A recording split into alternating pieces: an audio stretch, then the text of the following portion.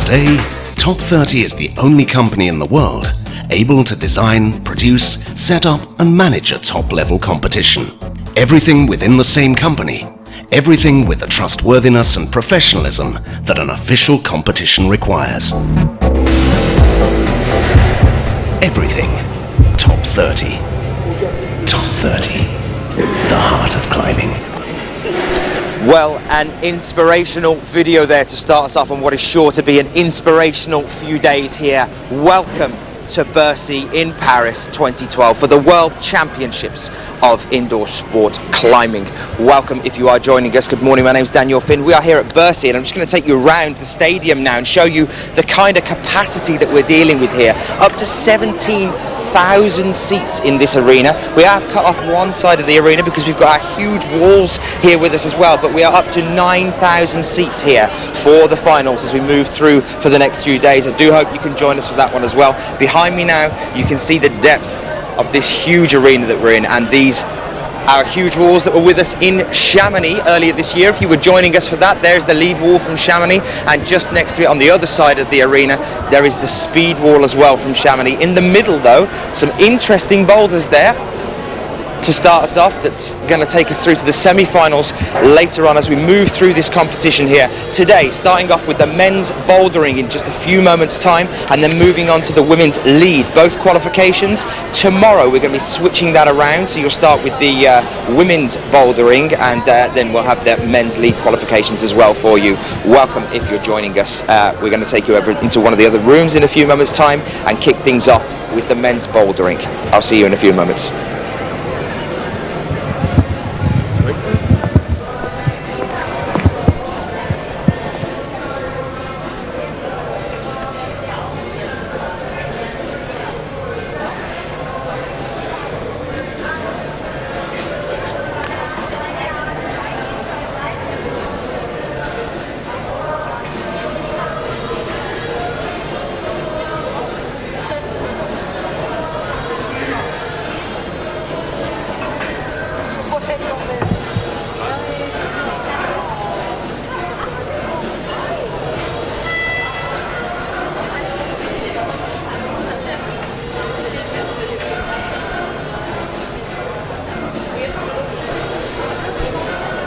Well, here you can see this is our starting room for this morning, and this is the qualification room for the bouldering that we'll be kicking things off with today, the men's bouldering. There you can see the different groups, A and B. We're looking at B2, A3, B3 and A4 here at the moment.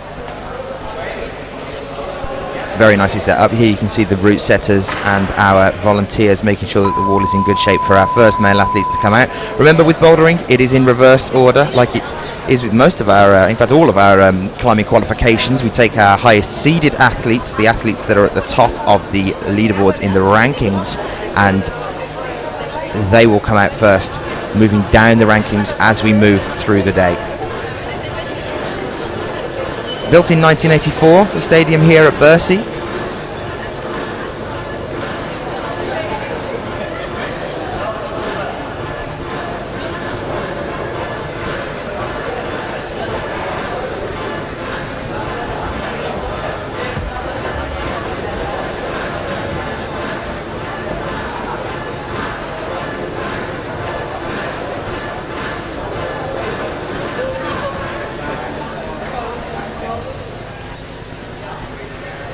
Here's A1, B5 and A5 moving down here as well. Starting off with the men's bouldering today. So yeah, built in 1984, the stadium here at Bercy by a team of no less than 3 different architects.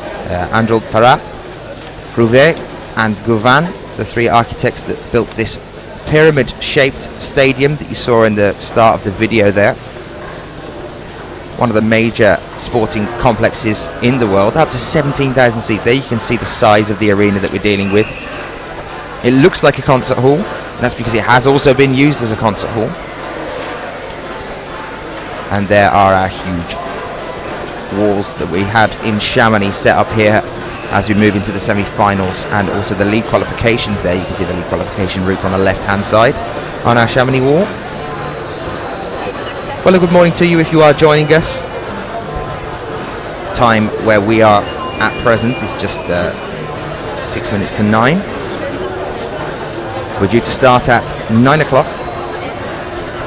And from 9 till 12, we'll be bringing you the coverage of the men's bouldering, and then we'll be jumping across into the female lead qualifications until 6 o'clock today. Also trying to bring you as much as we can of the paraclimbing that's happening here as well. So not just 3 different disciplines here at the World Championships, we have 4 different disciplines. The second year that paraclimbing has been welcomed into the World Championships. So those will be bouldering, lead, speed, and also the paraclimbing still yet to come as well. We'll try and bring you as much of that as possible.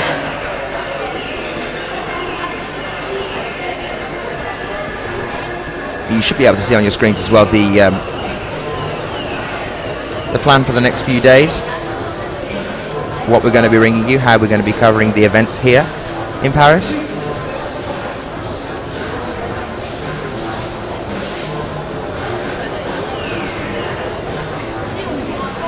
So I've just been updated. We might have a potential delay on the bouldering start. The clocks currently not working up to spec, so we've got the judges in the bouldering room at the moment sorting out the clocks for the bouldering, the 5-minute rotations on our rounds. So as soon as that is sorted, we should be good to go. I'll keep you updated on that in a few moments' time. In a few moments' time as well, we should hopefully be able to bring you the start lists, so you can have a look through some of the athletes that are going to be joining us here.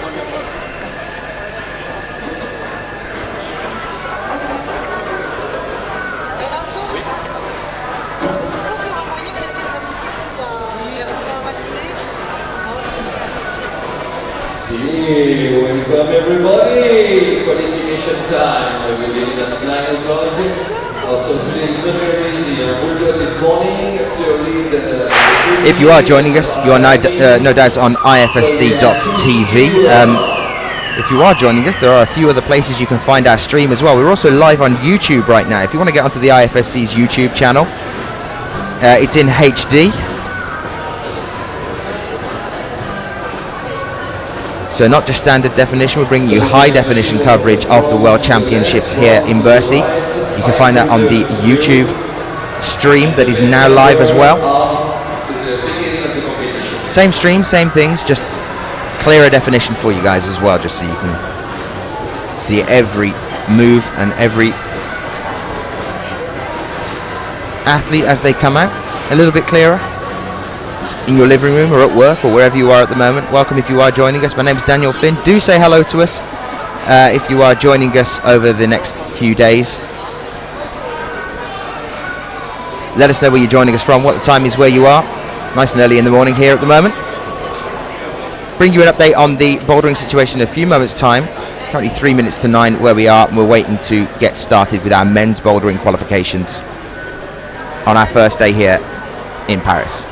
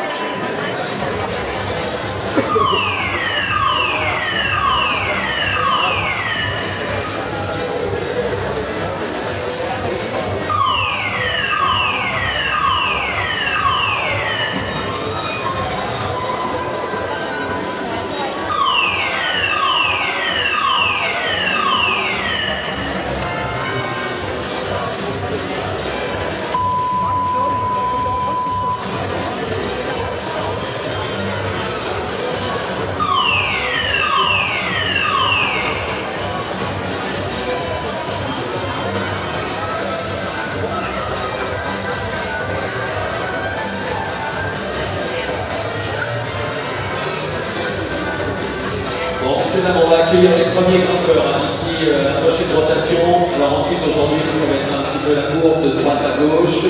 On va va commencer par le bloc, ensuite à 10h on va commencer handicap, l'escalade handicap et on se retrouvera à midi avec la difficulté de qualification filles. Demain on fera la même journée dans le sens inverse avec les filles en bloc, les garçons en diff.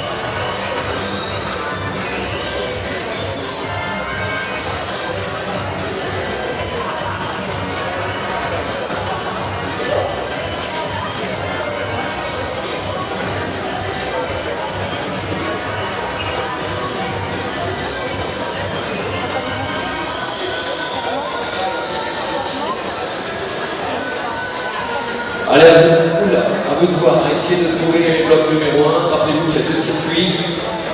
On va recevoir les 10 meilleurs grimpeurs sur la première heure. Donc placez-vous bien. Et il va y avoir des scolaires aujourd'hui. Tous les scolaires qui vont venir nous rejoindre, les petits jeunes qui sont fans d'escalade.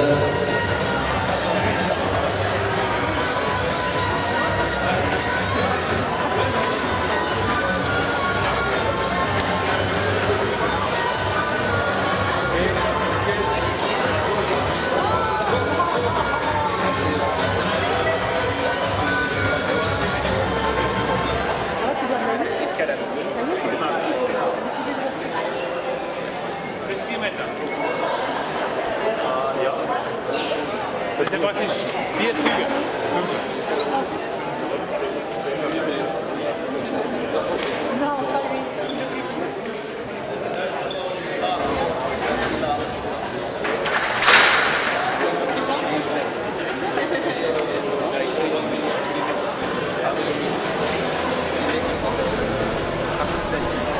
Well, welcome if you are joining us. We are just waiting. The time is 9:01 where we are at the moment. We're just waiting for an update at present on the bouldering room for the qualifications for men's. The judges and our technical officials are in that room at the moment, trying to make sure that the clocks are working properly. Well, while we wait for that to happen, let's bring this up, which is our men's boulder qualifications A start lists. As you can see, as I said a few moments ago, they start with the highest seeded. So our highest seeded athletes in the rankings will start first. They will come out first. Starting here with Rustam Galmanov, and in bouldering, if you have been following us, that is a name that you will all be well familiar with. He's just took the World Cup title this year in Munich, if you joined us for that one. Moving down into the second page of our male boulder qualifications here. Still some very well-known names.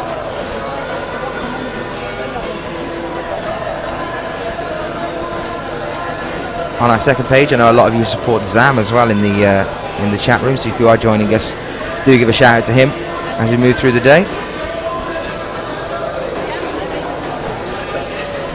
Here's our third page of our qualification start list. Cedric Lachat, Manuel Escobar, Hans Buska, Altmazia Vatsani, Victor Dragoy, Jakub Glokap, Chukwuma. And onto our fourth page now as well, Ethan Pringle, one of our US athletes we saw start off on the bouldering circuit over in Vale earlier this year, joining us here for the World Championships. Let's have a look at the start list for Group 2. So Rustam Galmanov topping the start list on our first group for our qualifications. So no doubt we should be seeing Kilian Fischuber at the top of the start list for this group as well. And there he is. Kilian Fischuber, Dmitry Sharafutinov, Ray Sugimoto, Thomas Calerion, Lucas Anamosa, Sukuru Hori, Clement Betchen, Thomas Tauporn and Matthias Conrad. If you are after any more information about any of these athletes, I will bring it to you as we move through the day. But if you yourself fancy doing a little bit of a check-up and a bit of research on your favourite athlete or some of the competition against your favourite athlete, get yourself onto ifsc-climbing.org, and on there you can find all the previous top 12 results of all of these climbers, as well as some of their personal stats. or just try typing their name as well into Google, and you should be able to get the link to that page as well on there. Onto our second page here now as well. Anthony Gulston, our Finn athlete, topping the page there.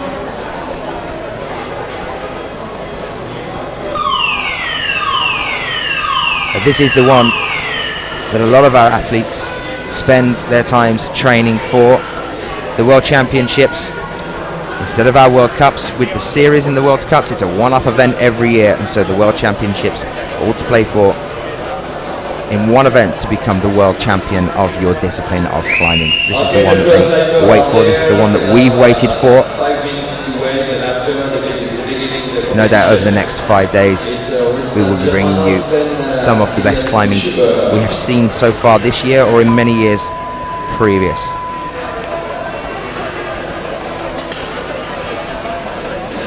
Let's have another little look at the walls. So this is the view that you are going to be seeing as we move through the first section of our day from 9 o'clock till 12 o'clock today. Bringing you that in quad screen so you can see all of the problems.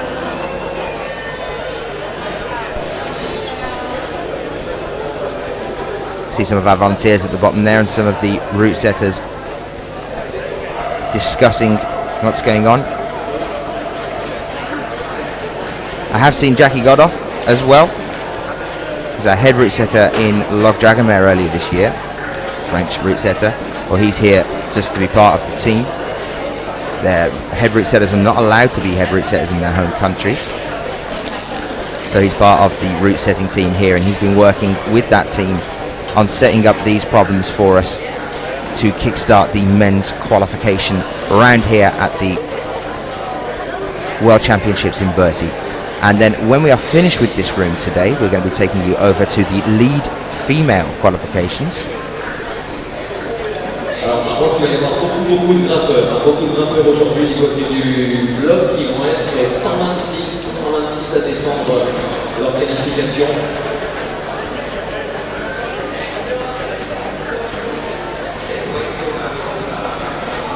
Alors on va garder les 26 meilleurs grimpeurs, comme d'habitude, les 13 meilleurs de chaque groupe, ça va être très difficile, 63 grimpeurs dans chaque groupe, 50 qui ne passeront pas en demi-finale, malheureusement. Il va falloir les encourager. So once this room is finished with today, the route setters will be back in again, frantically setting overnight to change it round for the women's boulder qualification, which will be tomorrow. If you are tuning in to try and catch that, that'll be tomorrow. We are going to have to come away from this room after about 3 minutes, and that's because the schedule that we have here, because there is a lot of climbing happening at the same time, what we are planning to do is choose the best bits of each of the categories to bring you as much coverage as possible of the 4 different disciplines here in climbing. So we will be cutting away from the action at 12 o'clock to go and bring you the start of the next bit of action, which will be the women's lead qualifications in the main hall on that huge wall that we had in Chamonix at 12 o'clock local time, so that's Central European time. As I was saying, taking you through the, for anyone that is new to the sport at all, taking you through how this is going to work. Each athlete gets an attempt and an allotted time in bouldering, 5 minutes for the qualifications, to complete each of the problems. So your top left screen there, A1, that's where our A group male athletes are going to come out and start the day. You can see at the top left. Each athlete will have 5 minutes to try and solve that problem, get to the top of that wall. Now the walls don't look very high if you are new to climbing, but these are very difficult routes, bouldering designed to test your flexibility, strength, endurance. 1 minute. We have just been updated. They're saying 1 minute before we are due to start with our first male qualifications, which will be Rustam Galmanov and Kilian Fishuba first out onto the wall. So I do hope you're joining us in the chat room for that. We're looking at World Cup ranking number 1 and 2.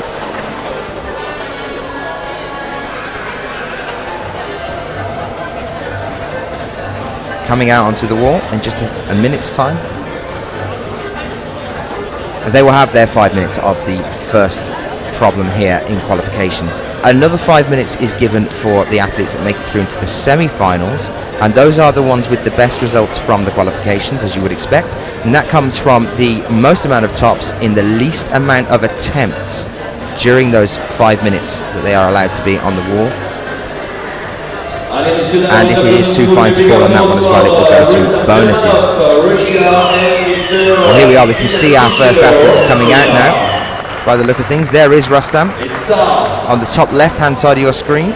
They are bringing it in full screen for a few moments. This is A1 here. And there is Kilian over on B1 as well. Kilian Fischuber of Austria, Rustam Galmanov of Russia. There they are at either end of the wall. Rustam in Group A and Kilian in Group B.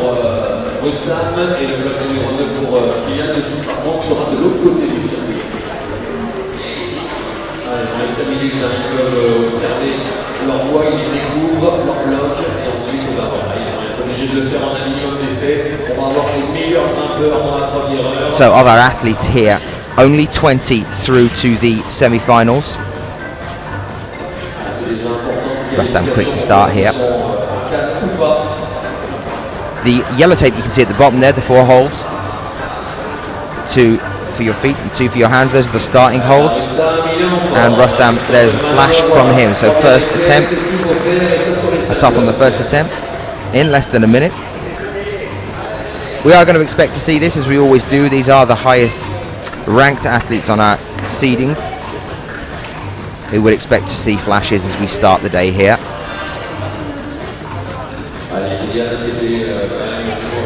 We're expecting to see another one here from Kilian now. Looked a little bit tentative actually as he made that top there with the left hand. Swung out a little bit. But as you can see, still 3 minutes 15 left on the clock, and both of our athletes have already topped. So 2 flashes there, one from Kilian Fischuber, one from Rustam Galmanov. Now Kilian is going to be hungry here at the championships. I spoke to him earlier in the year at Munich and at several of the events, talking about his training schedule and getting set up for the World Championships, dedicating a lot of time specifically for training for the World Championships. And after the situation that we were met with in Munich earlier this year, with Kilian not making it through to the semi-finals, let alone the finals, which we're so used to seeing him in, not only in but podiuming, and usually being at the top of that podium as well, to not make it through to the semi-finals of the last Bouldering World Cup of the year 2012, that was a shock. As you'll no doubt remember if you did join us for that one, who were expecting to see a battle for first place on the World Cup ranking this year between Rustam Galmanov and Kilian Fischuber. But with Kilian out of the competition, it left Rustam a perfect window to take that first place spot. Kilian currently sitting in second place at the moment. But we are dealing with a man that has held either a first or second place World Cup ranking since 2006. That's 6 years now of being at the top of his game. A very warm welcome to you if you are joining us. It is 9:10 here in the morning. We are joining you from Bercy in Paris for the World Championships, kicking things off with the male qualifications in bouldering. So I was taking you through how bouldering is going to work. We are currently on the semi-finals, so this is what happens in the semi-finals. In the semi-finals, the athletes will have the 5 minutes that they had in the qualifications as well. The judges are very strict on those 5 minutes, no more than that. If an athlete is still on the wall, once that 5 minutes has gone, they will be asked to come down from the problem. Now moving into the final then, we take those 20 and we whittle those down to just 6 from each category. So 6 from the men, 6 from the women. Only 12 athletes altogether having a chance at those 6 medals collectively. Gold, silver, bronze for men and gold, silver, bronze for women. 12 athletes, 6 medals. So from 20 in the semi-finals down to just 6 for each group. And the time difference is different again, different for the first time in the finals. They will work on a 4+ minute basis, which means that if the athlete is on the wall after 4 minutes has gone, they are allowed to continue in that attempt. If they come off the wall once the 4 minutes has gone, that is the end of their attempt. But if they can cling on once the clock has gone, they can stay on there as long as they like.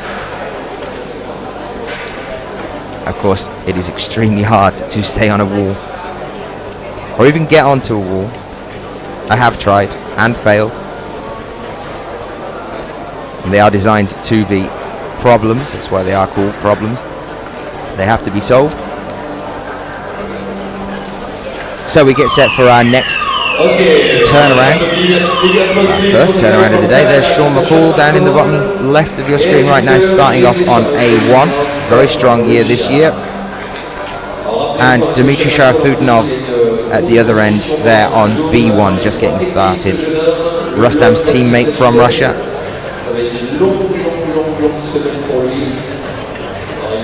So just to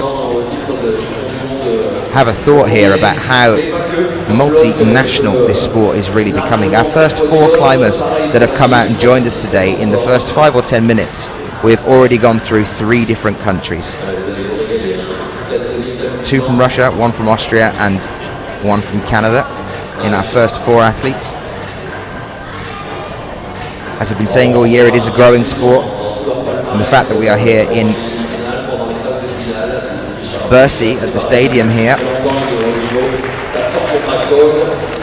proves that it is a growing sport. 17,000 seat arena we are in at the moment, and the capacity that we will be running at for our finals later on in the week is 9,000 seats, and we are practically sold out, I am told, on that one.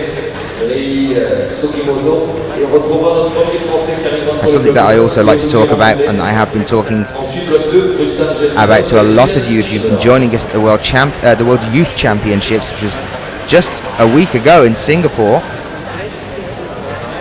or if you were joining us at Munich for the last Bouldering World Cup this year, just prior to Singapore, is the fact that we have been shortlisted for the 2020 Olympic Games. Climbing is now on the shortlist for the 2020 Olympic Games. I had a chance to catch up with Marco, president of the IFSC, and talk to him in Singapore about what that would mean for the sport. I've also been chatting to quite a few of the athletes as well about what making the Olympics could mean for them and for the sport, their own opinions on it. Now, if you're up for supporting that cause and driving us to the Olympics in 2020, to say we are shortlisted, 1 of 7 at the moment, we need to prove that we deserve that spot on the listing for 2020. Get yourself onto Facebook and get onto Sport Climbing 2020. You can find it by typing it into Google as well if you get online. Sport Climbing 2020. Get onto that Facebook page and click like as many times as you can. Send it out to as many friends as you can. Create some new Facebook accounts, I don't mind. If any of you have split personality disorders, we're all for you joining us on Facebook. All 3 of you to like it as much as you possibly can, because we need that support. Get onto Sports Climbing 2020 and click like on Facebook for us. That is from Marco's mouth. Those are his words. That's the best way that we can drive ourselves into the Olympics 2020, is by you guys supporting us. Whilst you're on Facebook, why not get yourself over onto the IFSC.tv Facebook page as well, and also the 24/7 TV Facebook page, and click a like on them as well. Those are the companies that bring you this live feed from all around the world. We were in Singapore last week, we were in Munich the week before that, we did Arco the same time as that we did Singapore as well. Nearly 24 hours of live streaming from around the world. We jumped straight from Singapore on a beach in the rain for a lot of it, over to Arco in Italy to bring you the finals of the Rockmaster there, and also the Speed World Cup in Arco in Italy, again in the rain. I think it might be something that we're doing. I hope it's not. Weather here in Paris is looking a little bit cloudy, but thankfully we are indoors. And I know that if any of you are joining us and have joined us at Singapore recently or Arco, you will be thanking your lucky stars that we are indoors at this competition. No chance of us being rained off.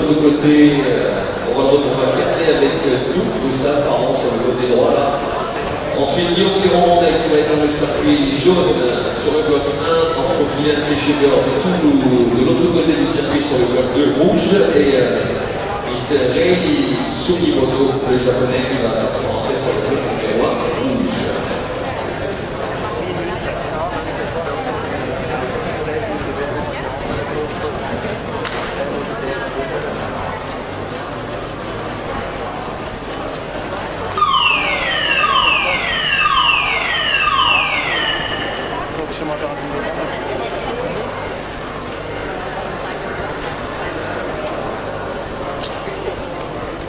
C'est important d'entrer bien dans le circuit, de réaliser ce bloc numéro 1, d'entrer copain, vous savez quoi faire. Je vois que la ligne est bien réglée. Well, having a look at some of you joining us now in the chat room. Good morning to you. I can see you. It's nice to see you joining us. Interesting question from people joining us there as well. Let's hear where everyone is from in the chat room. Good morning to you, Sheila. Amazed you're not busier. So here we are now in quad screen.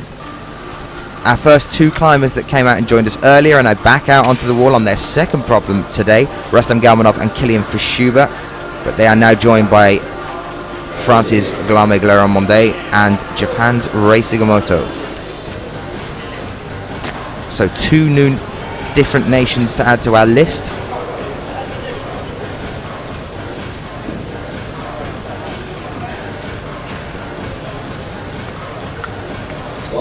It's nice to see AJ back with us as well in the chat room. And some of you guys joining us from Australia as well. Had a really nice chat to the Aussies over in the World Youth Championships in Singapore. Actually, the day after the competition finished, had a little bit of a climb with them on the wall down on the beach.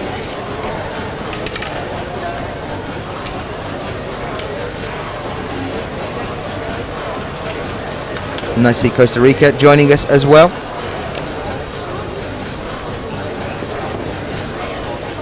So still 3 minutes on the clock now. Kylian and Rustam still on the wall. No flash now for Rustam.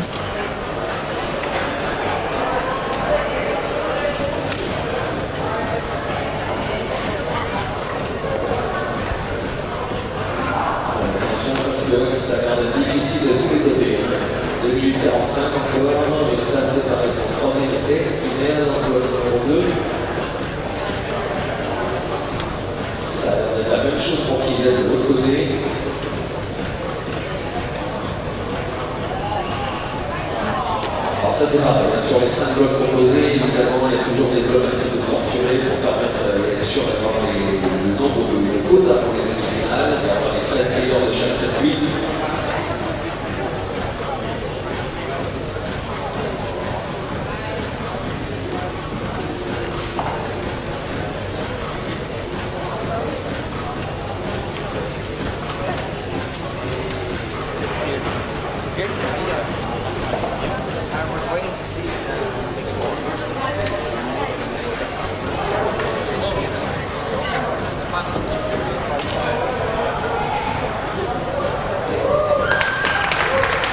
Voilà, ça sort pour Kylian.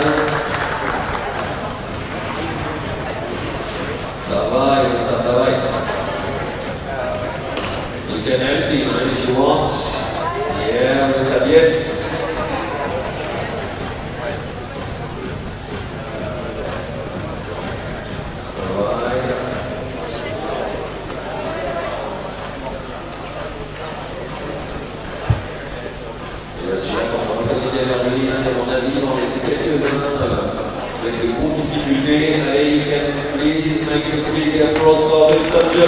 Yes.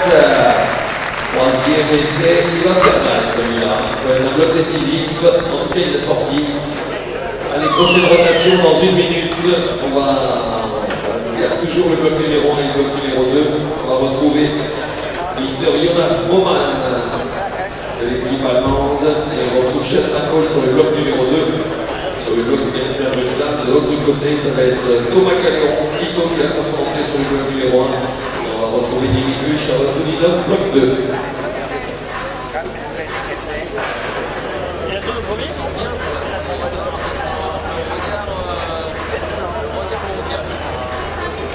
So we wait now for our next turnaround. Good morning to you all if you are joining us in the chat rooms. We've got one here from Colorado Springs as well, so nice to see you.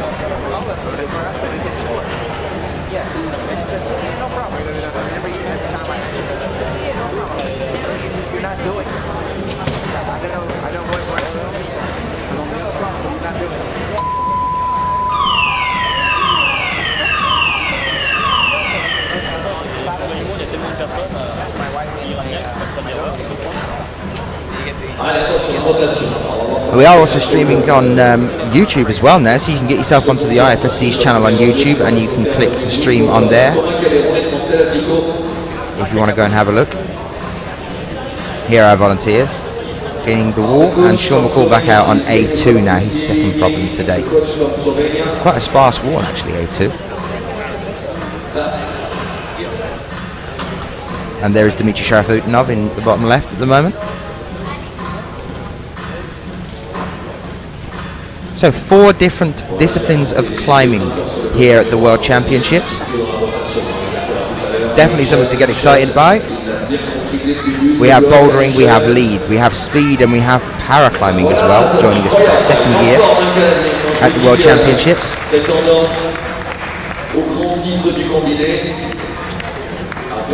So there's so much for you to watch over the next few days. Actually so much for us to cover as well. So just to give you an update on how the format is going to be working while we're here, we're going to be jumping to the best action that we can. Staying with bouldering for the moment until about 12 o'clock today. That's 12 o'clock Central European time, so it might not be 12 o'clock where you guys are. And at 12 o'clock we're going to be going out to the huge lead wall, which is in the main arena, and bringing you the women's lead qualifications.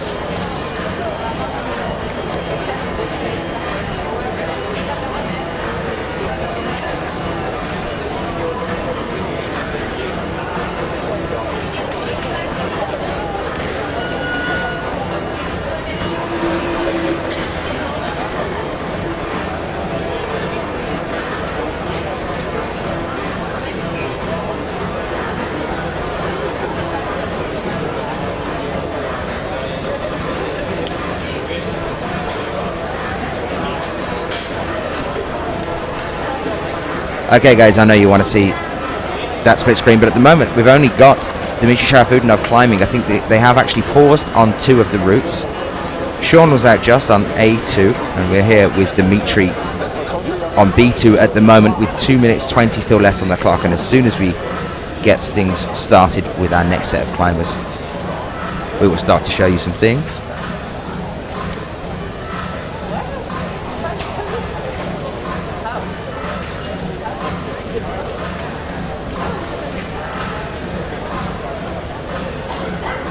Interesting to see Dmitry Sharafutinov on B2 with less than 2 minutes on the clock. No top yet for him.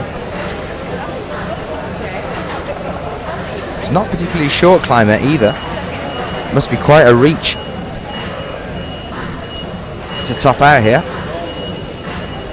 He's got the bonus hold so far. It's also going to be interesting to see some of the shorter climbers coming out as we move through the competition, if he's struggling with this.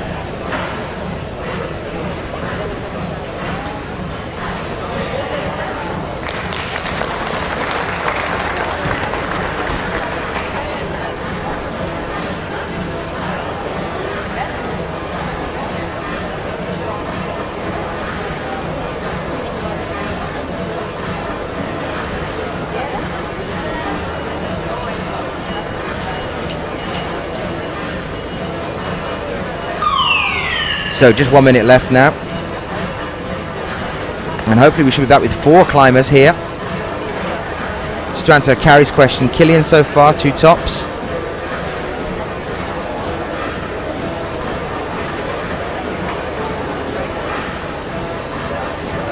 Alors dans la prochaine rotation, vous l'avez vu, ils ne sont pas arrivés. On va retrouver donc Jonas Roman et Thomas Caléron qui devrait falloir rentrer sur le bloc numéro 1, puis ensuite on retrouvera les autres sur le bloc numéro 3. So 25 seconds before we have another turnaround. Just to make people really, really excited in the chat room, I have got some dance fun facts for you as we move through the competition. I'm sure all of you are applauding and going wild now. I'm going to bring you the first one just now while we have 10 seconds before our next climbers come out. I'm going to start you off with a fun one about France. Dance fun fact. It is illegal to name a pig Napoleon in France. It's illegal. It's against the law to call your pig Napoleon in France. It's just a dance fun fact. So here you are with the split screen. As our next climbers come out.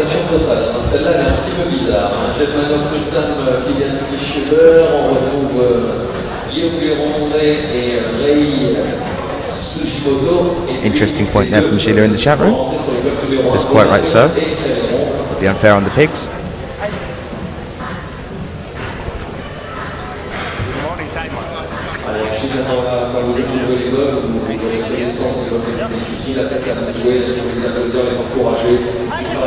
To anybody that is new to the IFSC stream and joining us at these competitions, we do our very utmost to show you every climber when they climb. We are going to have to cut away from the bouldering, unfortunately, due to the amount of things that are happening here. We have to take you over to the women's lead qualifications later on today, but you get a good few hours of this before we do that. That's going to be at 12 o'clock Central European time, so you've got plenty of time yet to watch these athletes. And as it is highest seeded order,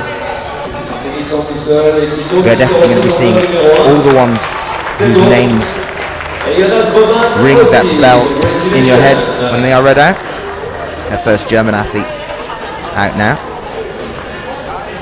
Very quick top, 3 minutes 20 still on the clocks, and Baumann is finished. Racing motor now on your bottom left hand side of the screen.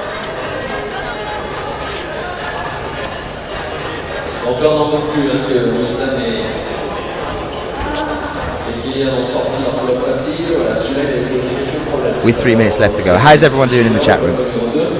Is it morning where you are? If so, I hope you've got a coffee, because there's plenty more yet to come. If it's night time, I'd get a coffee as well, because there is plenty more yet to come as well.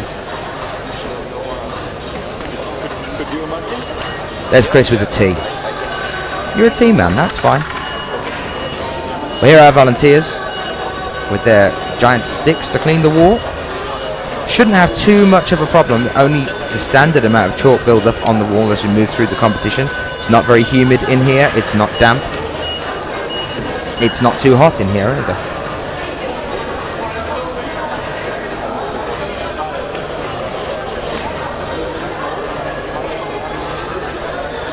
Interesting point from Sheila. Dan, did you lose the tie yet? No, the tie is still on, as is the jacket. I felt that this was the occasion for it, the World Championships. And if you have just joined us in the chat room, just to give you an update on how big the World Championships is going to be, look at this arena here in Bercy. Originally, without the wall, if we had that far back side as well, we could see up to 17,000 people in this arena. We have currently, with the wall there, 9,000 seats. And I am told that we are practically sold out for the finals later on. Carrie, it does look empty, and that's because it is empty, because we haven't opened up the main arena yet. We're just giving you a sneaky peek. That's the kind of thing that you get here on IFSC.tv. That arena will open up later on today for the women's lead qualifications. There's the lead wall that we saw in Chamonix earlier this year. Bacco is right to say in the chat room, it is a nice wall. It has over a 30% incline as well, so it's a really tough wall as well. But the competitions, the conditions rather, in here are as good as they could be. It's not hot, it's not humid. So still 50 seconds on the clock. Don't worry if you are just joining us, you haven't missed anything yet. Mr. Wheezy, a question there about the main shot we just showed you. Is that the two boulder walls in between the lead and speed? Yes, it is. What do we think of them? Because I think it's a really interesting looking wall. It looks like they've taken a boulder wall and wrapped it around to make it actually look like a boulder. Yeah, that's what I was thinking, Mr. Wheezy. An interesting design. I think that as well. They look like actual boulders, and that's where the sport starts from. If any of you are climbers joining us in the chat room, do let us know where you've been recently, if you've been out on rock. If you can give us any insights about any interesting sends you might have had recently. I'd like to know what you guys are up to as well. Another turnaround now, our next climber's coming out.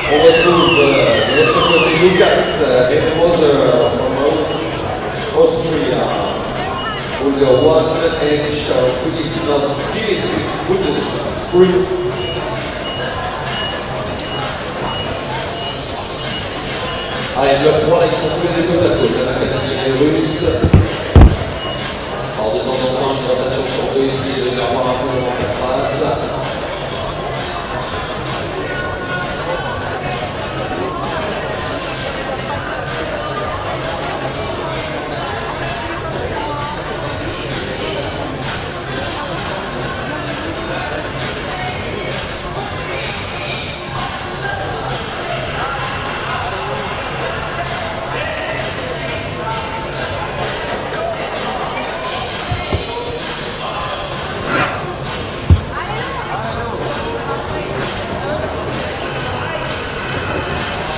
Shane est en forme. Mike, hot shots. Good job, Shane. Il est bien Charles pour le travail. Ça sort de l'autre côté aussi très vite. Allez, Dimitri va sortir. Et voilà. C'est fait pour Dimitri.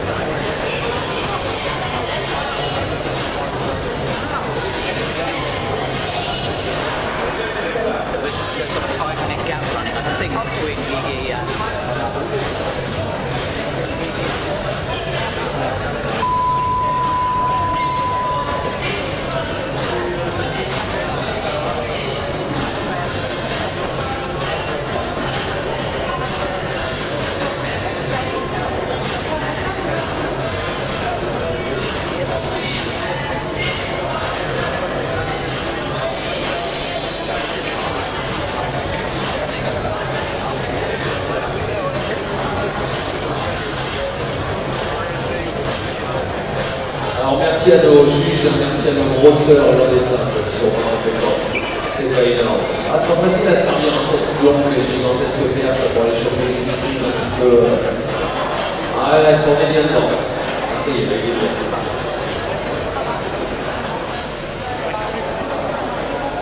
Ah, ben voilà, ça commence à arriver, les supporters un petit peu. Et merci. Allez, prochaine rotation, next rotation, we will have a climber from Japan, Mr. Tsuguru Oi. Under one. And Mr. Alexei Rustov.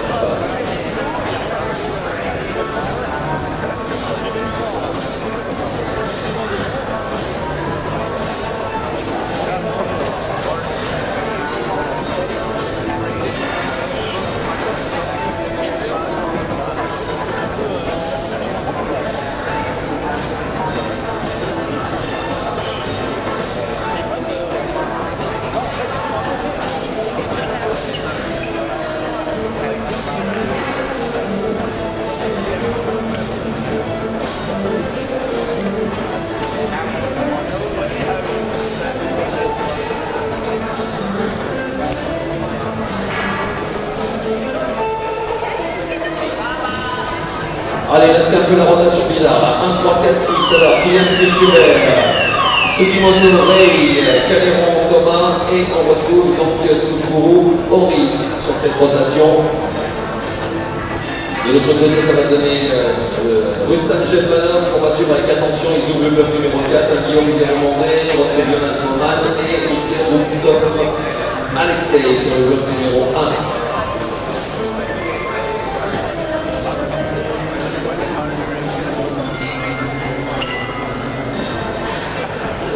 Allez, toujours regarder l'ouverture des nouveaux blocs. Les nouveaux jeux forts.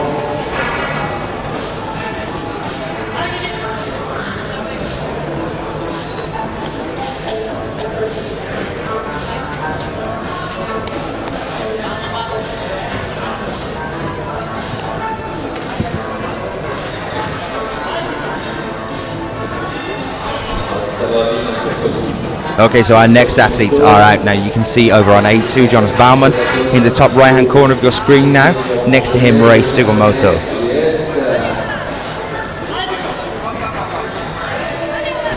Who tops?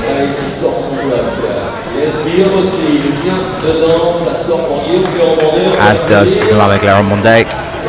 This is exactly what we're expecting to see at the start here. From our highest seeded athletes.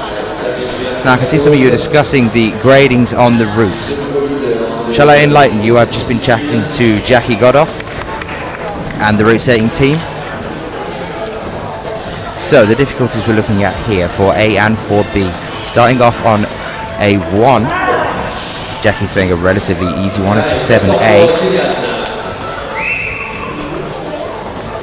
For both of them, for A1 and for B1. Now for A2 and B2, the grading is lower. But Jackie's saying it's more of a technical thing because A2 and B2 are both a 6C plus to a 7A, but they're slabs. And our grading for A3 and B3 is a 7B plus. And on A4 and B4, this is the roof of our difficulties here. This is the one that we're going to hit. We're expecting to hit the most problems with because this is a 7C.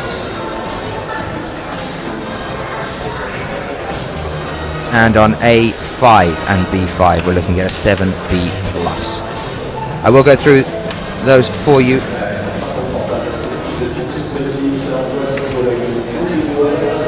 Again in a few moments' time.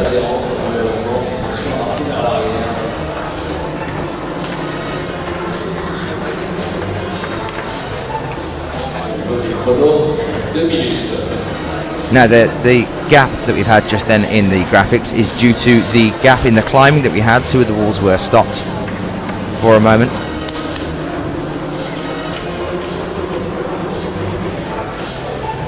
And so now we are caught up. You are joining us at the qualifications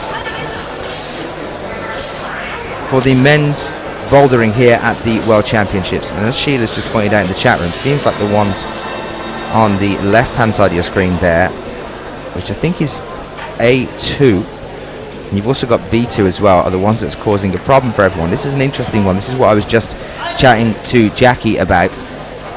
He said it as a 7C plus. It's actually a lower grading than the first problem here.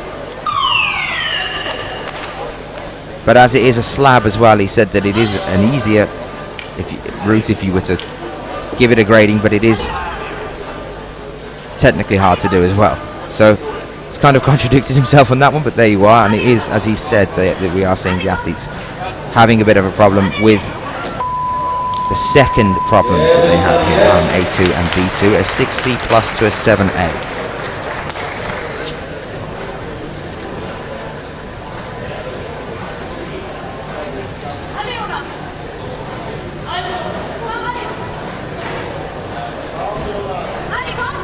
You're also discussing the 2020 option as well. I'm going to leave AJ and Sheila. You are going to be my avatars in the chat room as we move through our competition here. to try and get these guys getting onto Facebook and liking the Sports Climbing 2020 page. Allez, dans cette nouvelle rotation, on va accueillir Mr. Klemen Bekan, le Slovène sur son bloc. If you haven't already done it, head yourself over there now. On va retrouver Boulder, Jérémy Boulder, notre Français. Il va falloir encourager aussi. Alors pour tous les jeunes qui nous rejoignent, vous pouvez lever la main les jeunes que je peux localiser un petit peu les scolaires là qui viennent d'arriver. Voilà. Alors, je vous explique. AJ, I assume that you're asking about the problem 2 there for A and B, A2 and B2. Yes, I have a 7C, sorry, a 6C plus. A 6C plus. And he has also put a slash next to it, Jackie, and written 7A next to it. Si au bout de 5 minutes le grimpeur n'arrive pas à valider son bloc, malheureusement on lui demandera de descendre et ça sera terminé. Le meilleur c'est celui qui réussit à attraper les 5 prises des 5 blocs en un seul essai, bien sûr, et on gardera les. So I think Sheila is talking about A1 at the moment. De chaque circuit, le rouge et le jaune. Ils sont 63 dans le rouge et 63 grimpeurs dans le jaune. Voilà, seulement les 13 meilleurs de chaque passeront en demi-finale pour le reste des championnats du monde. Alors les jeunes, les Français, vous ne les lâchez pas, bien sûr, là il y en a un qui vient de passer de l'autre côté, d'où vous êtes, il vient de terminer, c'était Jérémy Boulder. Les meilleurs grimpeurs sont les 10 meilleurs mondiaux, les 10 meilleurs de chaque circuit. And just to go through those difficulties for you again, A1 and B1, we're looking at a 7A. Currently there is Nicky Delou and Thomas Tauporn. A2 and B2, we are looking at a 6C plus slash 7A. And the reason that we're talking about that one so much, in Jackie's opinion, is that it is a slab. Anyone that doesn't know what a slab is, I'm sure you will do, but if anyone is joining us and is new to climbing, a slab is a flat wall that leans away from you, so there is no incline. You're leaning onto the wall to try and climb it. It has a gradient. A3 and B3, we're looking at a 7B plus. A4 and B4. Currently on A4, Guillaume Monday. And on B4,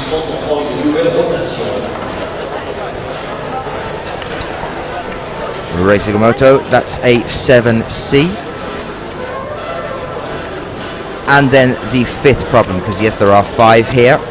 For A5 and for B5, we're looking at a 7B plus. So those are the difficulties on our routes. If you do need them or require them again later on, I'm sure somebody in the chat room will have made a log of that, but I will keep updating you on them as well.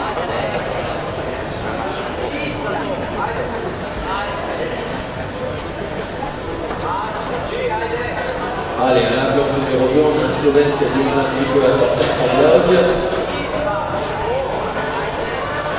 Et c'est important de bien commencer son circuit. Il faut toujours choper le premier ou le deuxième bloc, ça permet d'être en confiance. Allez, le Slovène, allez, arrivé.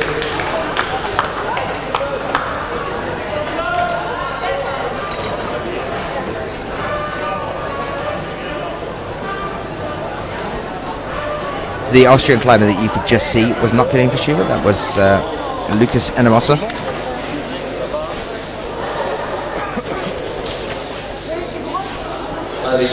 So welcome if you are joining us. We are here for the male bouldering qualification at the World Championships. It's strange for me to say that because I'm so used to saying the World Youth Championships because we were just over in Singapore just over a week ago. I have to get used to changing that now to the World Championships.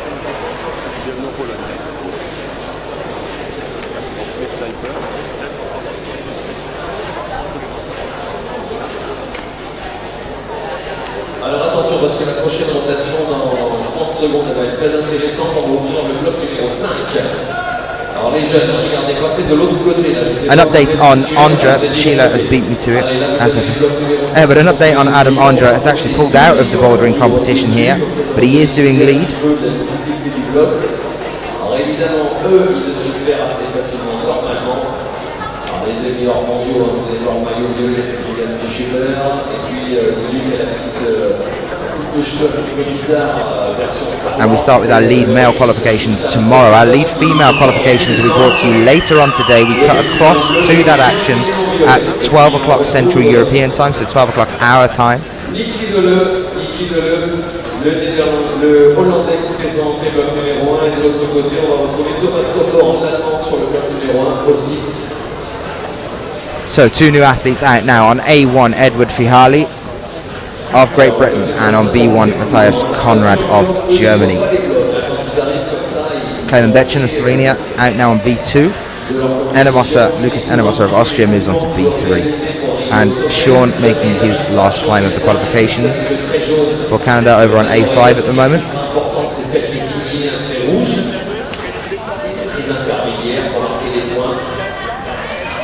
Regardez le russe.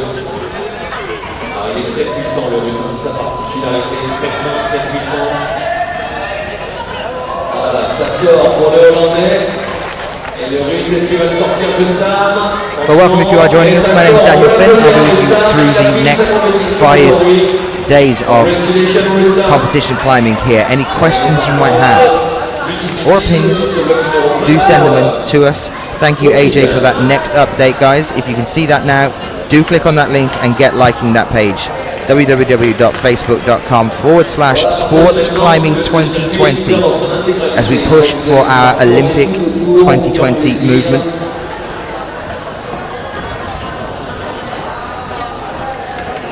The more support that we can get on that, the higher the chances that we'll make it into the 2020 Olympics. We are shortlisted with 1 of 7 sports. Ils vont pas réussir à les sortir, ils vont s'énerver, il va falloir les aider, les encourager, les applaudir. Parce que dans chaque groupe, on en laisse, il y a 50 grimpeurs qui malheureusement termineront le championnat du monde aujourd'hui. And just to say again, guys, in 2 hours' time, we will be cutting across to the lead female qualifications in the main arena here. So unfortunately, even if you are watching your favorite climbers at 12 o'clock Central European time, we will be going into the main arena for the lead female qualifications and taking it there so we can watch that.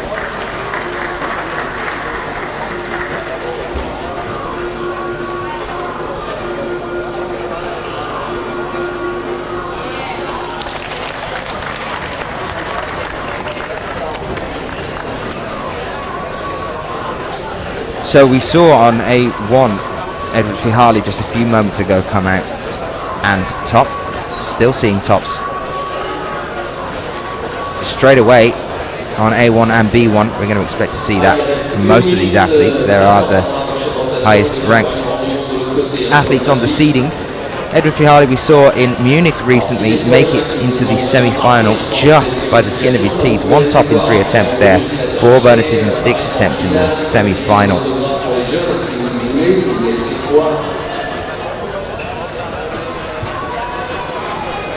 C'est la deuxième fois qu'on vient à Bercy. La première fois c'était en 2008 pour les championnats d'Europe. On les avait déjà vus, c'est Golgoth et ses légendes. Et là on revient pour les championnats du monde. Vous ne les verrez pas souvent, profitez-en, ils sont très sympas. Et ça vous fera pratiquer votre anglais, les jeunes. Je suis sûr que vous parlez couramment anglais là déjà. Je laisse, je regarde les professeurs qui rigolent un petit peu. Well, that was Tito just finishing in the middle of the wall there.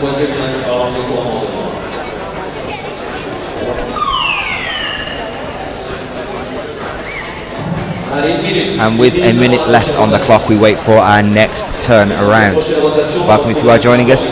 How about we have another dance fun fact while we wait for these 40 seconds to wind themselves down.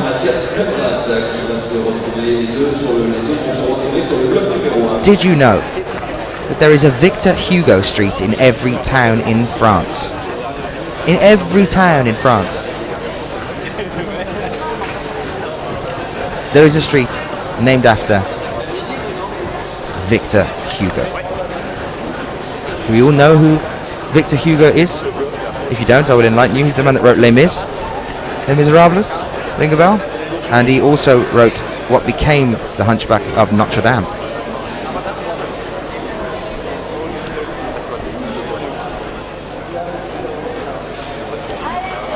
retrouve des Français là, dans cette rotation. On retrouve aussi le Canadien. And here we are with our next athlete. Pour les jeunes, ce Canadien, il va tenter de devenir le champion du monde du combiné. Cette année, il va faire toutes les disciplines, la vitesse, le bloc et la difficulté.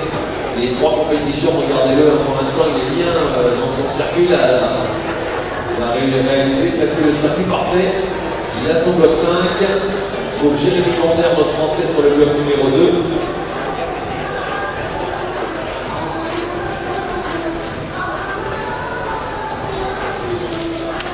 Comme je vous l'ai dit, bloc numéro 1, c'est Edouard Féali, et bloc numéro 1 de l'autre côté, notre circuit, c'est Mathias Cabrade. So on A1 now we're looking at Ned. This is Edward Fihali. Unfortunately had a bit of a fluff there with some of the graphics. I know some of you noticed it. We'll just tweak that round. That wasn't Jan Hoyer coming out there, this is Ned.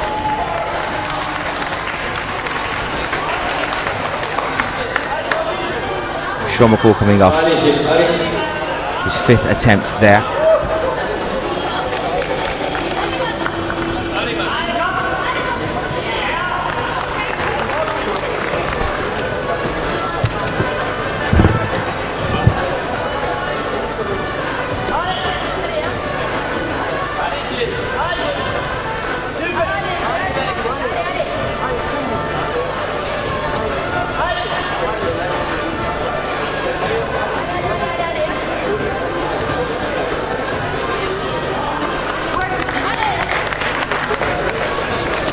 Alors c'est bien parce que c'est vraiment une petite confirmation. Là, on va prendre les 10 meilleurs de chaque circuit. Merci à tous ceux qui nous retrouvent sur Internet aussi. Parce qu'évidemment, on a la web TV. Merci aux Clermontois, aux Auvergnats qui m'envoient maintenant c'est 10, pas 13, c'est 23, 26, c'est pour la difficulté. Donc là, on gardera les 20 meilleurs. Donc les 10 meilleurs de chaque circuit pour les demi-finales. Donc les 20 meilleurs grimpeurs, on se retrouveront comme ça dans la compétition. Allez, poussez-les un peu là, il faut donner de la voix. Le Canadien, on va l'assimiler aussi à nos Français. Vous allez encourager, très puissant le Canadien, les filles, elles vont tomber amoureux, c'est sûr. Allez, il reste 2 minutes 30.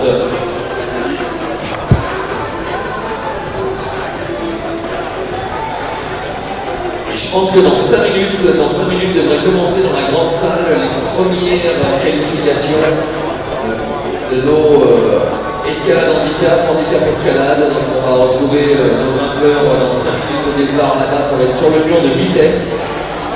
Et puis à midi, sur le mur de difficulté, on retrouvera les qualifications féminines. In few minutes, if you want, we begin with the paraclimbing qualification of the speed climbing world. So Sean McCall now out on A5, you can see there in the top 2 screens, the 2 different angles, as Sean tops here.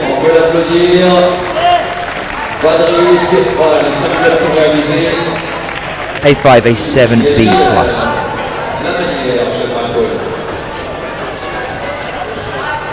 If you are after start lists, get yourself onto ifsc-climbing.org and have a look there. You'll be able to see the start lists for the men's bouldering here.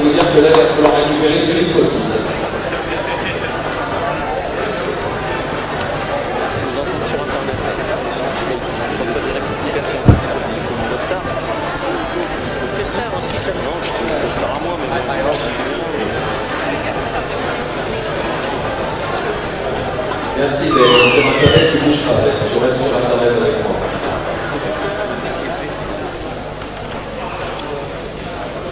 Allez, 1 minute, la prochaine rotation, on va retrouver Jan Hoyer from Germany et on va retrouver Anthony Gulsten, Finlande, pour le bloc numéro 1. Et voilà, ça va être comme ça, on va enchaîner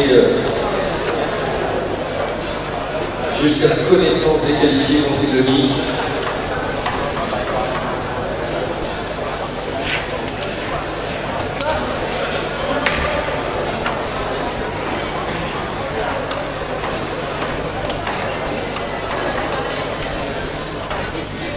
And it looks like that is going to be it for Lucas Enamosa, currently on B3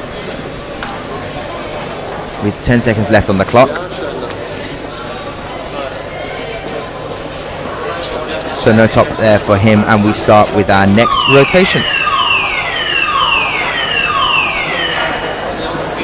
Allez, Anthony Gelsen, le Finlandais qui fait son entrée bloc numéro 1, Jan Hoger, l'Allemand. So here we are on A1 with Jan Hoyer. Just to give you an update on the boulders that we are looking at here. There's A1 on your top left hand side of your screen now. The green one you can see the other side is A5. B1 is the orange wall in the top right hand corner of your screen. And next to that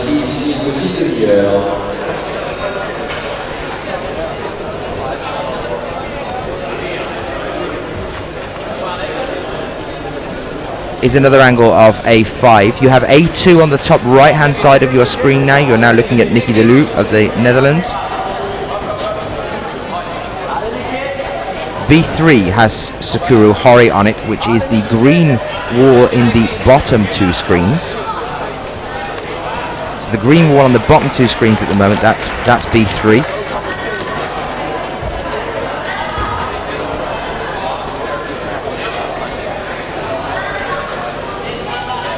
And next to that is A4 with Jonas Baumann on it. You can see the green team vest of Germany there, Jonas Baumann. The yellow one with the triangular shaped volume in the bottom right hand corner of your screen at present. And there's Tito, Thomas Calerion, on the bottom right as well.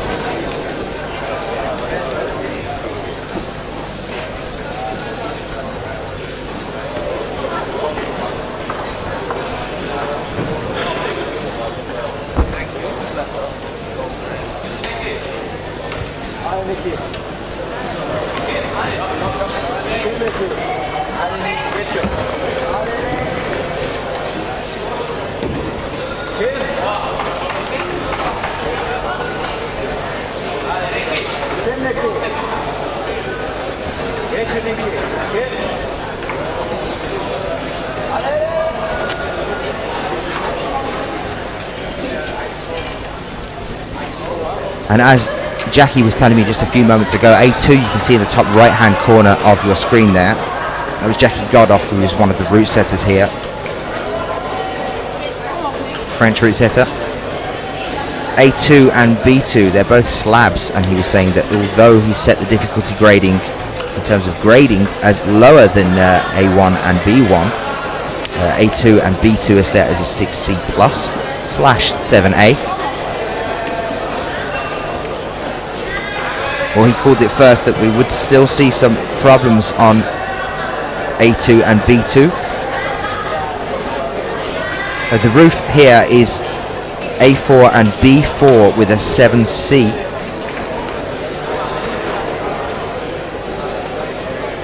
A4 currently with Jonas Baumann. You can see him just next to the clock in the bottom right hand corner of your screen there, looking at that overhang with the giant triangular shaped feature at the top of the wall there on it, trying to figure out how he's going to make that approach. And then B4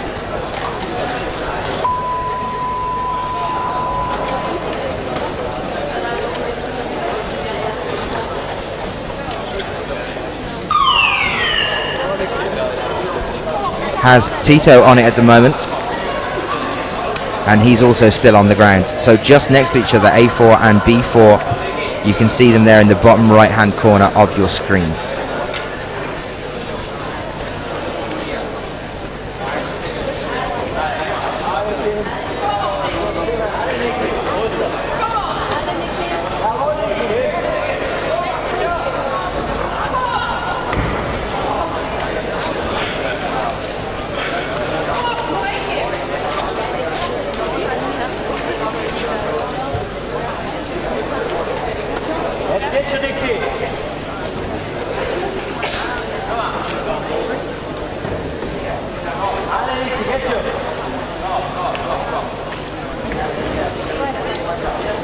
Well, that was Alexei Rabutsov on A3.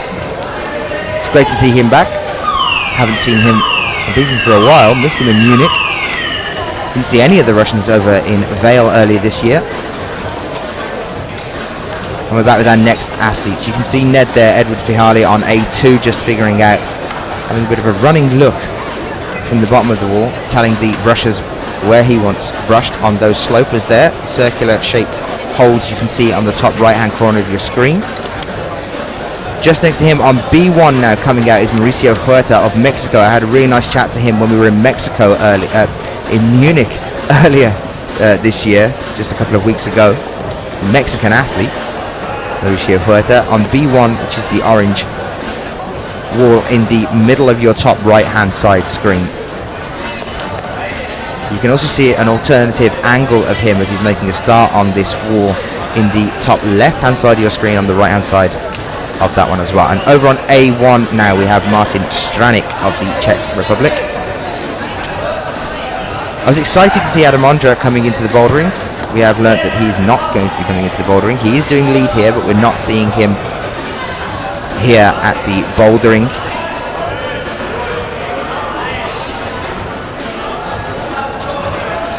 Which is a shame.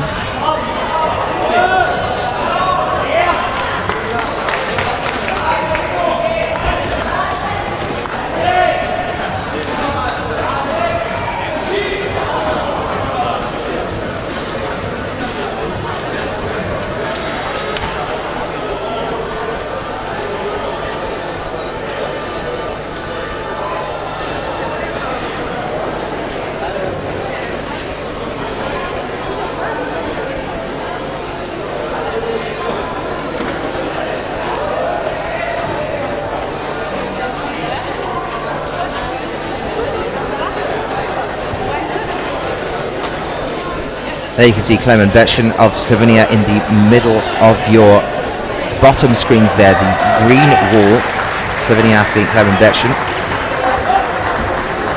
attempting B3.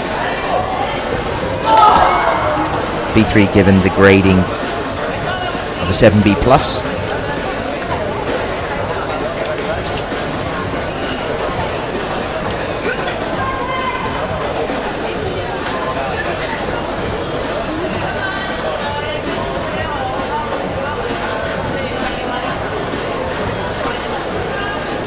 You can see Jeremy Bonder there of France on A3.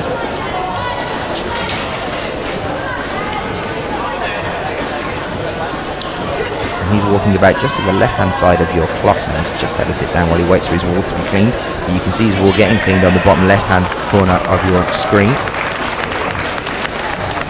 That looks like a top there for Ned. Edward Fihali of Great Britain on A2 there. There is a top with 1 minute 47 seconds still left on the clock. Welcome to you if you are joining us here for the qualification stage of the men's bouldering at the World Championships in Paris at Bercy Stadium.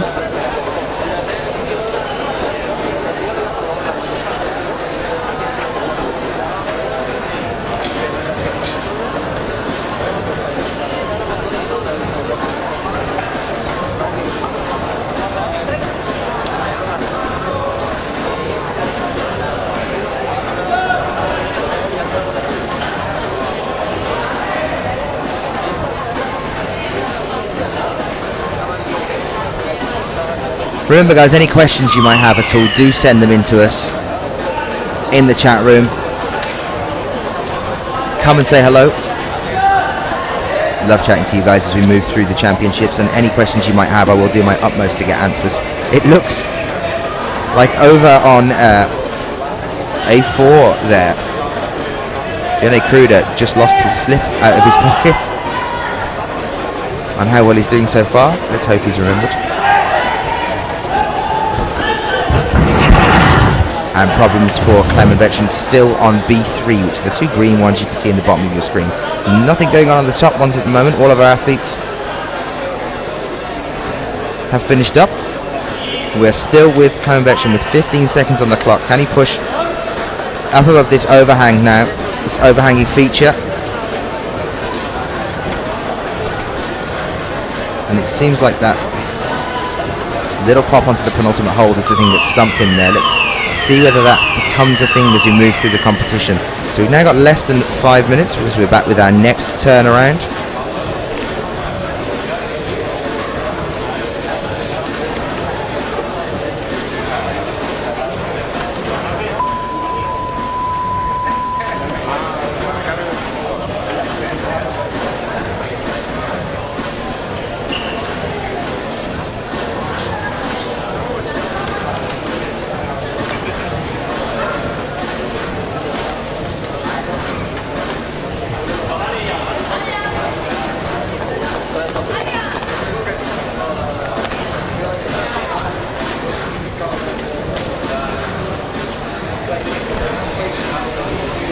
A question from Anon. Any chance you can explain why two of the problems are mirrored versions of two of the others?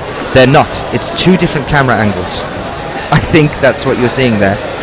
All of the routes are at...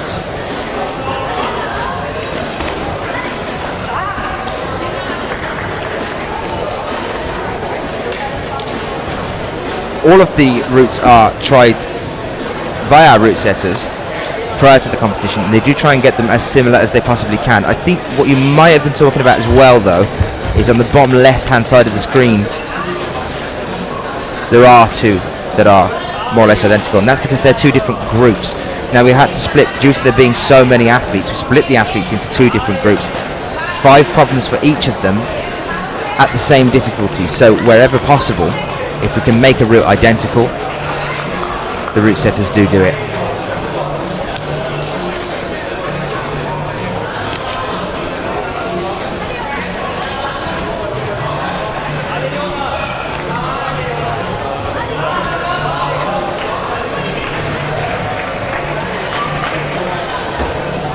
And on, you're more than welcome. As I've said to you guys before, any questions you might have, do send them in to us.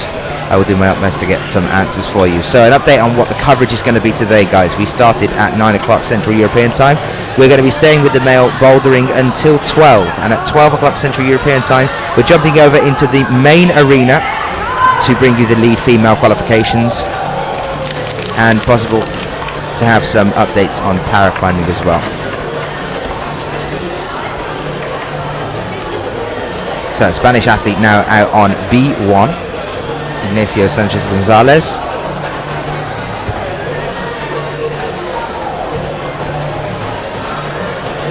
B1, which you can see being clean there on the top right hand side of your screen. It's the orange problem.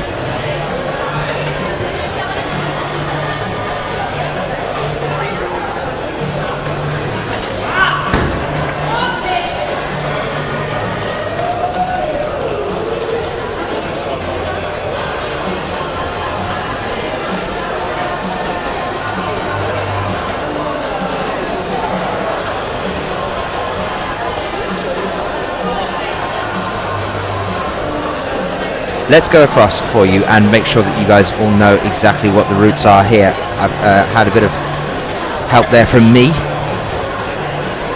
listing exactly what the order is, but I'm just going to read them out to you as well. So starting on the top left hand side of your screen at the moment, you have A1. Next to that, you are looking at B5, and then A3 in the green, which you can see on both sides of the screen there. So we start on the top right hand side of the screen with A3 as the green wall being cleaned there. Then B1 is the middle wall, and A2 at the top right hand side of your screen. Down on the bottom left hand side of the screen, you're looking at B2. The orange wall in the middle of the bottom left is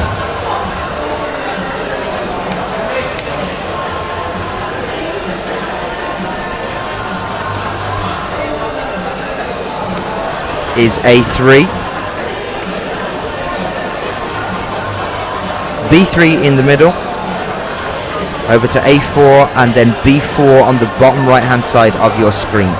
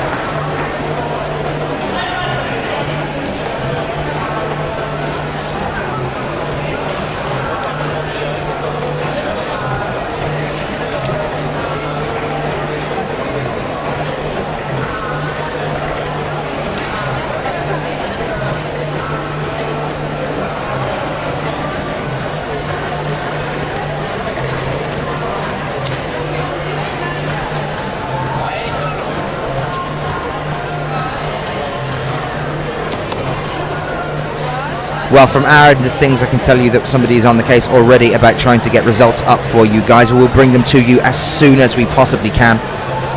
Trying to find out exactly what is going on with results, but we will bring them as soon as we can. Two new British athletes out now, Adam Watson and David Barons. Adam Watson doing exceptionally well in Munich just recently, making it through to the semi-finals. Actually, the man who knocked out Kilian Fischuber from the competition. Kilian was sitting in 20th position. It came to the final boulder, and although Adam didn't know this at the time, if Adam could reach the bonus hold, he didn't even need to top, if he could reach the bonus hold on the 5th problem in Munich, he would have knocked Kilian Fischuber out of the semi-finals, and he did it. So Adam Watson on A1, finished already. David Barons on B1, also finished already.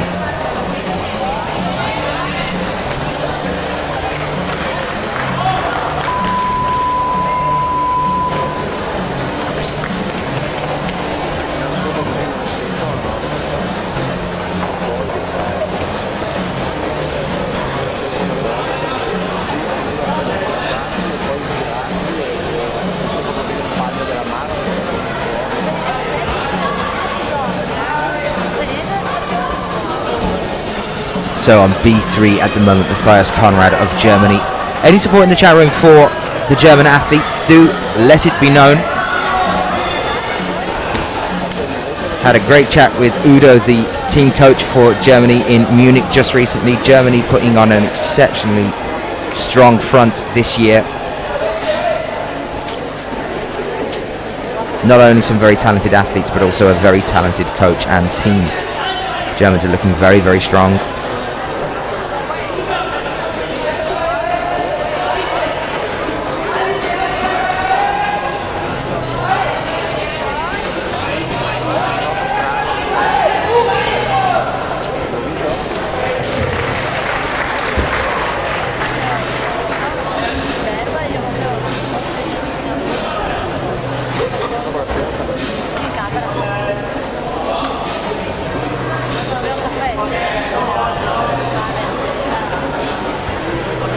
Still with Martin Stranek on A2.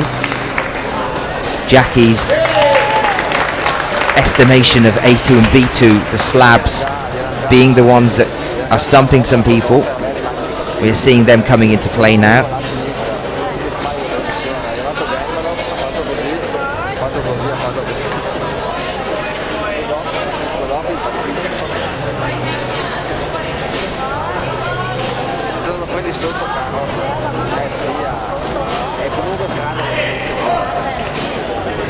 Question from Fraggle: did the climbers climb all 8 routes or just A's or B's? Fraggle, we have 10 routes here at the moment, so 5 for each. A 1, 2, 3, 4, 5 and B 1, 2, 3, 4, 5, and the climbers climb 5 times, so they are split into 2 groups, either group A or group B. The walls are very, very similar. The head route setter has tried to make them as similar as he possibly can in most competitions, due to having to split the athletes down the middle, which is why the gradings are the same that I was reading out to you a few moments ago. So each athlete has 5 climbs in the qualifications. Here, 5 minutes on each wall to try and reach the top in the least amount of attempts.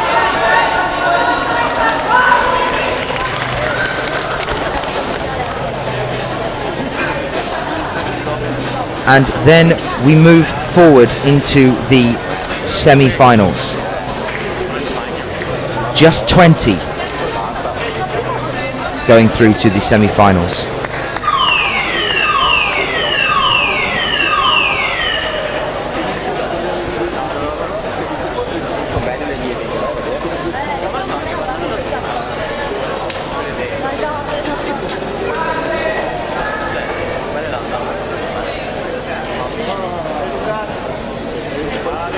And then we end up with just our 6 for the finals as well. Our next 2 athletes are out. Jabi Kim of Korea and Andrzej Merchazinski Victor, who we saw in Munich earlier this year of Poland. Over on B1 now as well. Now you can see B1 at present is just starting off. It's in the top right hand corner of your screen, top right hand box, and he's just about to pop up and grab the bonus hold once he's sorted out how he's sitting at the start of this wall. There you can see looking up, and there it is, hand reaching up to grab the bonus hold there on B1. That is Andrzej Merszyński Victor of Poland. Nixie, if you are after who is in what group, you can get yourself onto ifsc-climbing.org and have a look at the start lists that are up on there. Have a little look at the start lists. You can see exactly who is in what group, who is going to be coming out when, and time whether you think you're going to catch them, because unfortunately at 12 o'clock we are going to have to jump across to the lead female qualifications. It's currently 20 past 10 though, so plenty more time still to come here on the male bouldering walls. Hi, can you repeat where we can see? I think that's you asking about the start lists. It's ifsc-climbing.org. Alternatively, you can get onto the IFSC website by going onto Google. If you go onto Google and just type in IFSC, you will be brought up with the IFSC website. And there you are. Me has kindly enough posted it for you in the chat room as well. So just give a click on that and you can go and catch the start lists. Whilst you're browsing the web, why not get yourself onto Facebook and click like on our Sports Climbing 2020 page, and also get yourself onto 24/7 TV's Facebook page and ifsc.tv's Facebook page. You can find us on Twitter as well, both of those services, 24/7 TV on Twitter and also ifsc.tv on Twitter for all the latest updates from each competition. We're everywhere. We've gone viral.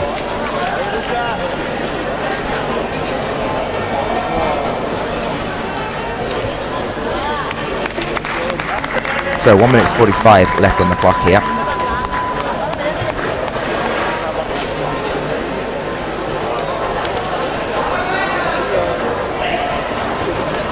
Just finishing up on A2, that's Lucas Preti of Italy. That will be cleaned now. And over on A4 at present we have Nicky Delou. One more climb after this for him. Can he make it to the top here?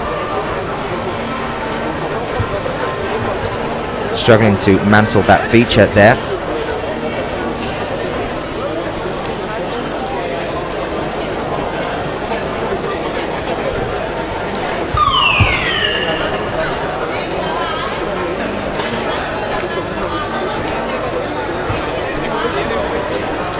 And I was going through earlier with you as well, the seating that we have in this arena is awe-inspiring. It's absolutely huge. This stadium that we are in, the Bercy Stadium in Paris, can hold up to 17,000 people. Well, we've got a huge wall in the middle of it. So we've got one side of the wall, of the seating cut off, but we are still able to seat 9,000 people for the finals. And I am being told that we are practically sold out for that one as well. That is the way that your sport is growing, guys.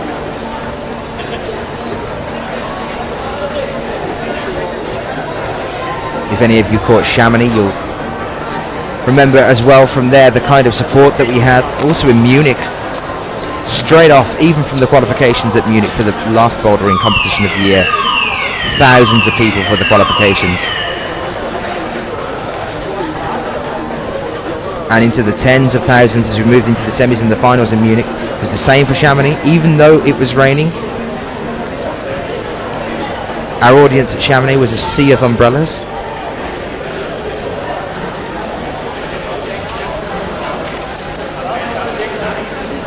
Question in the chat room asking about which one is B1. B1, top right hand side of your screen. AJ again beat me to it. The top right, the orange problem you can see in the top right there is B1. You can just see Benjamin Blazer of Switzerland starting off there in the red top.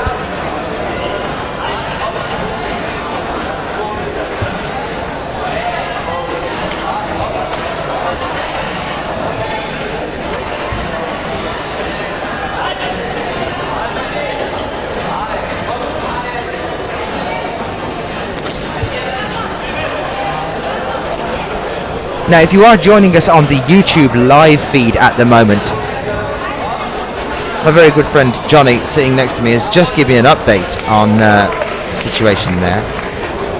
Roughly 1,000 watching just on the YouTube channel alone, and IFSC's YouTube channel only has 978 subscribers. So while you're on there, get subscribing as well.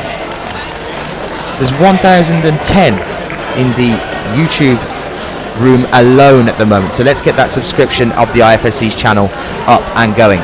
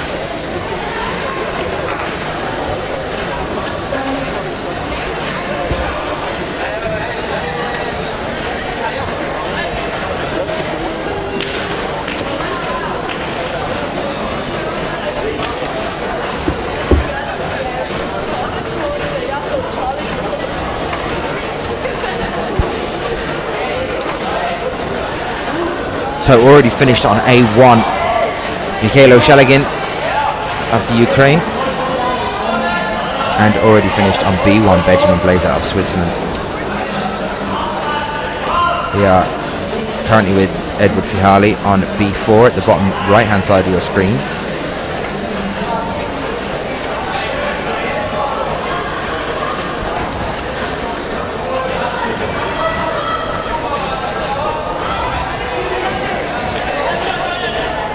And yes, an update from Sheila there in the chat room as well, just to give you guys an update if you are watching and listening but possibly not in the chat room. Sasha de Julien is not to climb here at all. Update this morning. Thank you very much to Sheila for that. We will not see Sasha de Julien here. I believe it's a hand injury.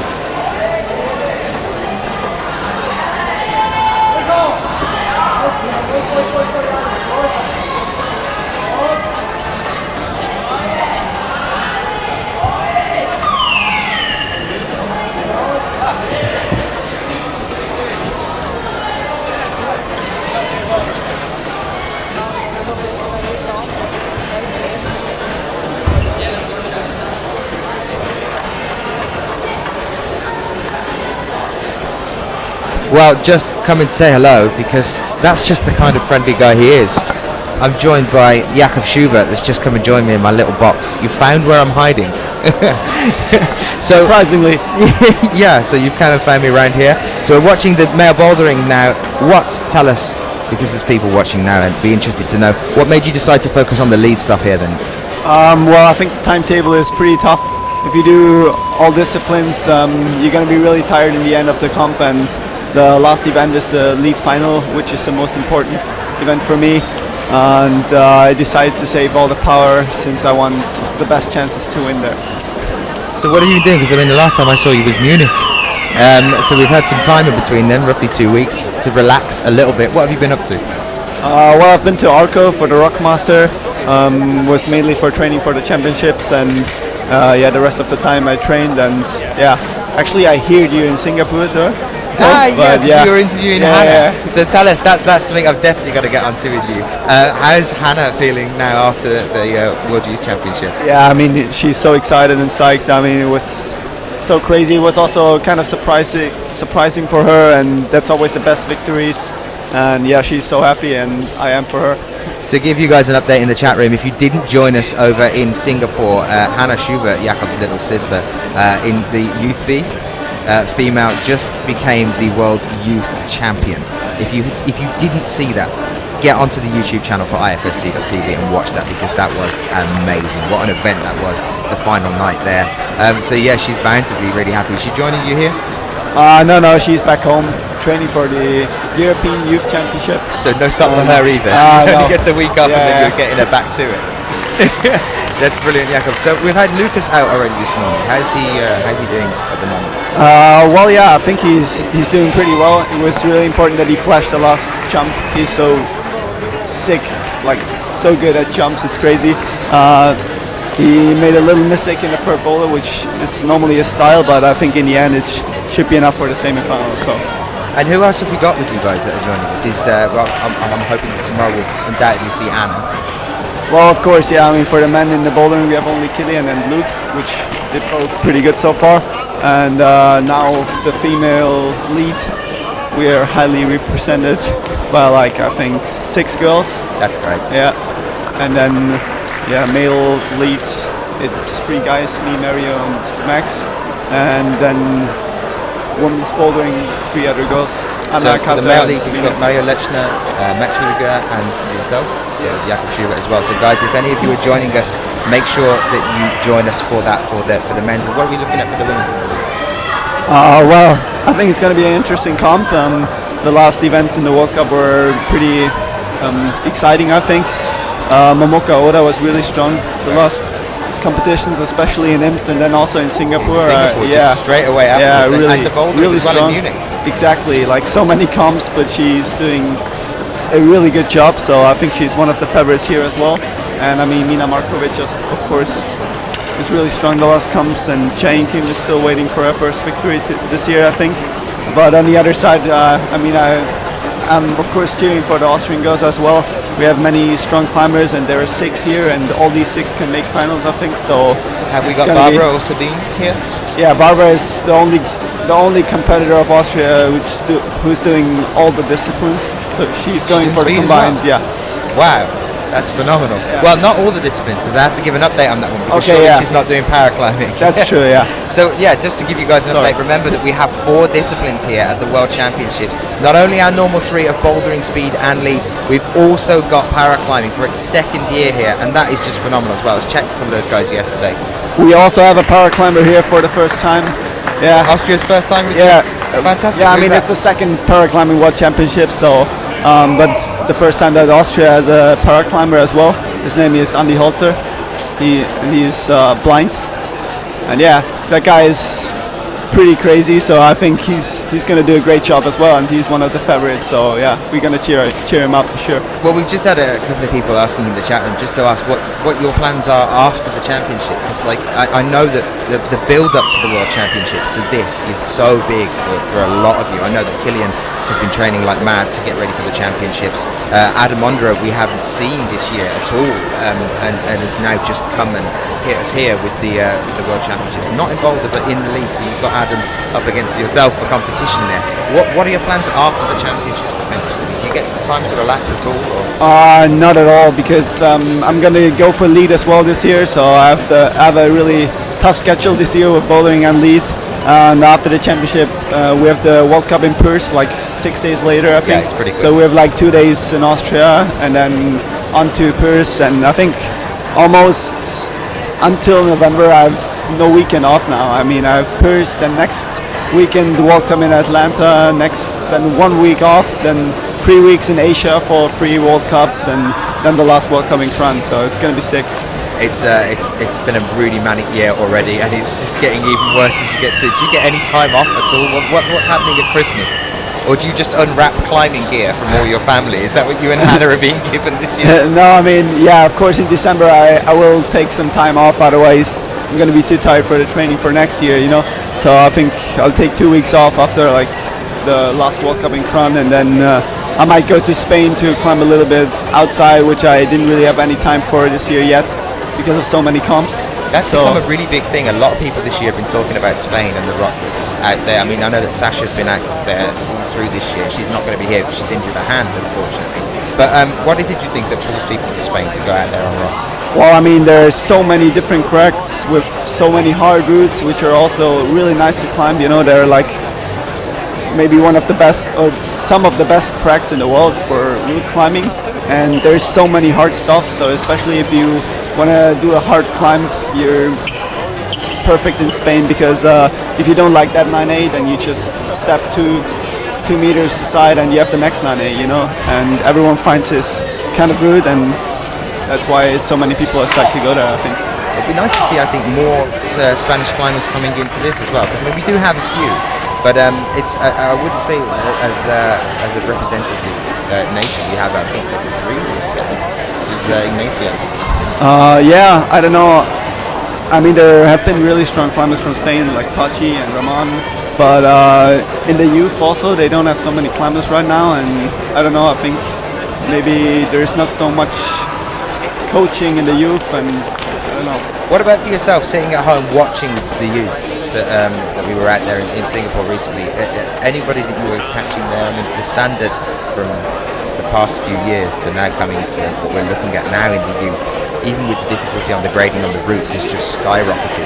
Some of these younger climbers are just really nailing everything that anyone's thrown at them. Does it worry you and any of the other guys that these guys are going to be moving into the World Cup soon? No, I think not worrying. I think it gives you motivation, you know. I mean, I know there are some people coming from the youth, so I know I have to train hard to stay on top. That's exciting, yeah, exactly. The thing that I'm looking forward to is in a couple of years' time seeing Anna and yourself side by side when we move into a final, possibly. Yeah, I really hope so. Yeah, that would be cool. Jakob, thank you so much for talking to us. Thank you. Thank you. Alors ça va être comme ça. Ensuite à midi commencera, on rappelle, les qualifications de difficulté avec les filles. Allez bien. Well, privileged we are indeed to be joined by Jakob Schubert there. Had a nice little chat to him. Currently, if you're joining us, welcome. We are here at the male bouldering qualifications for our World Championships this year.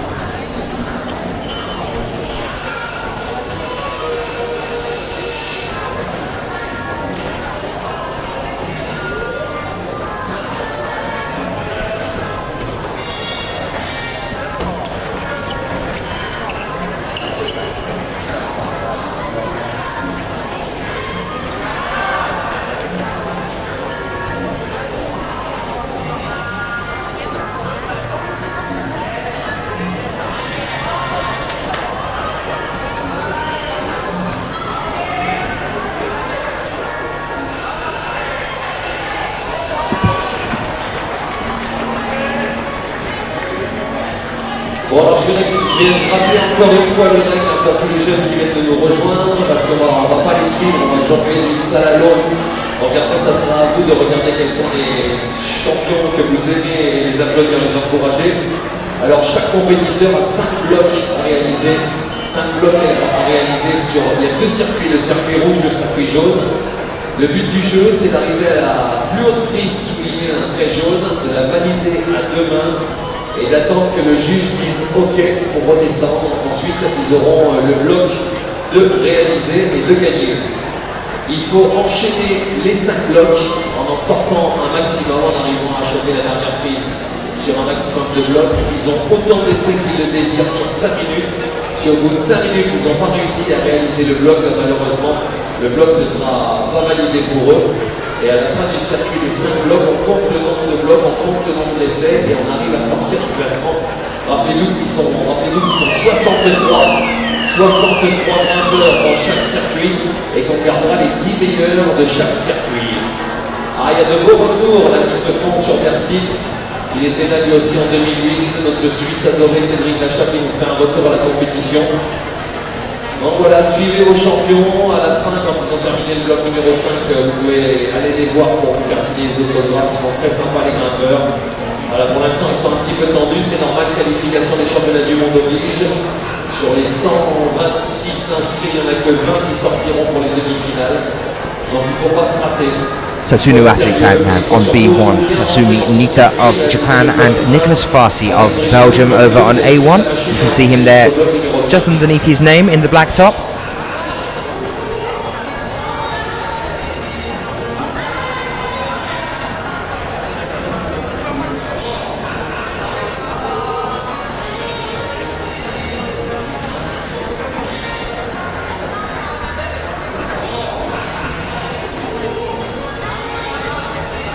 Nice to see some support in the chat room for Nacho Sanchez as well, Ignacio. You guys joining us from Spain, just having a nice chat to Jakob Schubert about Spain and the climbing there.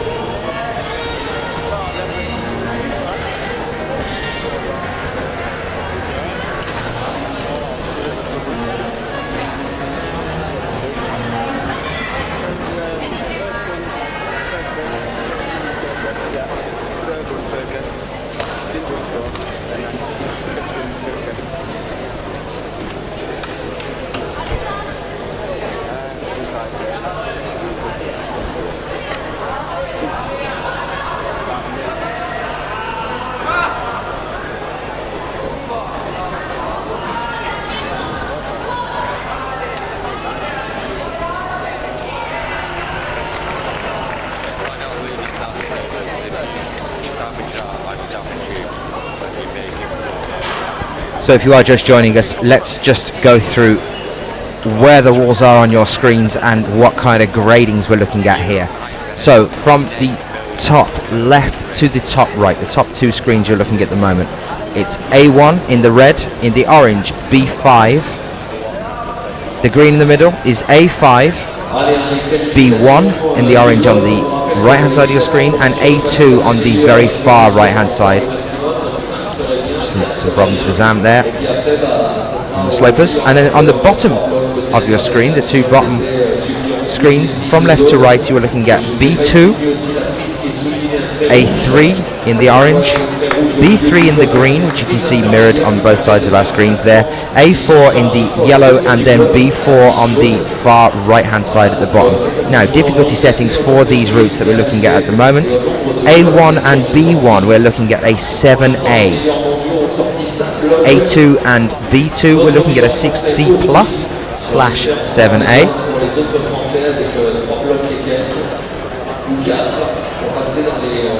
A3 and B3 we're looking at a 7B plus, A4 and B4 a 7C, and A5 and B5 a 7B plus.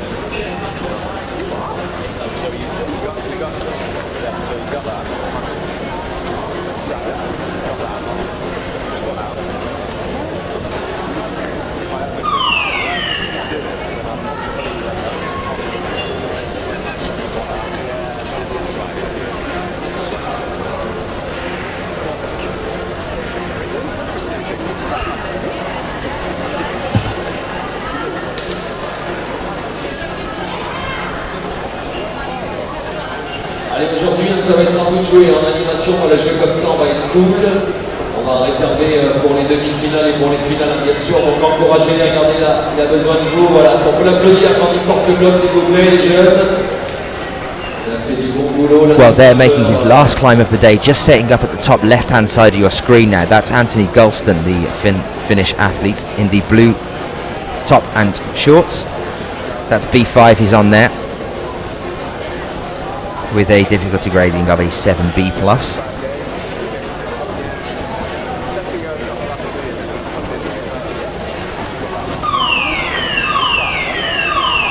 And that's it for his time on that one. Remember, only 5 minutes on the wall. If you do run out of time, you are pulled off the wall. Now coming out onto A1 there, you can see the red top, that's Cedric Bachat, very well-known climber. In the red top on A1, you can see at the top left-hand side of your screen.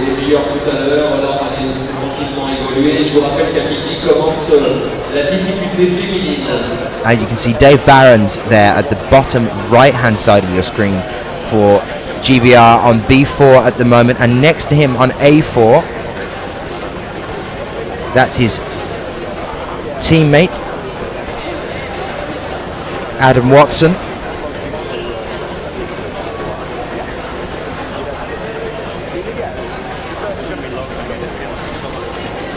Pala, I can tell you that as an update on how the timing system works on the World Cups for boulders and here at the World Championships, it's a 5-minute time limit, strictly 5 minutes for the qualifications and the semis, and for the finals it's a 4-minute plus basis, which means that if the athlete is off the wall, just pause for a second, as Cedric Bischat tops out on A1 there.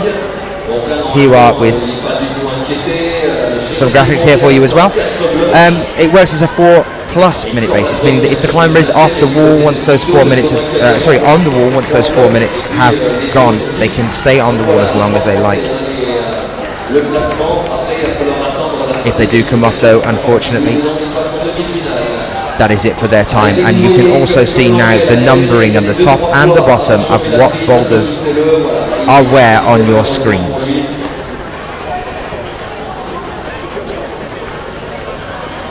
So there we are. We did our best. But that's what you're looking at on your screen at present. Over on A5 at the moment, you can see Martin Stranick struggling through on the green boulder in the middle of your screen.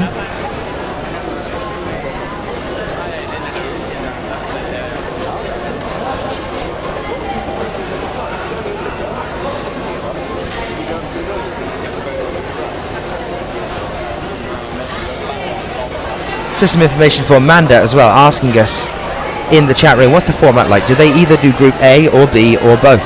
Well, the athletes are split into either Group A or Group B. There are 5 bouldering problems for both groups, so 5 problems for Group A and 5 problems for Group B, and they are set out to be as identical as it is possible to make them, as close as it is possible to make them in terms of difficulty and grading. So each climber will climb 5 times today for the qualifications, with a 5-minute time limit on each of their climbs. So I hope that answers your question, Amanda, and that will then take us through into the semi-finals.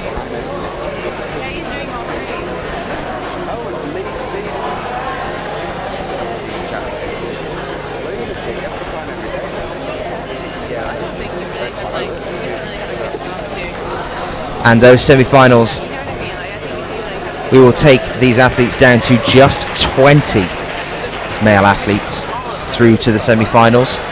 And into the semi-finals, the routes get harder, the field is closer, and we are whittled down to our 6 athletes that go through to the finals. And that's the same for the women as well, so if you are waiting to see the women bouldering qualifications, that will be tomorrow for you. And it's the same for them. We go from our athletes down to 20 for the semi-finals, and then just 6 for the finals here.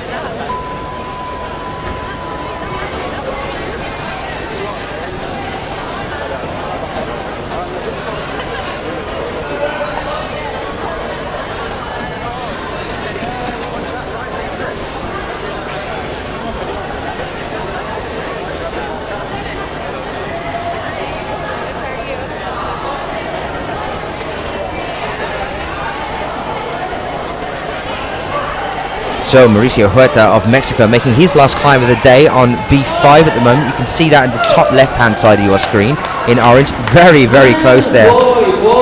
Trying that little pop onto the final hold.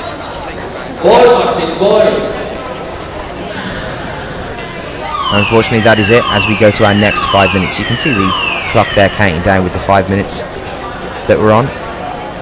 Judges don't have to be too strict about that, because the athletes do know that as soon as that time limit is up, they do need to get down from the wall so we can have our rotation and start with our next set of athletes.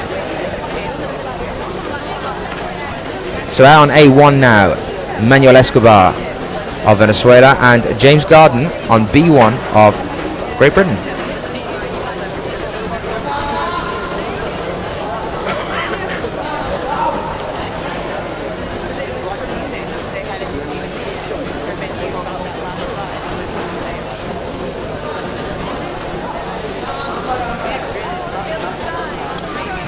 on souhaite aussi le bonjour à tous nos internautes, à tous nos grimpeurs qui n'ont pas pu faire le déplacement pour venir ici au championnat du monde qui sont devant Internet. On ne va pas commenter ces qualifications non plus parce qu'on vous rappelle que là a démarré les compétitions et les qualifications. So a question from B57, yes that is correct, so each group has a set number to go through, and that's 10 from each group, 10 from A, 10 from B, and that goes through to make out 20 for the semi-finals altogether. L'escalade apprendie. Et ensuite à midi commenceront sur la grande salle, sur le plan de difficulté, les qualifications féminines. Makuto, a question in the chat room again there. Does anyone know where we can get the shortlist for this qualifying? Again, I will reiterate for you guys, but you're probably going to get spammed now with a lot of people in the chat room shouting it out to you. It's ifsc-climbing.org for your start lists and any updates that come through on results moving through into the semi-finals as well. So hopefully that helps you out. It's ifsc-climbing.org.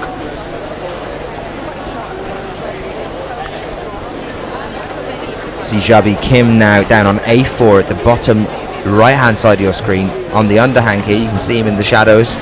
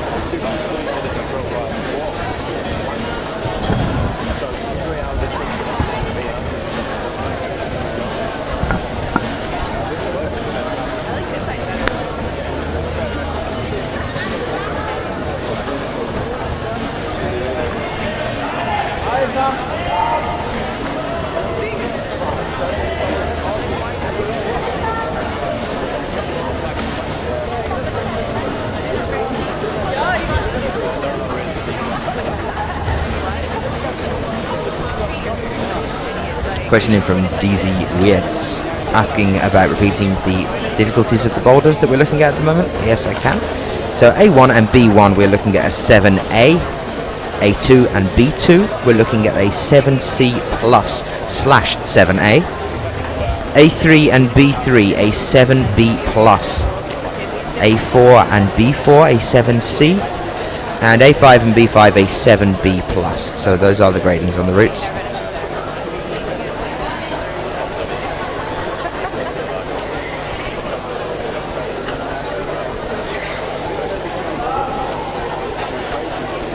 Question to you guys now in the chat room, in your personal opinion, looking at the routes in front of us, which would you say would be most interesting for you to climb personally, if you are a climber?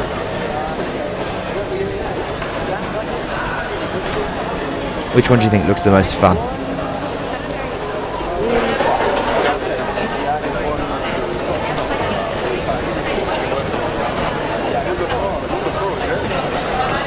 So getting well underway into our lists at present of athletes. We are currently with our 20th athlete in Group B coming out of a total of 63. So we're just a third of the way through.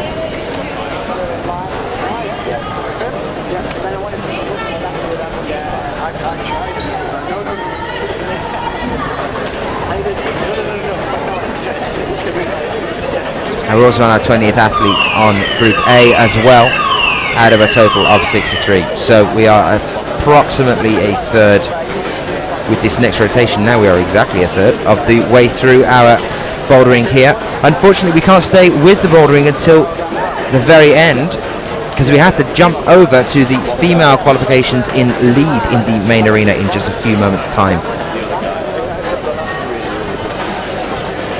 We're roughly an hour away from taking you over to that one. So a lot of you, opinion-wise, saying A5 for you guys, a 7B plus. I'm not sure I could even get off the ground on a 7B plus.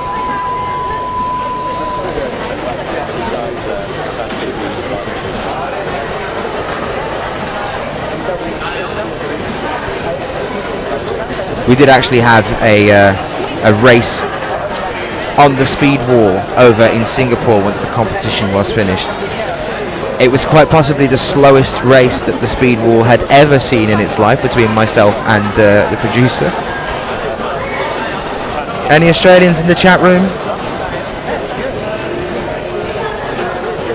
If you were there and seeing that, you're no doubt still laughing.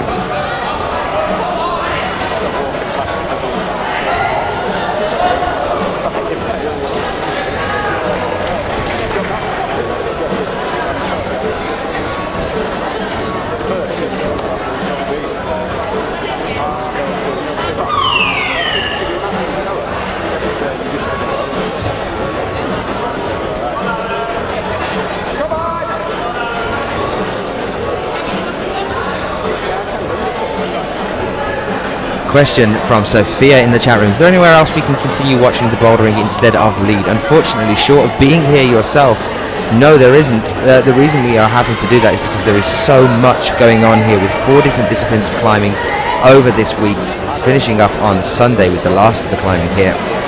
We have to bring you the best parts of the action that we possibly can, and that unfortunately means that we're going to be going over to the lead at 12 o'clock to the lead women's qualifications. So unless you can get down here, unfortunately no.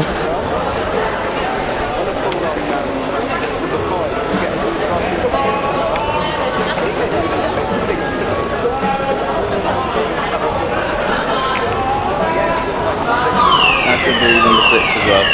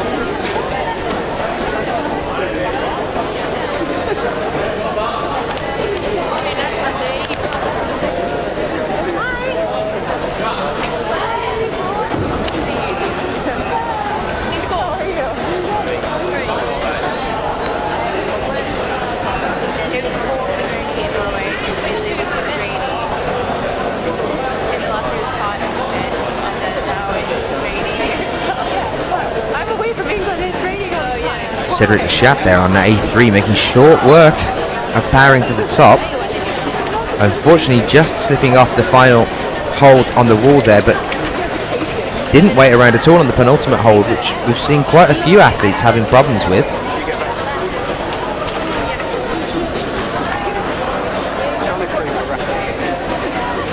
7B plus. Did you eat your breakfast in the hall? I saw you disappear out there with your bowl and I was like,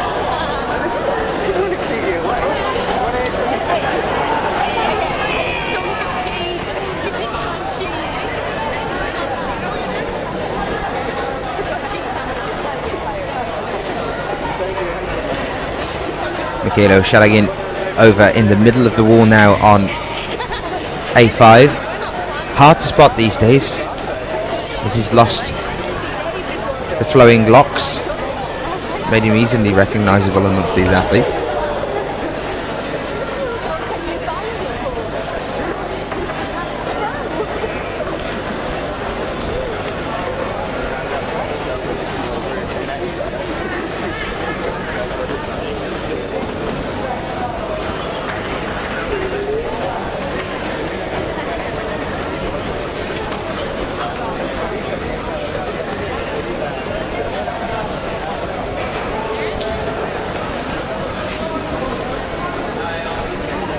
As you can see just by looking at some of the bracketed country abbreviations around the top and bottom of your screen at the moment, what a wide spread of countries we do have at these kind of competitions.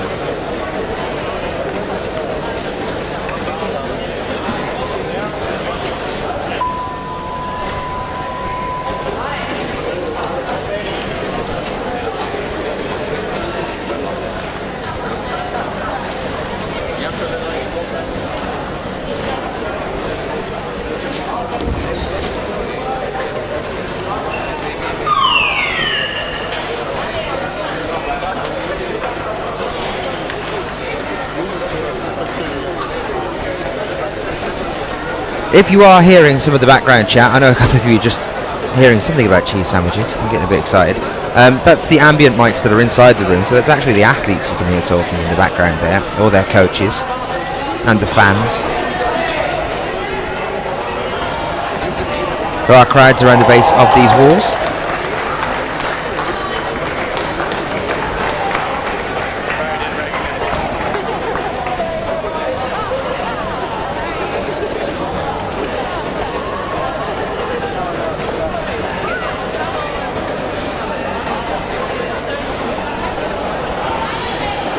Question from Tony, is Shauna Coxey there watching? I haven't spotted Shauna yet, but I am told that she is in there, so I might go and grab her for a conversation at some point soon. We'll see how her leg's healing up. We're sad to miss her in Munich competing, although she was there. We did talk to her about that.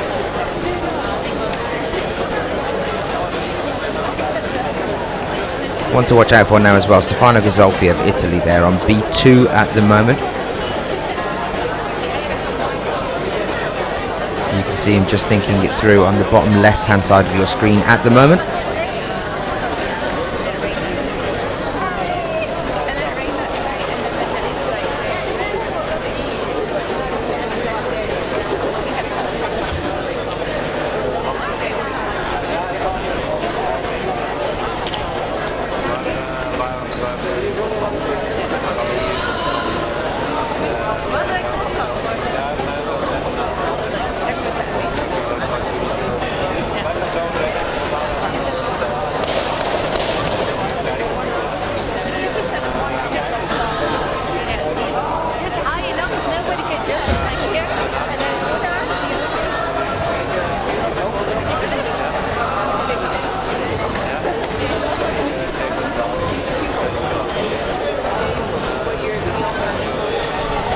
Question from Jay there. Can you explain the competition format? Well, over the next 5 days, there is a lot going on. We've got 4 different disciplines of climbing here, but I can tell you what we're definitely bringing you over the next 2 days here so far at the moment. So we're here with the bouldering men qualifications at the moment. At 12 o'clock, we're going over to the lead female qualifications in the main hall here, with possibly some updates on paraclimbing as well. And then tomorrow at 9 o'clock, this is all Central European time, remember guys, at 9 o'clock tomorrow morning we start with the lead men's qualifications, and we go with that up until 12 o'clock to then jump across to the bouldering female qualifications at 12 o'clock through till 6. So for the next 2 days, that is going to be what we're bringing you here on the live web feed. Any other questions you might have, do send them in to me.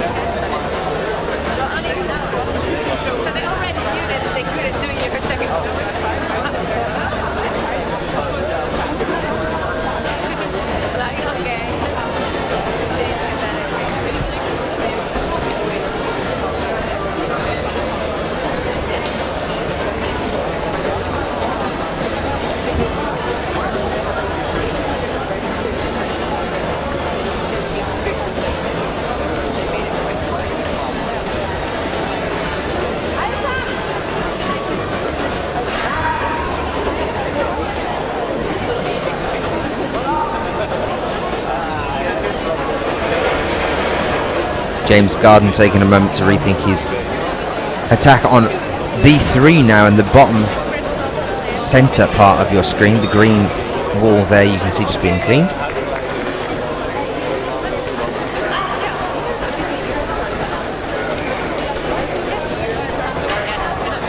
Question from Eric: are you allowed to touch, smear or flag onto a different coloured wall?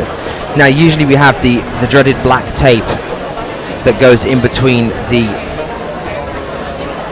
where you are allowed to touch and where you're not allowed to touch area of each problem. Here there is no black tape because I do believe that the colour would be the markable thing there. So no is the answer to that question, Eric. The area of colour on your wall is the area that you are allowed to touch, and beyond that you would be penalised for it.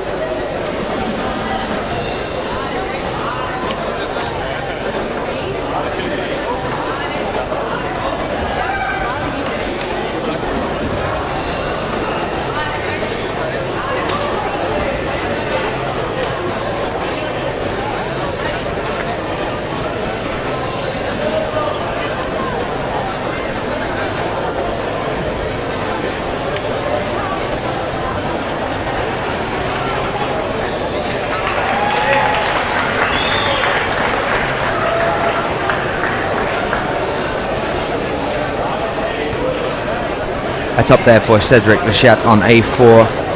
It's looking like we're going to see him through to the semi-finals here.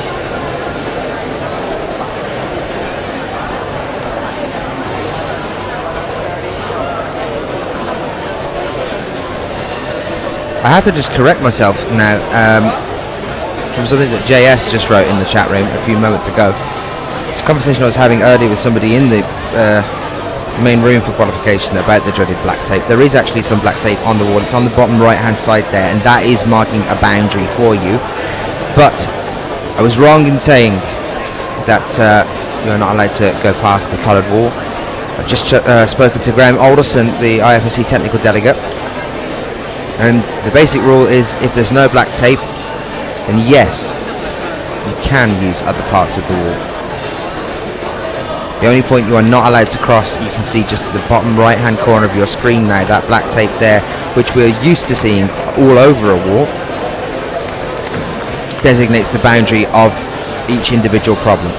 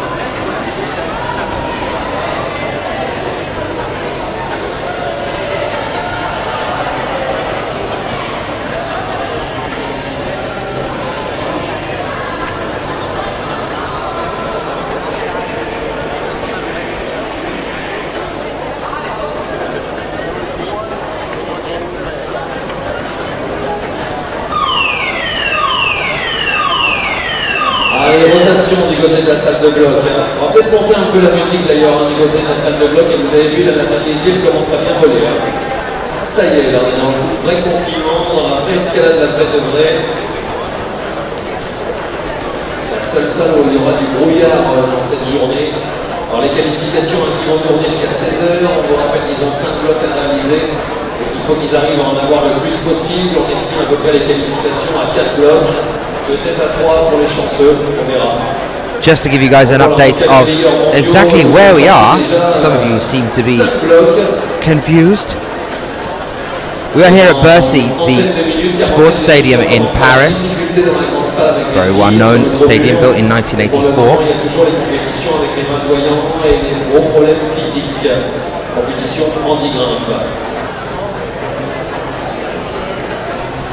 It's an indoor sports arena. Can seat up to 17,000 people. We have a setup with our wall in the main arena for 9,000 for our finals here. Allez, pour les Japonais, c'est Gamba, pour les encourager. Gamba.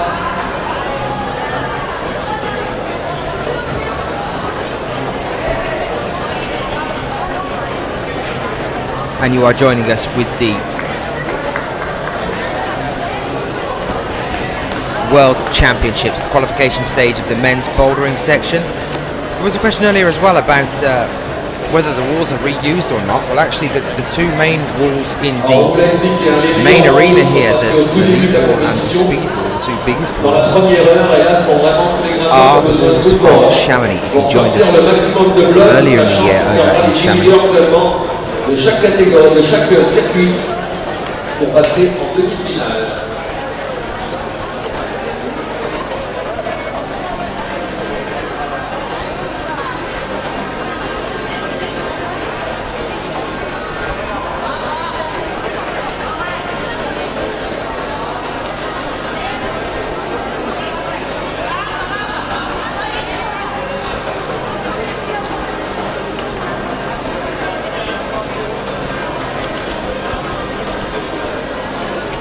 Down there on B4 you can see James Garden at the moment, the bottom right hand side of your screen.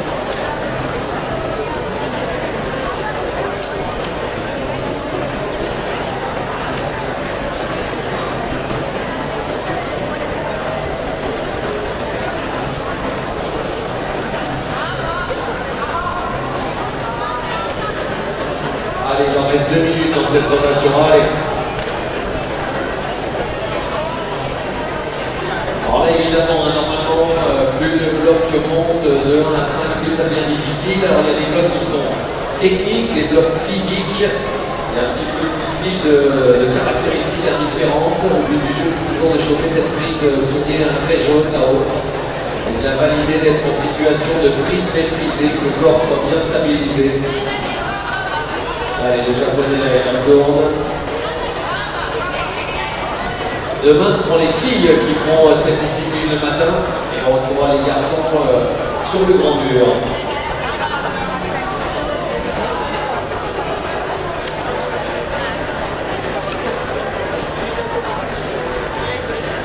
Et juste pour voir si vous êtes nombreux là, est-ce qu'on peut avoir juste un applaudissement de tous les jeunes des lycées, des écoles, des collèges qui ne sont pas en train de manger ou envoyer des SMS? Allez, allez avec des cris, on peut. Allez là! Voilà!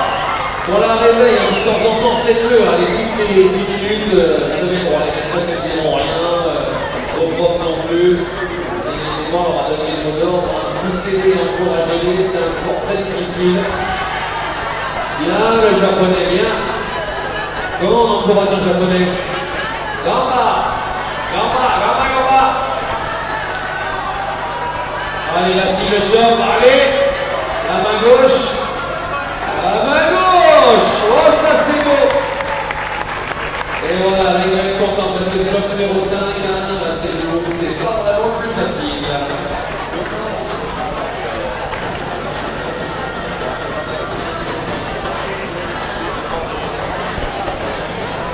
Nicholas Farsi, with 10 seconds left on the clock, is actually going to make another attempt here now on A5. 5 seconds here. Allez, de temps en temps, je vais vous révéler, je vais rester encore un petit peu avec vous. Et après à midi, il faut revenir comme ça si vous avez envie de découvrir une autre technique. Allez, nouvelle rotation. On accueille de nouveaux grimpeurs. Et vous avez vu, à chaque fois, ils ont 5 minutes sur le bloc. Ensuite, ils ont 5 minutes de temps de repos derrière les blocs. Ensuite, ils ressortent pour le bloc numéro 2 et ainsi de suite jusqu'à la fin du bloc numéro 5.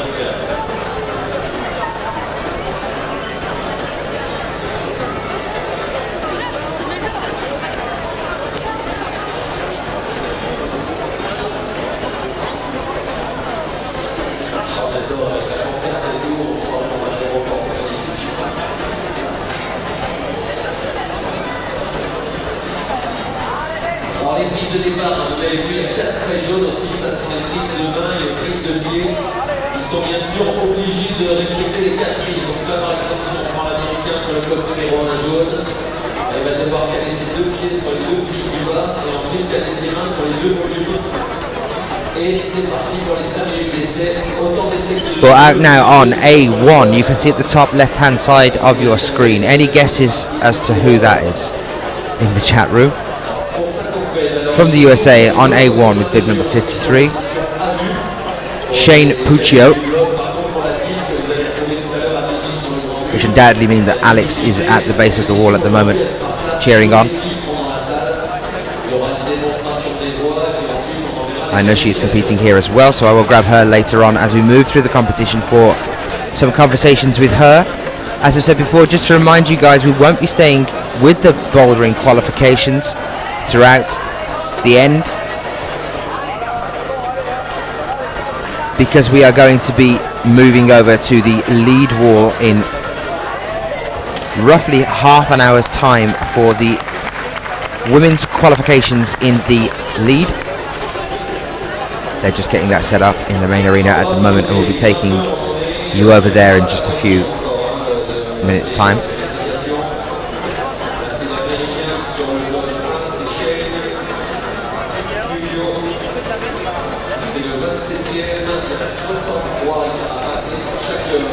So yes, Shane Puccio, Alex Puccio's brother.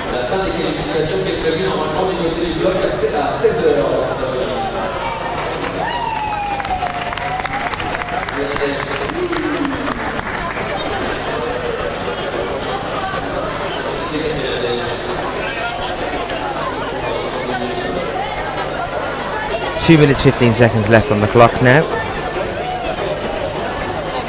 Quite a few athletes already finished. Currently over on B4 now is Sebastian. Sorry, no, on A4 at the moment is Hans Busker. On B4 is Sebastian Lazur. You can see them together at the bottom right hand side of your screen at the moment.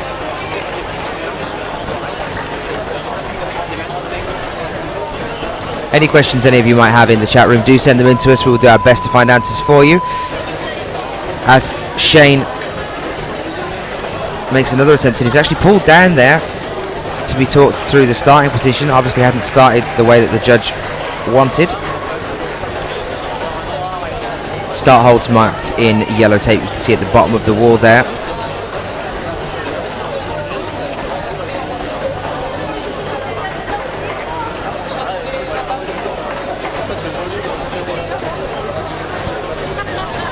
DK asking about one of the climbers that's on there. If you get yourself over onto IFSC-climbing.org, you can see exactly when the climbers are coming out, who has climbed and who has not climbed, based on who is currently out on the wall.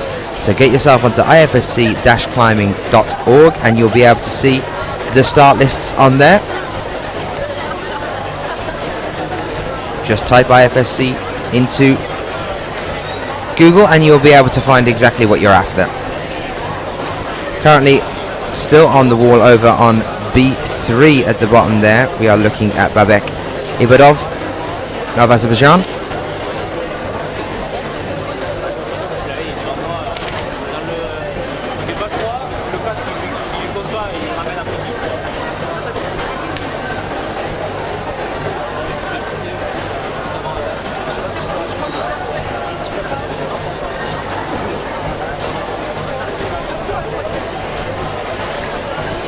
So just 5 seconds, and that marks the end of Shane's first attempt to the wall on A1. And we bring out two new climbers, making our way through our lists now for the qualifications for men. We do only have half an hour before we are due to go over for the qualification for the women's, which is bound to be exciting as we move over to that. Currently now, Kia Serafimovsky over on A1.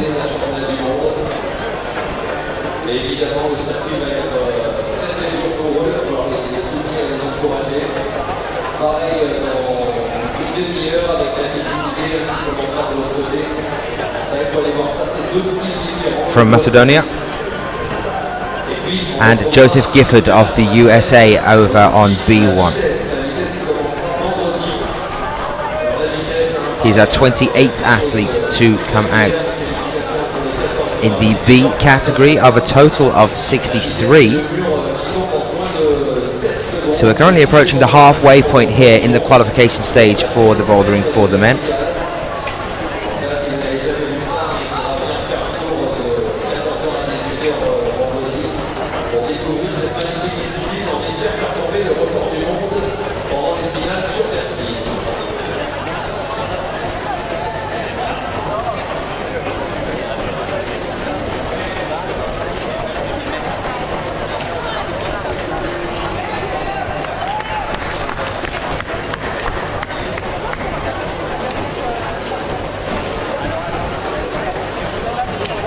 It's nice to see Sean McCall in the chat room.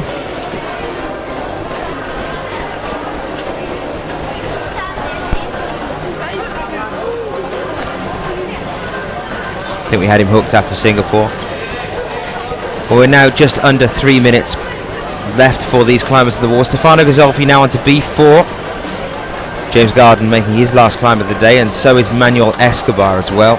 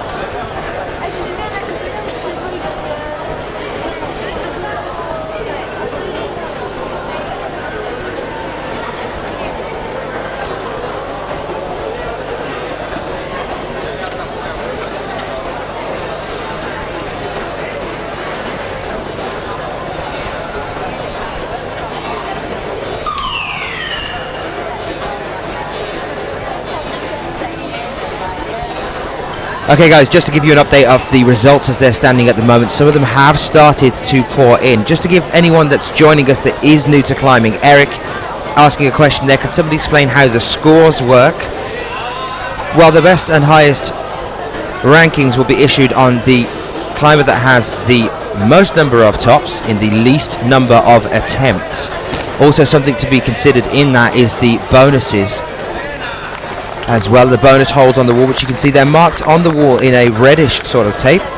You can see clearly on A1 just underneath Almatsegir's name there is a hold there that is marked with some red tape. That is the bonus hold, and that factors into it as well. I'm just going to give you an update on some of these scores as I'm getting them at the moment on the IFSC website, so you guys should be able to see these as well. In joint first place at the moment I have Rustam Gelmanov and Dmitry Sharafutinov, both with 5 tops in 7 attempts, 5 bonuses in 5 attempts. In third place, Rei Sugimoto of Japan with 5 tops in 7 attempts, 5 bonuses in 6 attempts. Fourth place, Kilian Fischuber with 5 tops in 8 attempts, 5 bonuses in 6 attempts. Sakura Hori is holding on to 5th in joint place with Thomas Tauporn at the moment, both with 5 tops in 8 attempts and 5 bonuses in 7. Klemen Bechin of Slovenia currently in 7th with 4 tops in 5 attempts and 5 bonuses in 6. Mauricio Huerta of Mexico in 8th with 4 tops in 7 attempts, 5 bonuses in 7 attempts. Lucas Enemosa of Austria in 9th with 4 tops in 8 attempts and 5 bonuses in 7 attempts. In 10th, Ignacio Sanchez Gonzalez of Spain with 4 tops in 8 attempts, 4 bonuses in 6 attempts. Tito Thomas Calerion of France with 3 tops in 5 attempts, 5 bonuses in 6. David Barron's currently holding on to 12th place with 3 tops in 6 attempts and 4 bonuses in 5 attempts. Anthony Golston of Finland then in 13th, 3 tops in 7, 4 bonuses in 6. Matthias Conrad 14th, 3 tops in 7, 4 bonuses in 9. Benjamin Blazer of Switzerland, 3 tops in 7 attempts, 3 bonuses in 5, and Andrzej Mrzyzinski Victor of Poland with 2 tops in 2 attempts, 5 bonuses in 20 attempts. He's currently in 16th. Now I've only got 16 in at the moment, which means 4 more places still to come.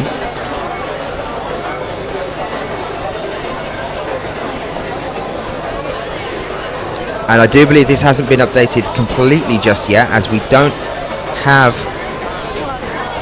some of our athletes on there that I know have made it into the higher category of tops and attempts there as well. So questions in the chat room about asking how many people are going through into the final and semi. So the semi-finals, there are going to be 20 from the men and 20 from the women as well.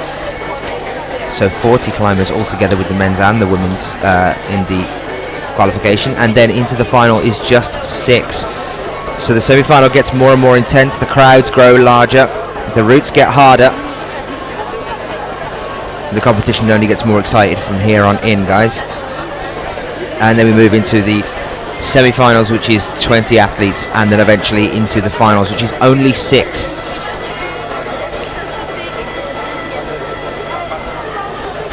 $12 altogether if you count the women's as well.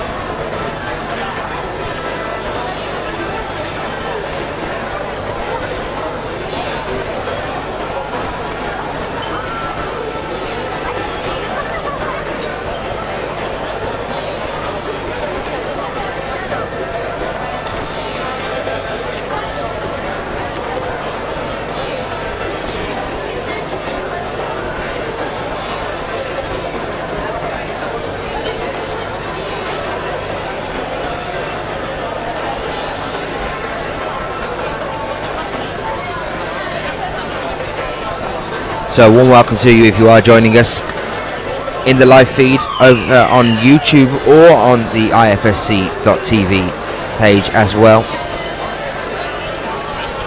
Welcome to the qualifications for the men's bouldering at the World Championships. I think I'm going to have to get used to saying, I'm so used to saying the World Youth Championships after being there in Singapore just a week ago. I'm going to have to get used to saying the World Championships. So if you do hear me pause between World Championships, you know exactly what I'm thinking. We're here now with Shinta Ozawa of Japan on A1 and Marco Juarez Angarita of Spain on B1. Both athletes have come out and finished. And we are here having the wall cleaned at present with our athletes still on the wall. With just 8 seconds left to go, it's looking like that's going to be it from them. Unfortunately, as we get ready for our next turnaround.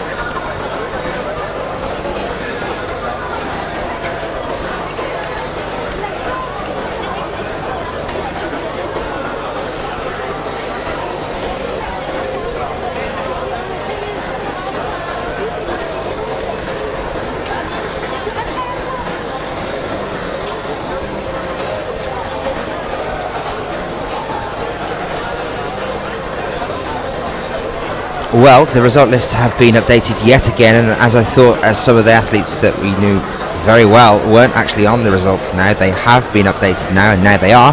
So just to give you an update again, the current first place position is being held jointly by Galame Gleramonde and Dmitry Sharafudinov, with 5 tops in 7 attempts, 5 bonuses in 5. Currently in third place jointly is Ray Sugimoto and Sean McCall of Canada with 5 tops in 7 attempts, 5 bonuses in 6. And we do have a cut-off point now of our 20th athlete.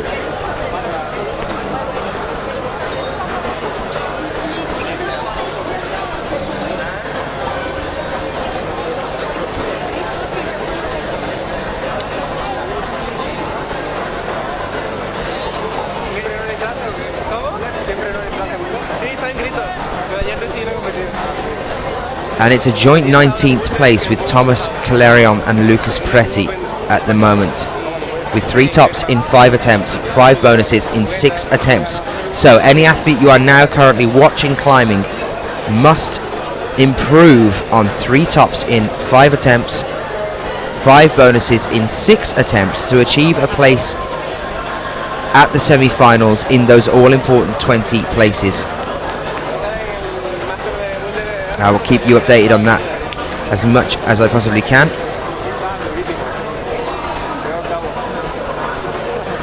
As we move through the competition and that list is updated.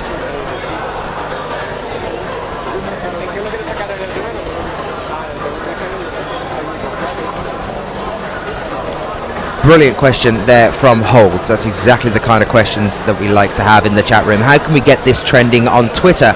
Let the world know. Hashtag Climbing World Cup. Well, this is a Climbing World Championships, so we can definitely do something there, but to get this trending on Twitter,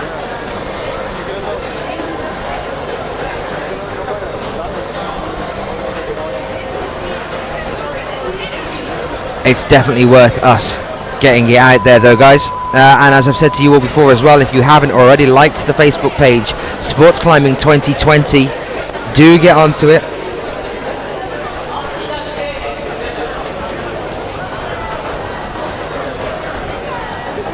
And give that a like as well, because that is what's going to help us get towards the Olympics in 2020. Then that comes from Marco, the president of the IFSC.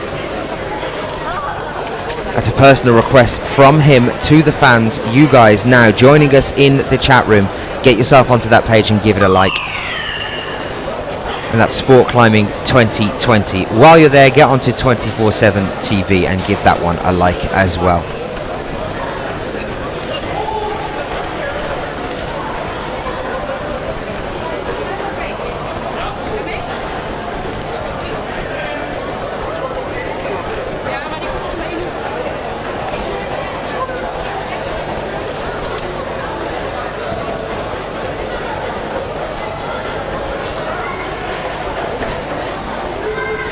I do believe it is next year that we start to find out more about how we're looking on the Olympics. A conversation I was having with Marco when we were out in Singapore about getting things set up for the possibility of 2020.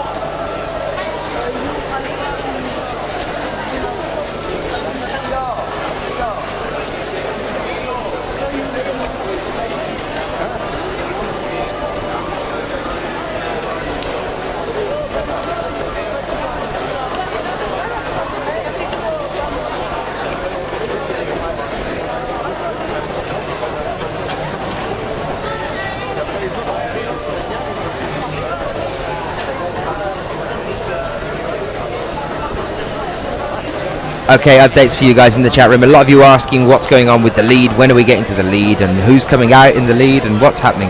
So, as an update, we will be very shortly going across to the women's qualifications for lead in the main arena here. We have about 10 minutes before we go over to that one. So, unfortunately, if your favourite climber is yet to come out on the bouldering, unfortunately, we might still have to cut across to the main arena to bring you some more of the live action that's happening here. There is so much live action, so don't miss a moment of it. Stay with us as we move through the week. And with this seeding, there was a question there about the top seeds coming out first for the girls' lead too. That is the way that we work. We work with our highest seeded athletes coming out first. If you are after the start lists for any of the competitions here, well, mainly for the ones today, get yourself over to ifsc-climbing.org and log on there. Click on calendar on the left hand side of the screen, select this competition, select the category in this competition you'd like to have a look at, and you'll be able to see the updated start lists, so who's climbing when. But remember, at 12 o'clock we go across to the women's lead qualifications. That's 12 o'clock Central European time, and we will be with them until 6 o'clock this afternoon, so 6 hours of lead qualifications. Plenty to see there as well.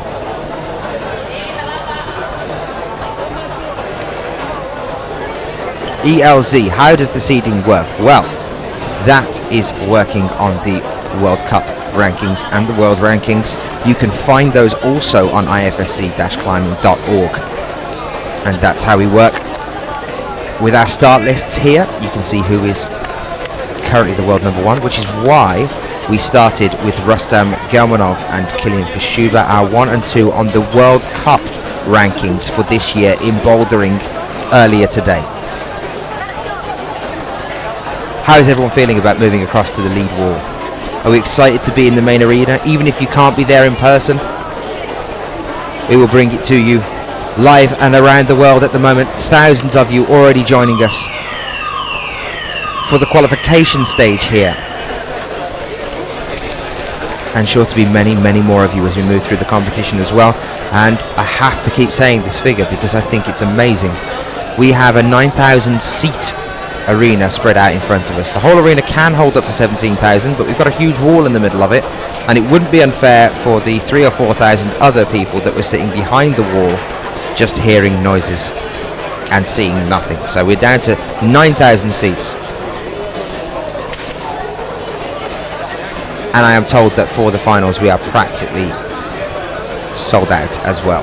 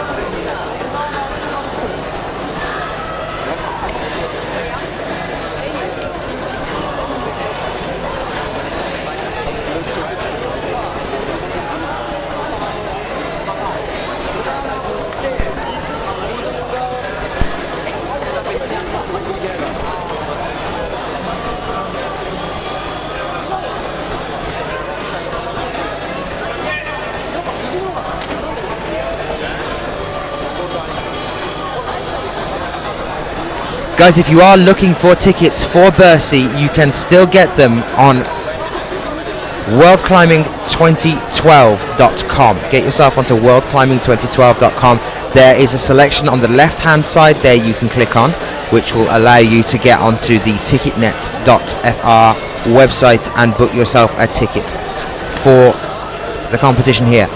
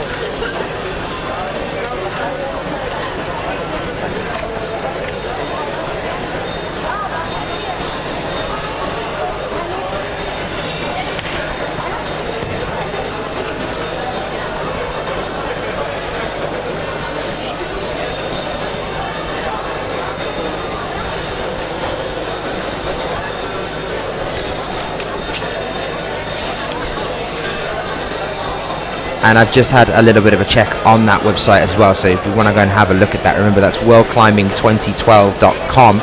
If you want to get yourself some tickets for Bercy here, there are roughly, I have been told just a moment ago, 500 tickets left of a 9,000 seat capacity, so it's very, very popular, and they have been selling fast, guys. If you want there is a chance of you getting here. Get yourself over to worldclimbing2012.com, click on the ticketing information there. I believe the tickets are €32 a day, whether you can come for Saturday or Sunday, remember, when this stadium is open for the seating public.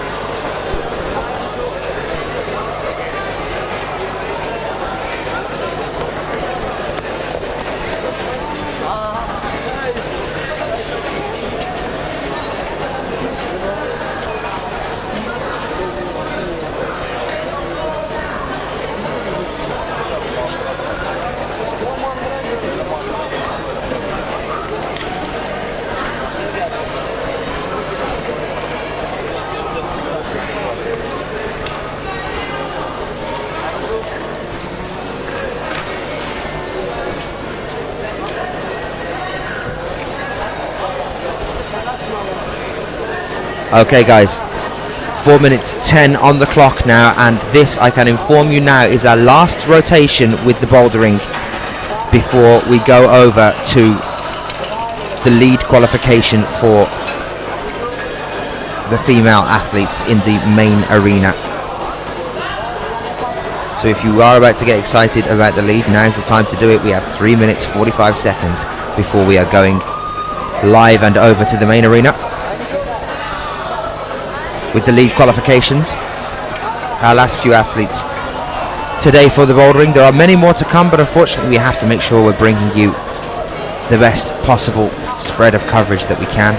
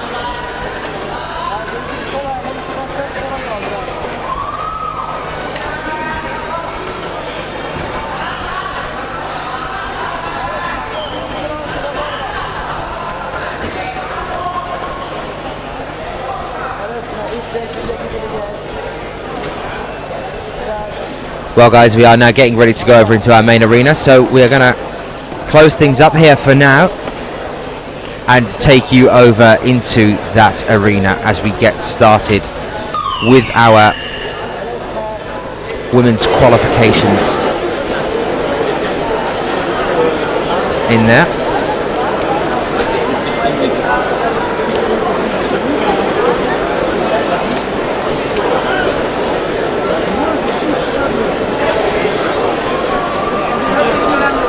Well, here we are in that main arena. Those are our two walls that we saw earlier this year in Chamonix, now set up for our qualifications here today. You can see there over on the far right hand side, that's the paraclimbing wall today, not the speed wall. And two of our paraclimbing athletes there currently climbing on that wall. And the crowd has started to move across to the lead wall to welcome the start of the lead competition here, the World Championships. This is our schedule.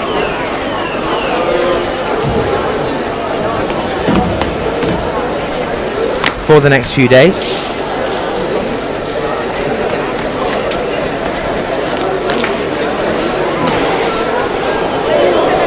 So, this is what we've had so far today. Day 1 live webcast schedule. We had 9 o'clock start over here for the male bouldering qualifications, and then at 12 we go over to the female league qualifications, and that's what we're going on to do now. And tomorrow, more or less the same, but the other way around. So we start at 9 o'clock with the male league qualifications, and then at 12 o'clock we're on to the female bouldering qualifications tomorrow. So we'll be starting with the lead, going over to the bouldering tomorrow. And that is our schedule here over the next 2 days, today and tomorrow. On to day 3 now for our schedule. 10 o'clock the male bouldering semi-finals, and that will be in the main arena, and at 2 the first paraclimbing final. Following presentation of paraclimbing, final award ceremony will be a replay of the female semi-finals in lead, because the male bouldering semi-finals and the female lead semi-finals are happening at the same time. So what we're going to do is we're going to show you one, hold on to the other, and then come back to you with the other one after we've played through the paraclimbing final as well. So you will get to see all of that coverage throughout the day. On day 4 now as well, live web broadcast schedule at 10 o'clock the female bouldering semi-finals, and then the replay of the male lead semi-finals. That'll take us all the way through up to 6 o'clock, where we are joined by the opening ceremony, which a lot of you have tickets for. And at 6:30 the male bouldering final. At 8:30 the paraclimbing final.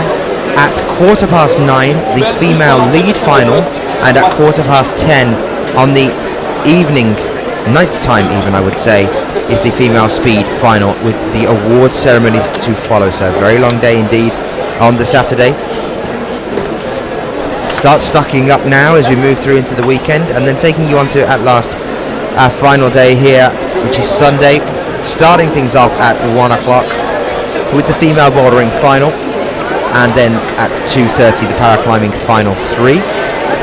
At 4:45, 15:45 the male lead final, and then finally the male speed final at 4:45, 16:45 on Sunday, with the award ceremonies to follow. So that is the schedule that we're looking at here over the next few days.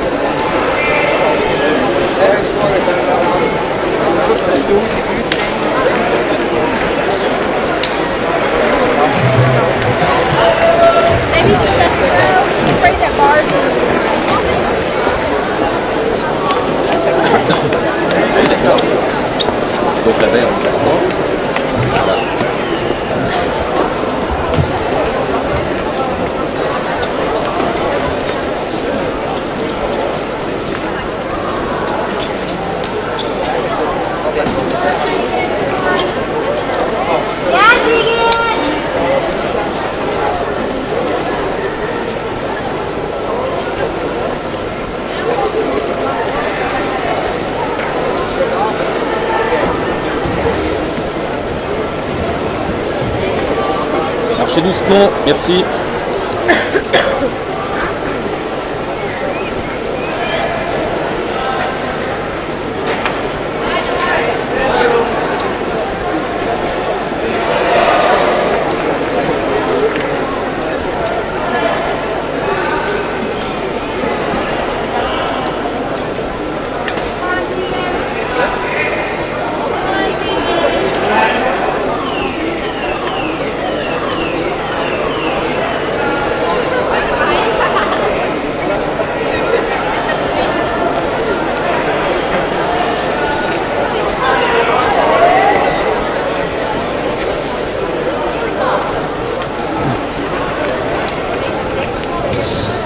So let's get things started with what we are covering here on the lead qualification routes for women climbing. On Route 1 we are covering women's Group B, and on Route 2 we are covering women's Group A.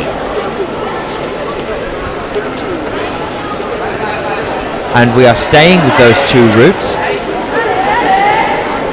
throughout the next 6 hours, which means that you will get to see every climber climbing despite there being 4 routes on the wall. We stay with 2 of those routes for the rotation. And yes, of course, we are going to be zooming in onto the lead in just a few moments' time.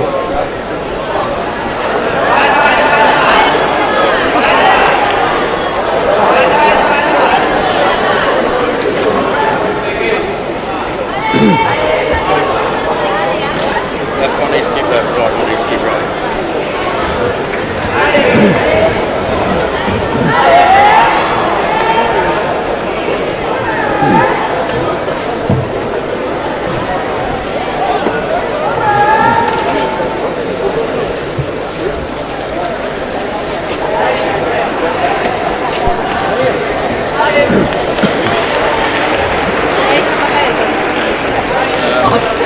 Allez les jeunes, là on les accueille et je pense qu'on a plus de monde voyant du côté de notre escalade handicap, donc on va pouvoir y aller. Allez, notre petite française, la jeunesse, là, tous les lycéens, Laura Michelin, vous la poussez s'il vous plaît sur ces qualifications.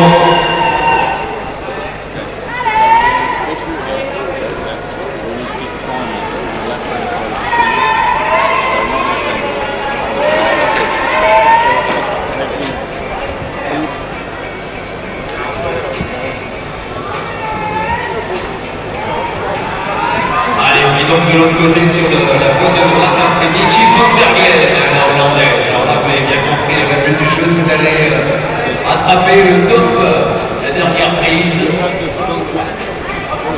Et évidemment, faire partie des meilleurs. On peut applaudir la hollandaise, s'il vous plaît, Niki Van Bergen, qui termine avec sa voilure. Allez, Laura.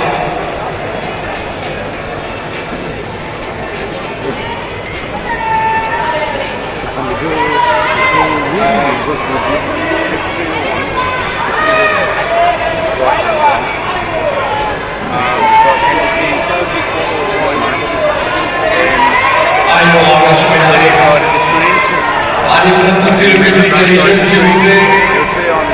Ainsi que discipline, évidemment, on n'a pas le droit à l'erreur. Alors, vous avez autour de vous et à côté de vous, la technique qui participer à cette compétition. Vous allez pouvoir corriger les choses. C'est parti pour le deuxième, la Suissesse, l'excellence.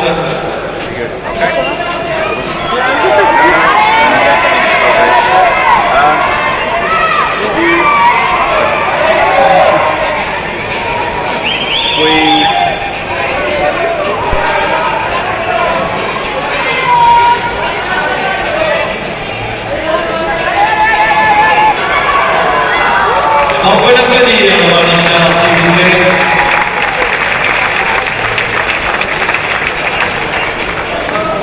C'est parti de nos jeunes un peu talentueuses, Laura. Catégorie junior, déjà présent au championnat du monde. Alors. Okay. We're Paraclimbing just next to that line, okay?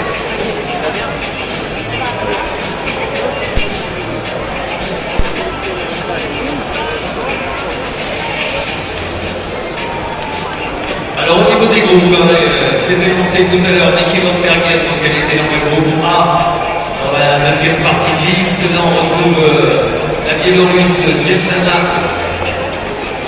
Fedarkevich qui s'élance avec son maillot bleu de 139. Ensuite, on retrouve notre Suissesse.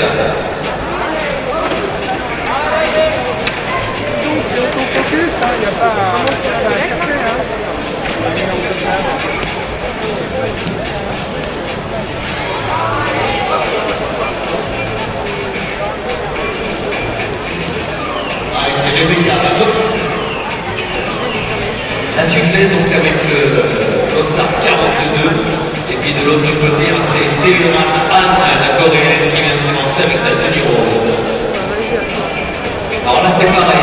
Well, just to update you guys, we are working as best as we can to try and sort out exactly what's going on here with our graphics and bring them up to you as soon as we possibly can. Now, on your left-hand side at the moment, we're watching Suran Han. That's bib number 6, you can see there.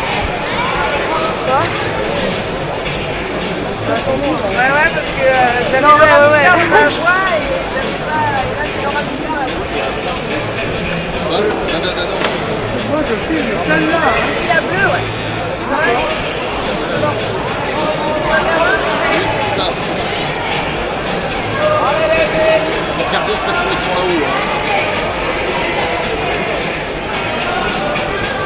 Non, bah c'est que la numéro 6.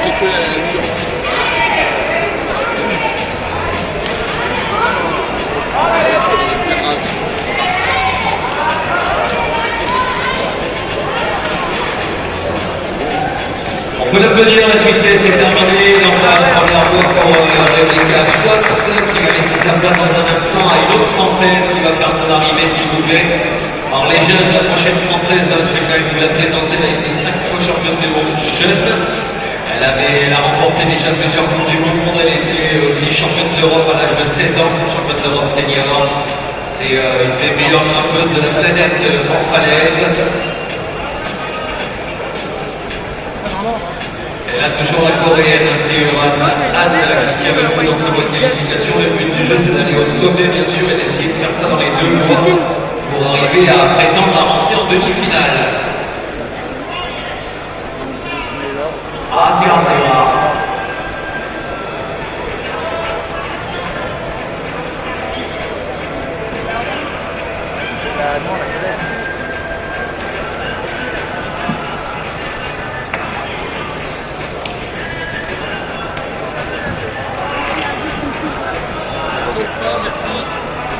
Allez, la petite coréenne qui va nous faire découvrir cette dernière partie de voie. Alors là c'est la discipline que vous allez avoir un petit peu mal au cou à la fin de la journée. Hein. Toujours avoir la tête vers le haut là. Mais par contre, vous allez vous régaler. Aujourd'hui, ce sont les filles. On est ensemble de midi à 18h et ensuite demain auront lieu les garçons. Allez, applaudissements pour celle qui a été multiple fois championne du monde jeune, Charlotte Griff. Une autre petite Française qui fait partie des stars de l'équipe de France. Mademoiselle Chabourdi qui fait son entrée, qui a fait de très très bons résultats, et aussi Julia Chabourdi cette saison en Coupe d'Europe.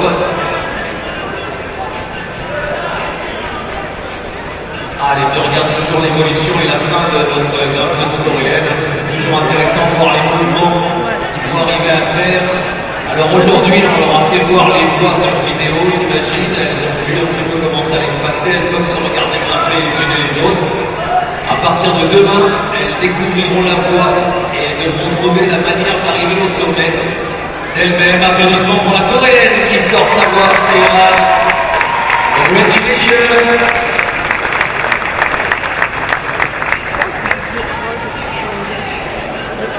Oh, j'ai la bonne place. Là, elle va finir près de nous, c'est Yoran. Voilà, en tout cas, elle, si elle fait la même chose dans la voie 2, et bien ma foi, il y a de grandes chances qu'on la retrouve en demi-finale. Allez, nos Françaises, vous ne les lâchez pas.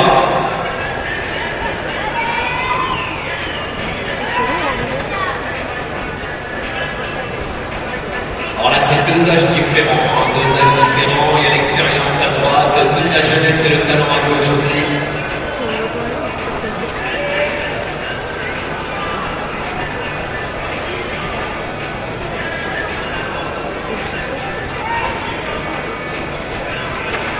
Alors Julia Chabourdi qui en étant très très jeune a réussi quand même à rentrer sur le podium des championnats de France seniors.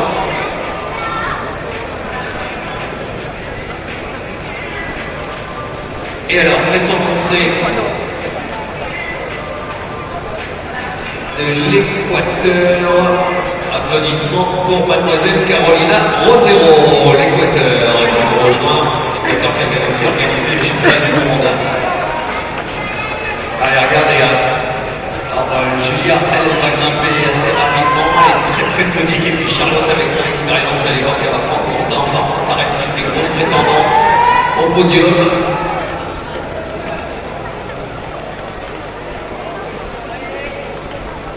Allez, les deux, là, vous les lâchez pas.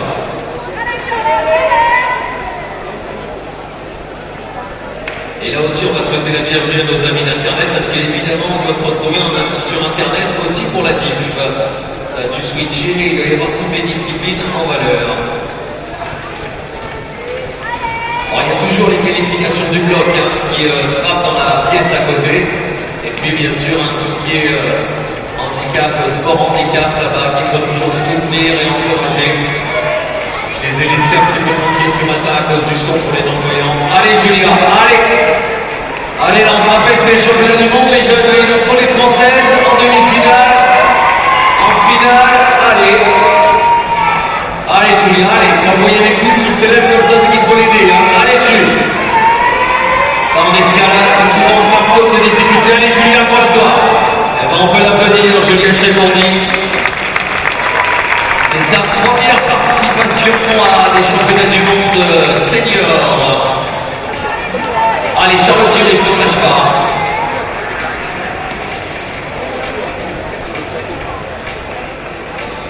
Alors, elles ont 6 minutes pour arriver au sommet de la voie. 6 minutes. Au bout de 6 minutes, eh ben, on leur demandera de redescendre.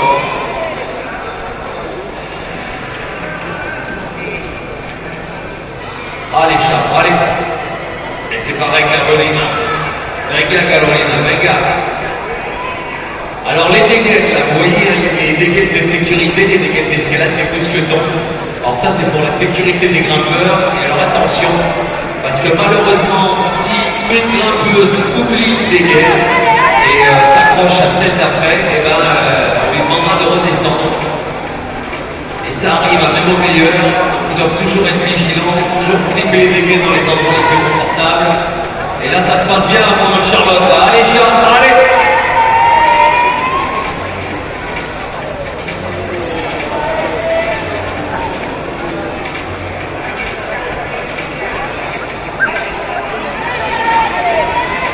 Venga, Carolina, venga! Allez, Charlotte, elle est bien, en tout cas. Allez, quelques big applause pour Carolina Rosero, Ecuador, finish. Allez, Charlotte, sans s'angoisser, normalement, elle devrait aller jusqu'au bac final de cette voie, vu son talent.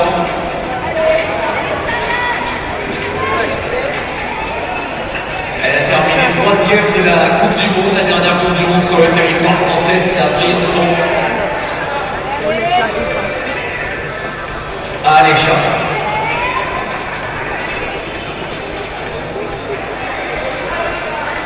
C'est un des plus gros palmarès français et mondial chez les filles.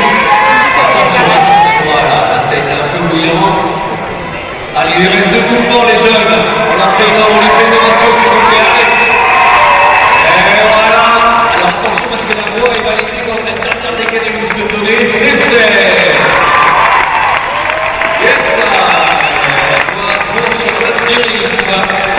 La voie 1, nous avons 2 points de qualification bien sûr.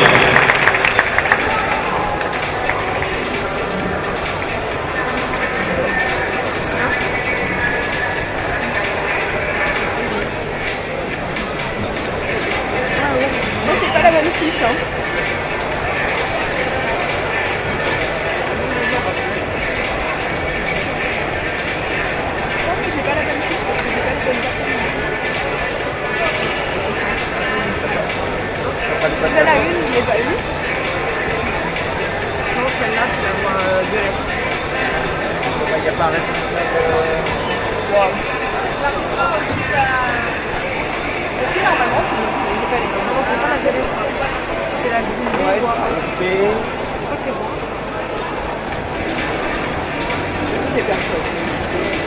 regardez l'ordre, les numéros de ça.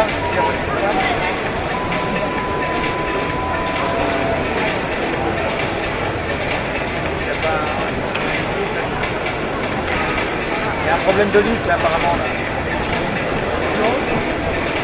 Alors attention, parce que là je vais vous demander de faire une ovation aussi à celle qui vient de rentrer avec son maillot violet. Elle avait remporté la compétition il y a 4 ans ici à la Ligue des Champions d'Europe à Bercy. Applaudissements pour Johanna Ernst qui fait son entrée s'il vous plaît. Et vient de s'élancer avec le dossard 5 pour l'équipe de France. Hélène Janico, notre belle Hélène qu'on applaudit aussi très fort, qui a remporté la dernière Coupe du Monde française, c'était à Briançon. Elle arrive de Belgique, ça fait, on n'a pas vu de tout l'été, ça nous fait très plaisir de la retrouver. Mathilde Brumagne, la Belge qui va s'élancer. Et de l'autre côté qui arrive de la Thaïlande, on ne la connaît pas, c'est Punta Rica. Tunya Valic, la petite Thaïlandaise qui vient de s'élancer, c'est aussi ça le charme des championnats du monde. C'est qu'on découvre un petit peu, un peu ce qu'on n'avait pas l'habitude de voir sur la tournée mondiale. Allez là, grande championne aussi sur le mur. Well, apologies for the short break that I've been away here. I've just been trying to sort out a few things with our technical delegates here on the ground to make sure that we are sorted as we start to bring you the rest of the day here on the lead qualifications. So, number 10 on the left hand side is Johanna Ernst. Had a nice chat to her in Briançon. Il y a eu des petits soucis physiques l'année dernière et qui revient depuis 2 dernières années, elle est un petit peu en soucis physiques, elle revient très fort, elle fait une belle saison Johanna. Et on va pouvoir compter sur elle, tout à l'heure elle nous disait, ça lui rappelle de bons souvenirs d'être ici. On a des Belges un peu dans le public là déjà, les amis belges. Ça fait plaisir de la retrouver Mathilde aussi là. Ça faisait longtemps qu'on l'avait pas vue.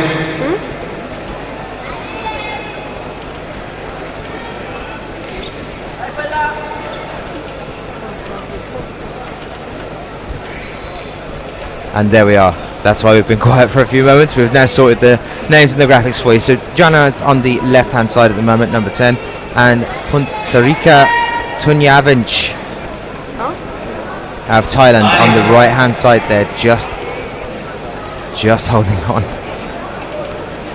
Johanna Ernst now approaching the overhang, which is roughly 2/3 of the way up the wall. Getting onto the last section there, just clipping in for a moment. Very well known climber. Alors il va falloir évidemment se méfier du maillot violet, qui est aussi une nation très très forte en Autriche dans cette discipline. Now remember, as I said to you a few moments ago, we're covering these two routes for the duration of the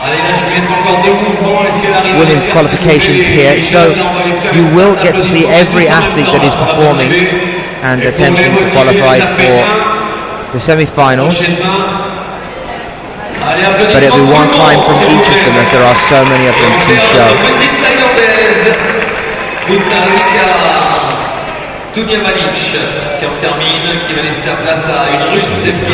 Unfortunately, we're still here with Johanna Ernst though. She makes her way around this overhang here. And there you can see where she is on the wall. She is in the, moving on to the final section there. So yes, you might be able to see some of the other climbers on the wall there. Don't worry, you won't miss them completely. You will get a chance to see them later on as they come onto these walls that we're covering here. Allez, Mathilde et Johanna. Alors Mathilde, ça fait du bien de la voir, parce qu'on va voir un petit peu son état de forme actuel. Johanna, on le sait déjà.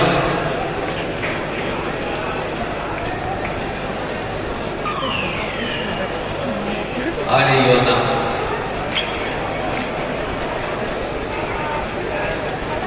Alors juste derrière Hélène Janico, on va accueillir une demoiselle qui nous arrive du Brésil. Et là aussi on est ravis de les avoir en brésilienne. Alors non, ça va être une Norvégienne avant. Une Norvégienne, ça va être Maria Davies Sanko qui va nous rejoindre. Et là c'est la Russe qui arrive, mon ami d'Elvenia. Yeah, Johanna, yeah. Good job, Johanna. Voilà, Johanna titre de championne d'Europe il y a 4 ans ici, et c'est dans la poche. Yes.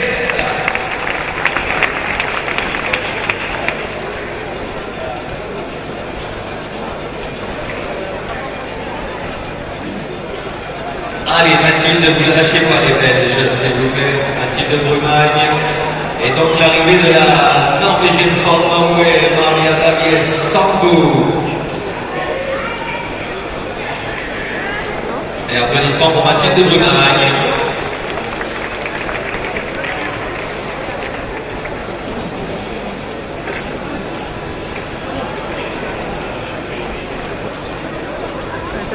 But over here now with our Russian athlete Evgenia Malamid.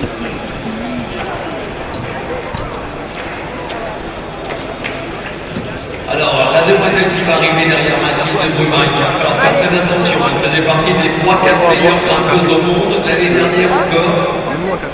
Et puis, elle a eu un début de saison difficile. Gold medal place at the Female Youth A European Youth Cup in Imst in Austria in 2004.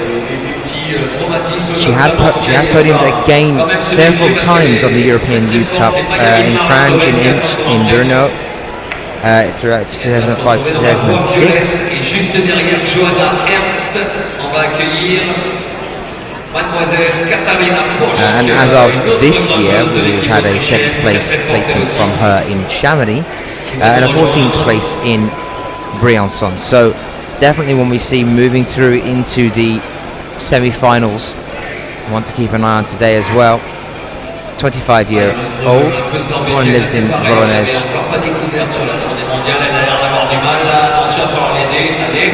And we're here with Katarina Posch, who we saw at the World Youth Championships just over a week ago. Vous avez vu dans la manière de grimper, il va falloir trouver le bon enchaînement entre les mains, les pieds, et surtout pas inverser la manière de grimper, pas chauffer et trouver d'autres méthodes, ce qui va après rendre la grimpe difficile. Ça va être terminé pour la Norvégienne. Juste derrière la Norvégienne, une Brésilienne qui va nous rejoindre, Janine Fernandez Cardoso, Brésil.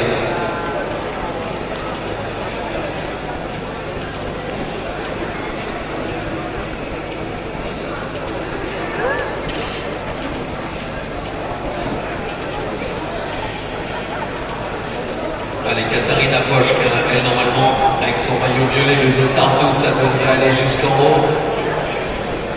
Evgenia Malamid n'a pas fait de finale dernièrement.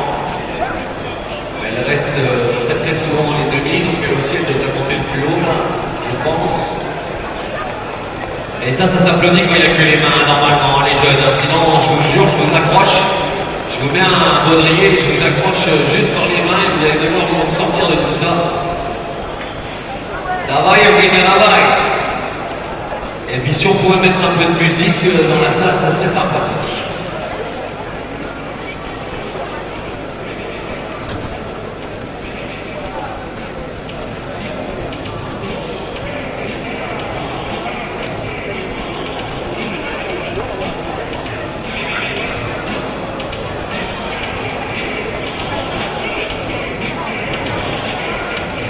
Allez, davai à droite, commande à gauche. Allez, Katarina, attention, elle n'a pas l'air très à l'aise, Katarina. Elle est peut-être un petit peu stressée. Elle ne veut pas rater ces championnats du monde, donc évidemment, elle se met la pression. So Katarina Posch now on the left-hand side here. Et l'arrivée de la Brésilienne, Janine Fernandez Cardoso, qui nous rejoint au Brésil.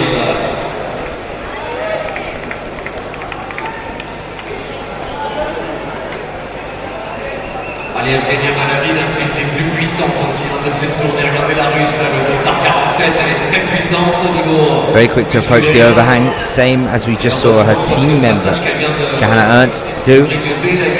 Austria, exceptionally strong climbing team due to it being as part of the curriculum over in Austria. It is a national sport there. Not only that, but also just having huge amount of talent from Austria as well. They are very well supported.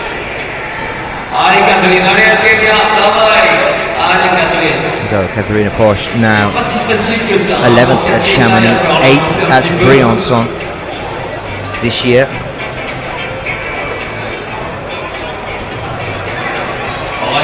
Elle est jeune, hein, Catherine Roche, qui est encore dans l'équipe autrichienne. Et congratulations, Kenya.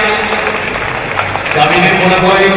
And although the MC is saying congratulations to Eugenia Malamud, she doesn't look too happy herself with that Elle a performance. aussi toute sa carrière devant elle. Elle fait partie des plus jeunes grimpeuses de l'équipe autrichienne en senior.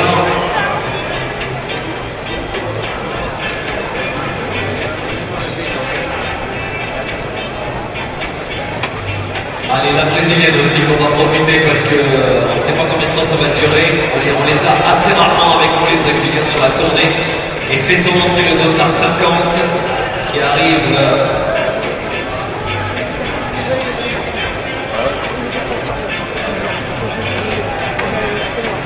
So there you can see on your screen what we are looking at the moment. Group B, Route 1 on the left hand side, Group A, Route 2 on the right hand side. We will be staying with these two routes and able to see all of our climbers climb once as we move through our qualifications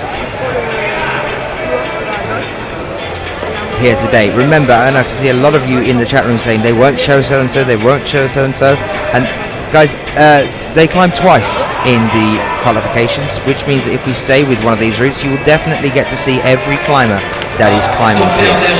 J'espère que c'est ça, le dossard 50, c'est une demoiselle de l'Azerbaïdjan qui vient de désescalader d'ailleurs, c'est pas gagné ce qu'elle vient de faire. Donc c'est mademoiselle Aysel Sultanova. Oui, c'est ça, l'Azerbaïdjan. Et là, je sais pas si vous avez vu, elle a grimpé, elle s'est mise dans une mauvaise méthode. Elle a été obligée de descendre. You say, Robin, what's the difference between the groups? No difference. We are just split into groups because we have so many athletes. And to get through them all, it's easier if they are into groups. Allez nous rejoindre, elle aussi de l'équipe norvégienne qui vient de Afsas avec son maillot bleu.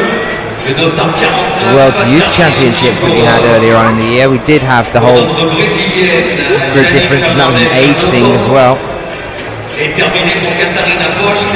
Youth A, Youth B and Juniors. Not so here though.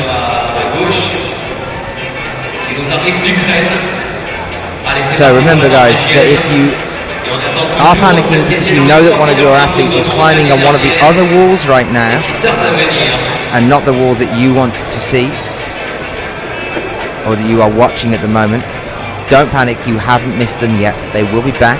They all climbed twice in the qualifications, so they will be back out onto one of these routes that we are watching now. We are currently with Tina Johnson Hassas on Group A Route 2 wall on the right hand side, and our next athlete is about to emerge on Group B Route 1, and that will be Elena Shurobor of the Ukraine. There she is, just starting on the left hand side now. Bib number 14. Tina Johnson Hassas on the right hand side.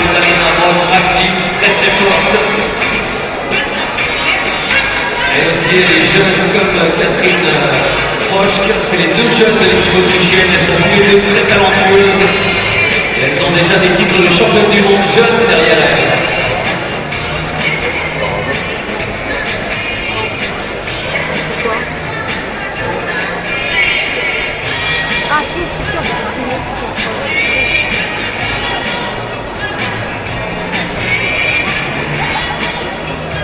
Allez, Norvège, Suisse, Autriche et Ukraine sur le mur.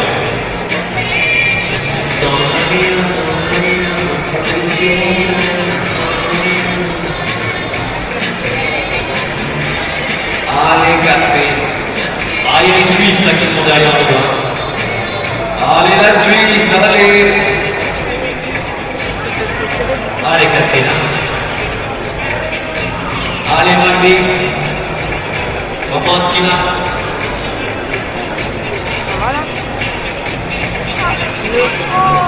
Right, you can see her upside down.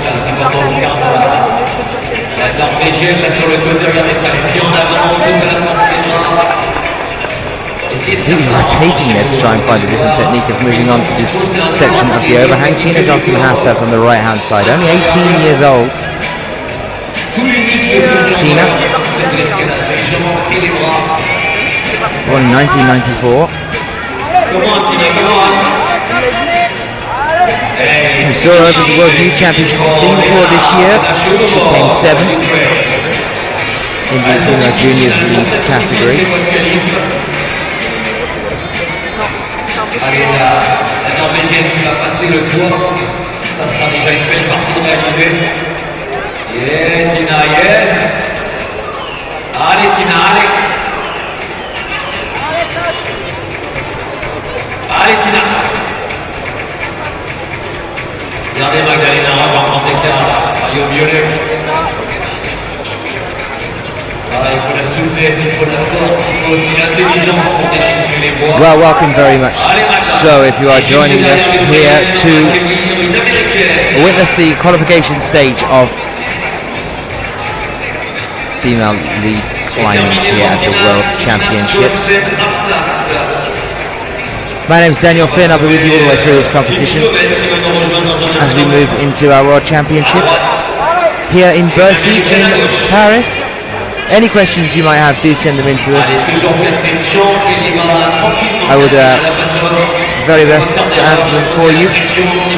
So we're currently with Women's Group B, Route 1 on the left hand side, and Women's Group A, Route 2 on the right hand side of your screen at the moment. We're going to be staying with these routes as we move through our 6 hours of coverage here for the qualifications for Women's Lead.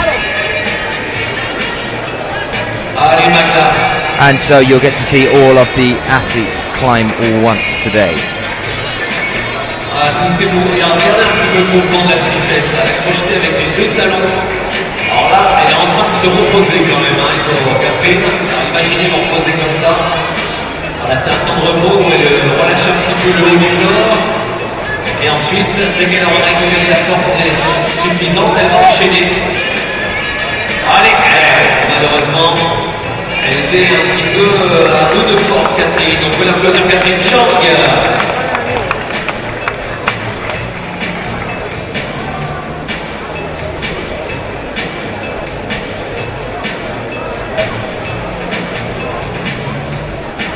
Allez, Magda, allez, l'Autrichienne Magdalena Rock, 94 années de naissance, elle est très jeune, Magda. Allez, Magda, qui fait son entrée et nous rejoint.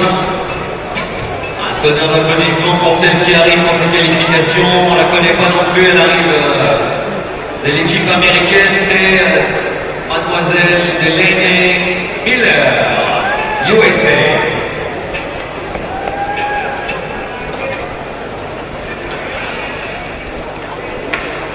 Allez, Magda va gagner, Magda jusqu'au sommet, c'est sûr. Ah, sur internet, à mon avis, ils doivent nous rejoindre, ils doivent être de plus en plus nombreux à regarder la télévision, bien sûr.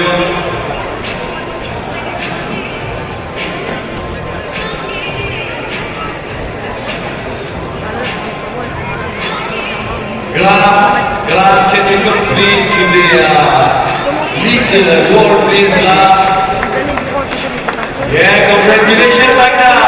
Good job! Allez, elle a réussi sa voie 1. Grimpeuse de l'Équateur, Andrea Rojas, qui s'élance. Le dossard 54.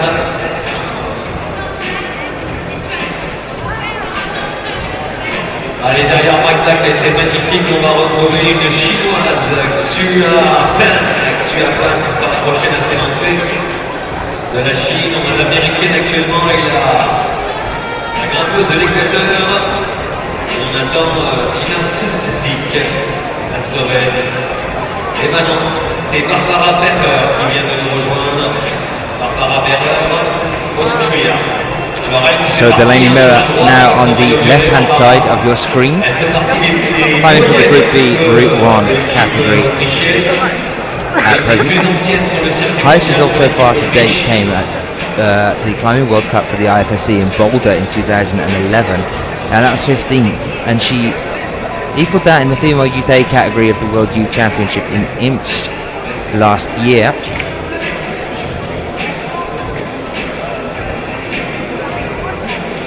Born in 1995, only 17 years old.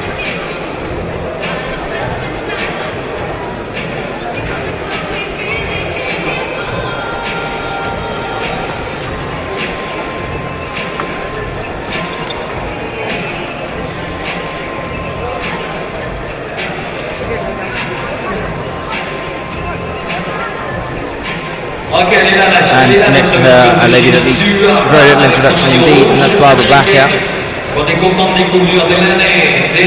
Climbing next to her,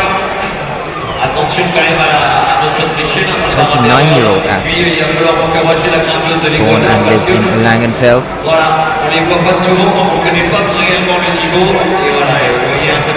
She's been climbing since 1993. Sister also climbs, Sabine Backer.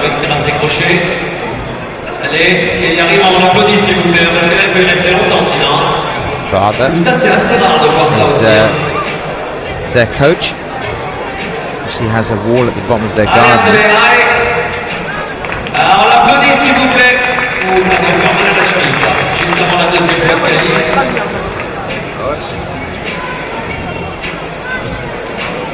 Just to give you a summary of the kind of results that we are due to see from Barbara Backer.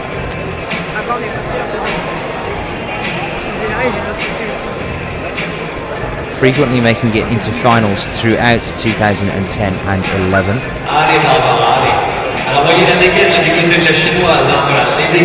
The last two competitions that we saw her at, Chamonix was 18th place overall, so made it through to the semis, but unfortunately not the finals. And 23rd place in Briançon, so same there, made it through into the semi-finals, but not the finals. Still with Delaney, but she's looking shaky here. Is she going to be able to hold on to this and get onto the final section of the wall after the overhang? Big applause please for Miss Miller, Delaney Miller.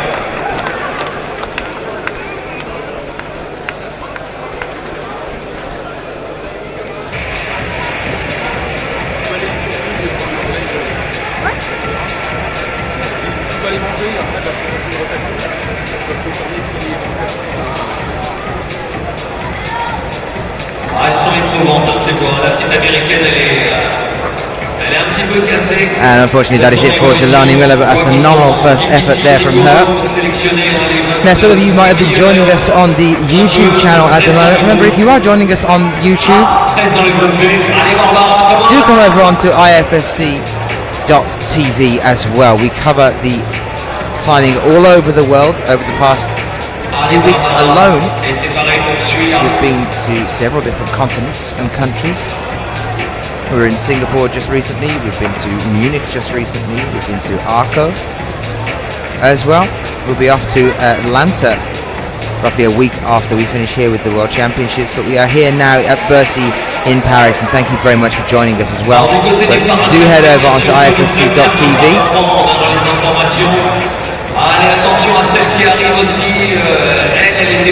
We're here now with Barbara Backer at the moment, a 30-year-old athlete. Is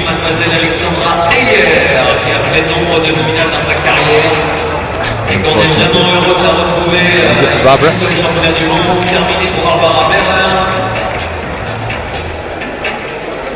Il y en a quelques-unes comme ça qui ont fait les 10 dernières belles années d'escalade qu'on est heureux de voir.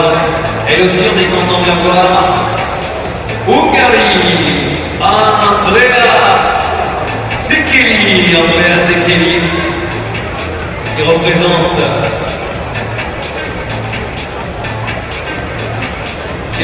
l'Hongrie, cette demoiselle, grande championne de son pays aussi. Well, we're here with Alexandra Ayer at the moment from Switzerland. 31-year-old athlete, lives in Zurich. Come on, Shua, come on.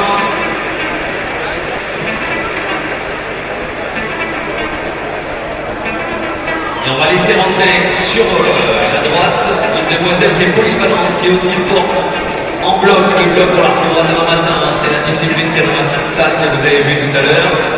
Et elle est aussi forte aussi dans cette technique de difficulté. Baku Swiss Climbing Cups, and also at the Swiss Master Outdoor Games, where those in Interlaken in Switzerland in 2007. In terms of World Cup,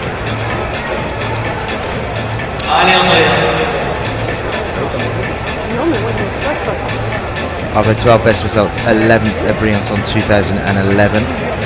9th at Arco 2011, 5th at the European Championship in Imps in 2010.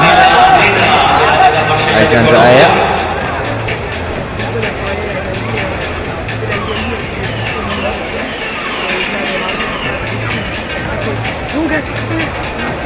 Alors toutes les filles qui passent dans la voie 2 du groupe A passeront après dans la voie 1 du groupe A. Elles ont deux voies de qualification.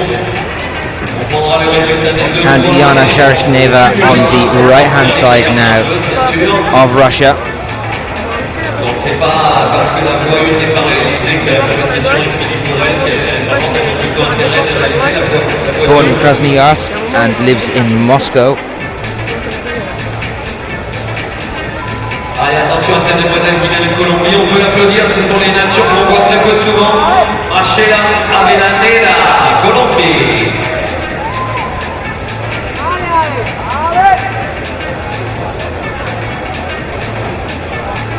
Et malheureusement, c'est terminé pour Alexandra. Well, Alexandra Aya comes off just there. Yana Sharishneva still clinging on though, the 23-year-old athlete.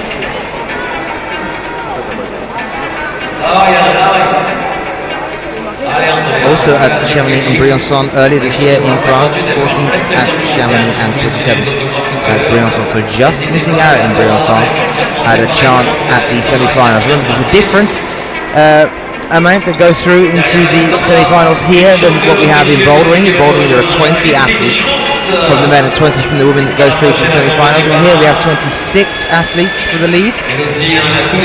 So Yana Sharishneva at the last Lead World Cup she participated in Briançon this year. She came 27th.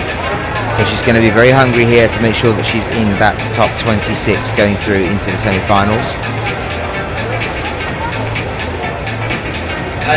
She has won the Rockmaster before though, last year. Rockmaster Gala Jewel at Arco 2011.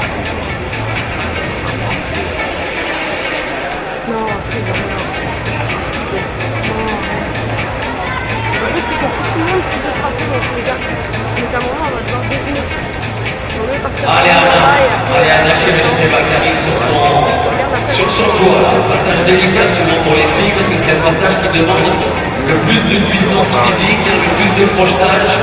C'est les passages les moins faciles pour la position. Elle va devoir se retourner, voilà. Alors là, c'est du gainage d'abdos. So our next Austrian climber is now out on Group B, Route 1. So that's not Alexandra Aya. Et qu'elle se tracte vers la sortie du toit.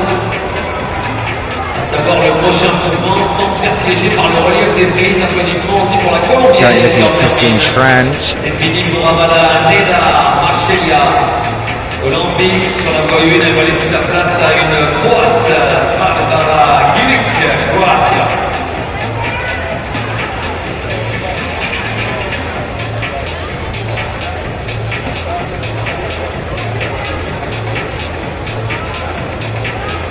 So we are now with Christine Schrange of Austria over on Group B, Route 1. Made it into the semi-finals in both Chamonix and Briançon. 16th at Chamonix, 18th at Briançon. Now most recently competitions this year. Came 7th at Barcelona 2011. Yana Sharishneva. On l'a pas vu passer, elle passera peut-être après, il y a peut-être des changements.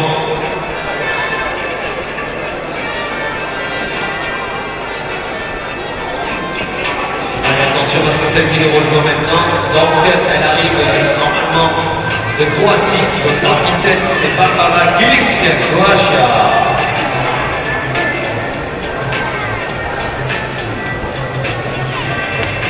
Allez Andrea, allez. So Christine Schrange, 23-year-old athlete, living in Zams. Makes her attempt on the wall and already is approaching the overhang, which marks the roughly, just over two-thirds of the way through the wall. How is everybody doing in the chat room? That's what I'd like to know next. And you can make a big applause for Andrea Zekeli, Swedish for her for the Woods 1. If you are joining us, always love to know how you're all getting on. Alors Christine, elle, c'est plutôt le style des nanas qui grimpent rapidement, le moins de temps. Évidemment, les temps de repos sont importants, et plus tu t'arrêtes, plus tu dépenses de l'énergie aussi. Et elle est plutôt connue pour ses ascensions rapides, Christine Schranks. Nous rejoint Anna Mimbo, Norway. Le maillot bleu clair, le dossard 57 Anna Mimbo. Et on va accueillir une Française sur le mur. Allez, Christine, elle avait se reposer parce que ce temps de repos-là, par contre, il est très important. Et ça enchaîne pour Christine Schranks. Allez, Christine. So, currently on the right-hand side, not Jana Shereshneva, you're looking instead at Hannah Midbo, Magnus Midbo's sister. Interesting thing, Jakob Schubert and Magnus Midbo are very good friends. Often see them talking to each other at competitions. Both of them have sisters called Hannah, who are also climbers.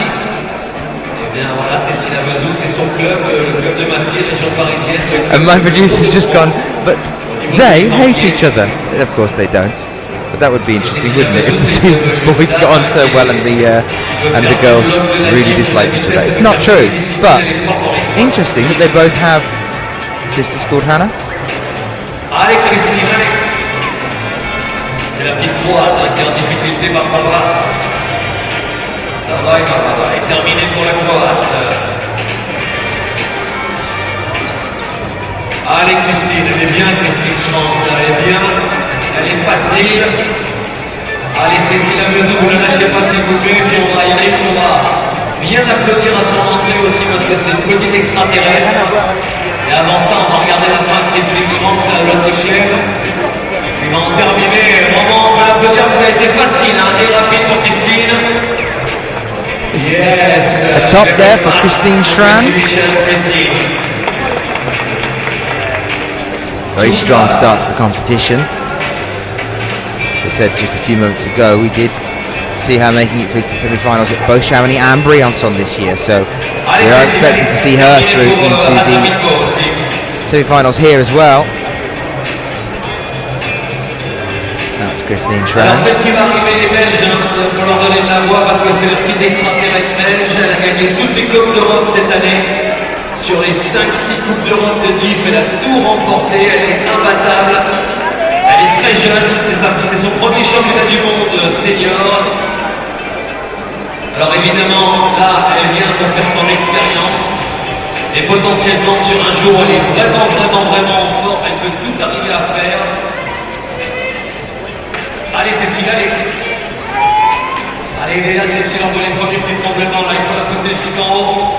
Elle est là, notre petite belge, Anna Kleroven, qui fait son entrée, qu'on peut applaudir s'il vous plaît. La meilleure cadette d'Europe actuellement, qu'on est heureux de retrouver à Bercy d'ailleurs. Et de l'autre côté, c'est la Chilienne, mademoiselle So Lopez.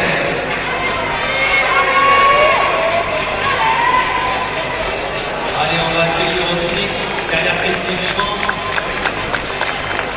mademoiselle Oungi Lee.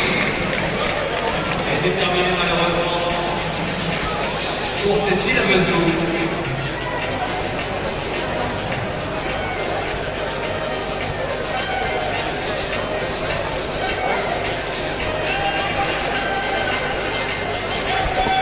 So the wall is the same height that we had when we were over in Chamonix, because it is the same wall. So we're looking at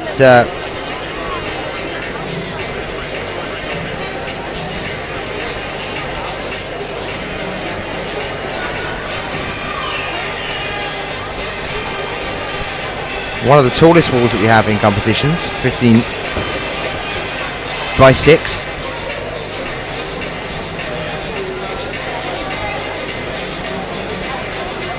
Alors, la demoiselle qui est sur la gauche, elle arrive de Taipei.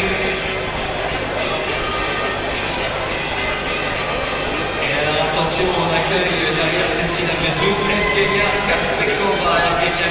So welcome if you're joining us. We're now back with our next two female athletes on the wall, and that is number 22, Hyung-Ying Lee, and from Chile, number 59, Soho Langben. two athletes that I'm relatively newly being introduced to. It's fantastic to see such a widespread, however, as I was talking earlier, such a widespread from different countries participating. We are a growing sport. More and more we're seeing an international audience, not only an international audience, but also international competitors joining us as well. So 17th Soho Langben of Chile at the IFSC World Youth Championships in Imst last year. At the Open International competition in Briançon in 2010 she came 14th. But let's see how she gets on through this competition after coming off at that point on the wall at the moment now. So Hyung Ling Lee now still on the wall though.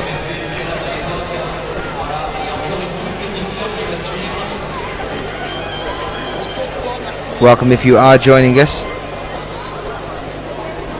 here at the qualification stage for lead women's climbing at the moment. Unfortunately marks the end of Hyung Ling Lee's attempt as well. 27-year-old athlete will have to be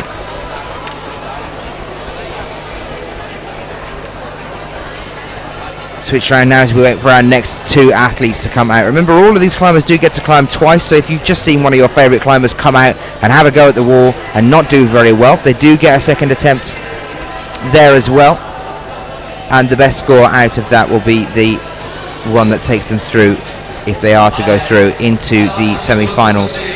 So different, as I said before as well, from the bouldering, the difference being that we don't take 20, we take 26, and in the final, instead of there being 6, we take 8. So for the lead competition climbing, it is qualifications down to 26 athletes, and those 26 athletes down to just 8 athletes altogether in the final. 16 in total if you count men's and women's.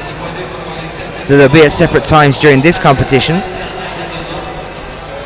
All you have to worry about is the 8. So 2 new athletes coming out now. Number 24, Yuka Kobayashi. Yuka Kobayashi of Japan. She's on the left-hand side of your screen at the moment. And next to her is Sima Serafova.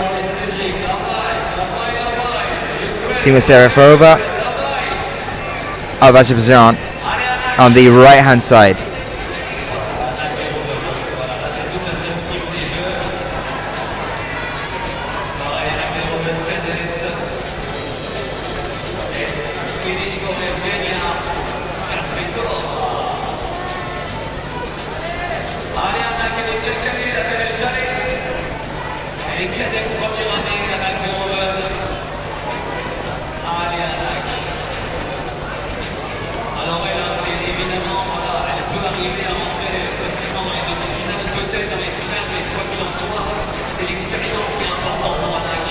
So Kobayashi currently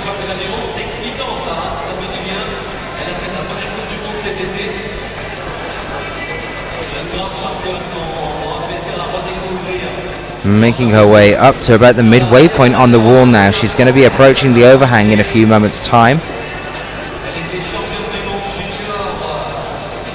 24-year-old athlete born in Ibaraki in 1987. Now lives in Nakagon, Ibaraki, Ken. World ranked 21st. But on this World Cup so far this year, she's 9th, and that is due to a 7th place placement at Briançon and at Imst this year. So both Imst and Briançon, 7th place, so made it to the finals there. In Cranj in 2010, that's her next result after 2012. She was 8th. So you're looking here at her top 12 best results, and not one of them is below 9th.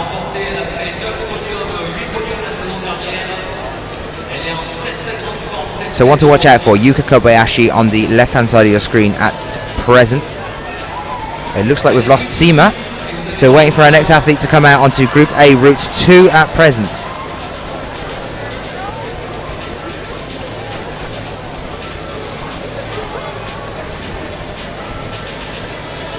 If you're looking for any results as they come in, get yourself onto ifsc-climbing.org and they should be updated there as soon as the judges have decided on them.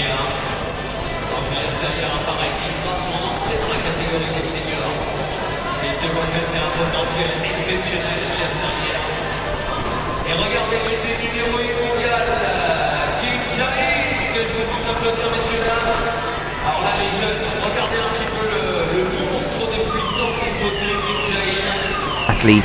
And our next athlete is now out, which is the exceptionally well-known Kim Jae-in of Korea. She makes a start on the right-hand side. I was talking to Jakob Schubert. If you heard us chatting a little bit earlier today, I had a bit of a brief interview with him here at the desk about some of the climbers we were expecting to see in the lead competition. This was definitely one that he mentioned. Incredibly strong young athlete Kim Jae-in.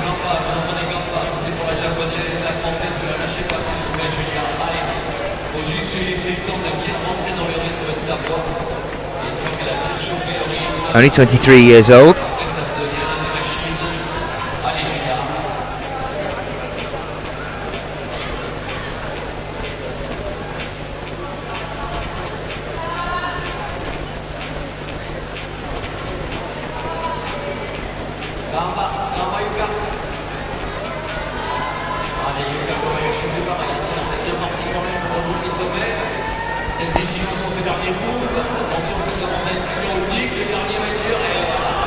Very strong athlete. I actually have to correct myself here. If you are joining us in the chat room, please do wish Kim Jae-in a very happy birthday for yesterday.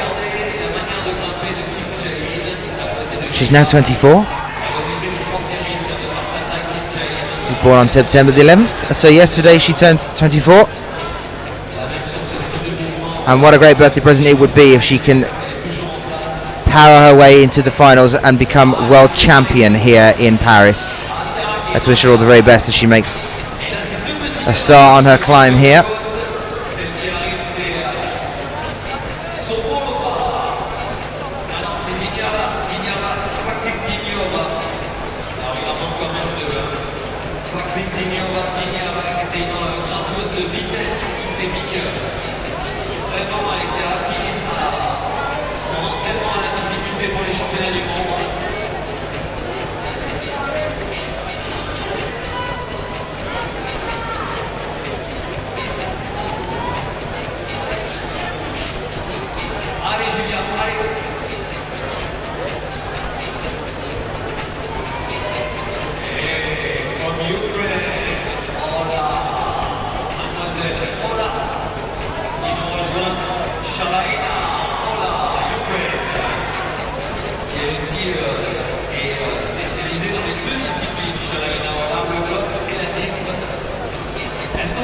So Olga Shelazhina comes out now, number 28. You can see her there on the left-hand side of your screen.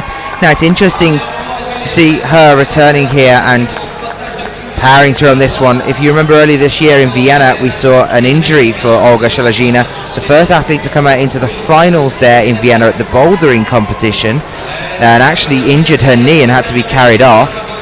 And after that had happened, she was out for quite some time. I think it was an ACL ligament damage on her knee.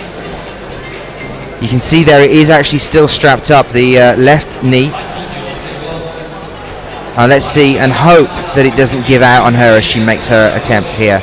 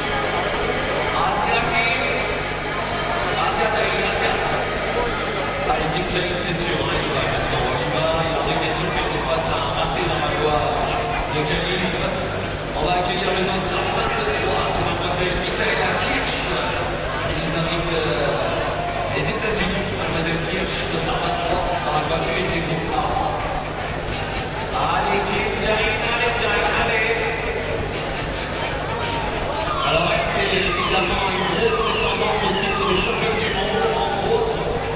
Et je voudrais qu'on lui fasse une ovation, s'il vous plaît, regardez ça. Elle a été très très belle et très douce comme d'habitude.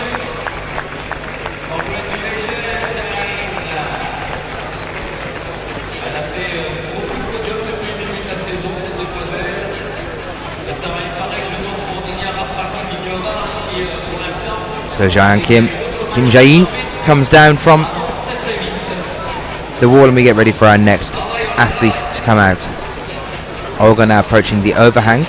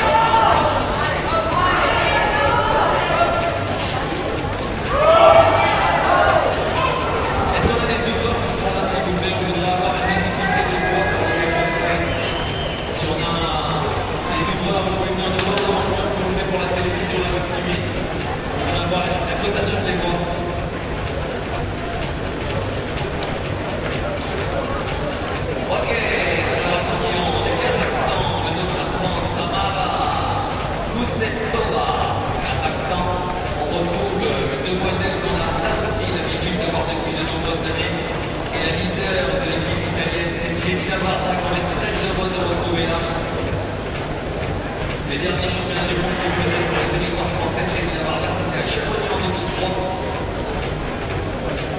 On retrouve pour la Russie, mademoiselle Galina Terentieva, Russia.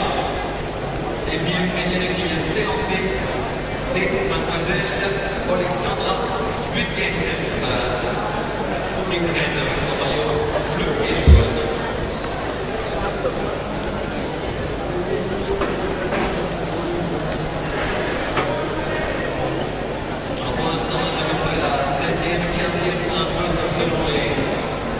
Selon les catégories, donc en petit 1, on rencontre tous les gens qui nous regardent sur internet, on vous rappelle qu'elles sont à peu près 36 par fois, donc 72 par groupe, elles interchangent les groupes, et on regardera les 13 meilleurs du groupe 1, du groupe A, et les 13 meilleurs du groupe B pour les demi-finales.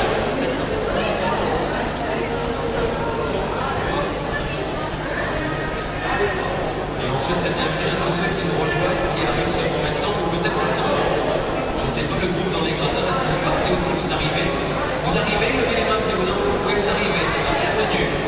Bienvenue à la qualification du championnat du monde avec les filles ce matin.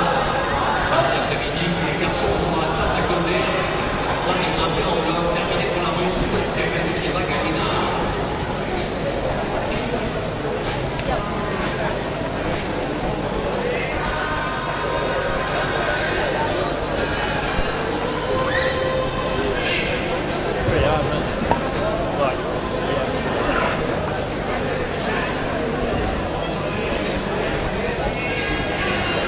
Okay, so Jenny Levada is now out. Italy's Jenny Levada. Interesting one, has had an interesting year as well. She's a very expressive climber. When she's having a bad day, you know about it. And there she is, navigating this overhang now. See if she can push onto the final section of the wall. Now, let's give you guys an update on the route difficulties. I know I haven't done that yet. Do apologise for that, but here we are. Right, so starting on the far left-hand side of the wall, there are 4 routes altogether.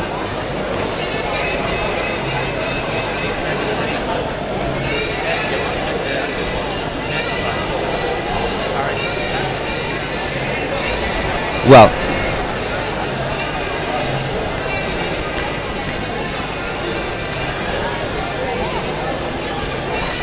the 2 routes that we are covering, the far left-hand side is a Group B Route 1, which you can see just there. That is a 8A. And the route that you can currently see Jenny Levada on, which is on the far right-hand side of the wall, is an 8A+. And the way that they have worked it is that there are actually 4 routes all the way along, but we're covering these 2, so that you see somebody climb one of the easier routes and one of the harder routes all the way through the day. So you get to see one climb from each competitor here, because the 4 routes altogether go 8A, higher 8A, which is the one that we're watching right now. So the most difficult 8A is the one that you can just see our next athlete, our Czech athlete, walking out, Teresa Svoboda, to join us and start that one. So this is the hardest 8A. Next to that one, the one that we're not showing you, is the middle of the wall. That's 8A, is the easier one. And then it goes the hardest 8A plus, and then the easier 8A plus. So Jenny Levada currently on the easier 8A plus on this wall at the moment.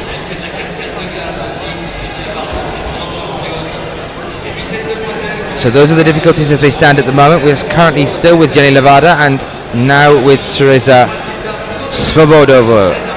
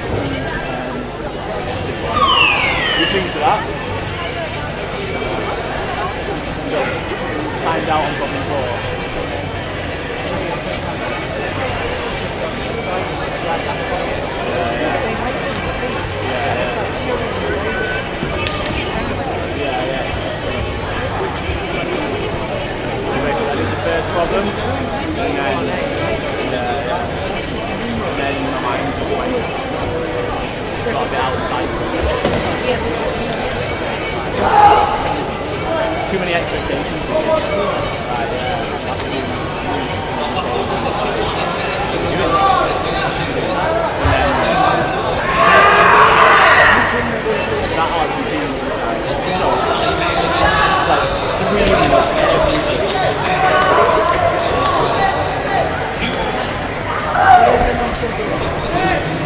That was good, that was quite impressive.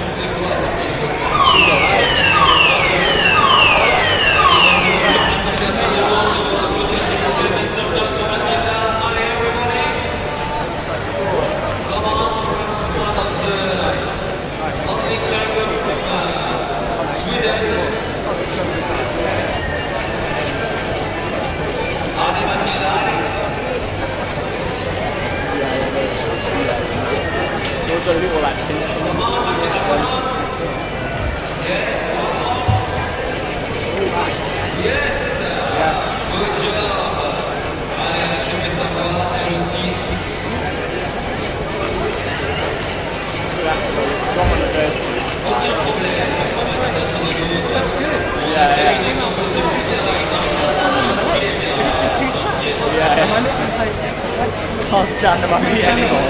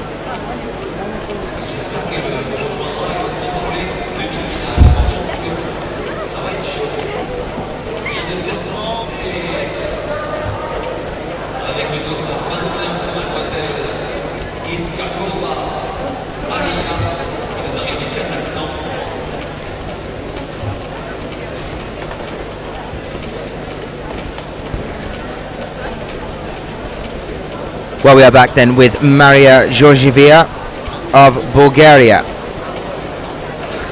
And unfortunately we're not now back with Maria Georgieva, because that fall marks the end of her climb today. She will have a second climb coming up. Remember, each of these athletes gets 2 climbs today.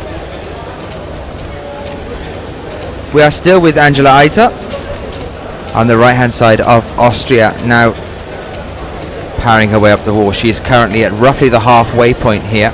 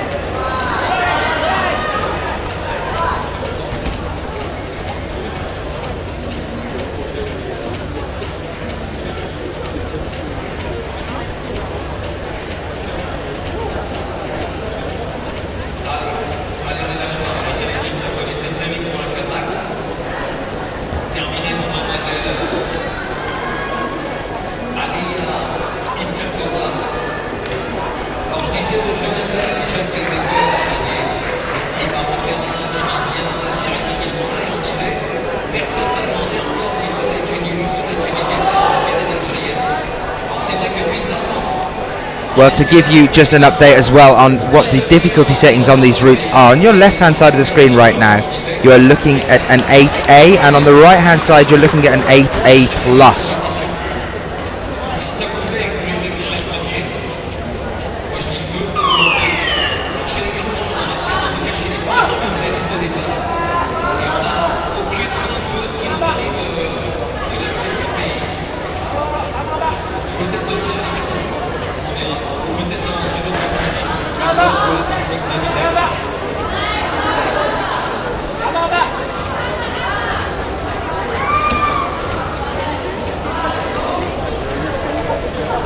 So yes, an 8A on the left-hand side, which is Petra Klingler's wall right at the moment. Saw her recently as well over in Singapore. And on the right-hand side, Angela Eiter as well. And let's see if Petra Klingler can hold on to that next movement as she makes her way onto the second third of the wall. She's kind of approaching the halfway point at the moment.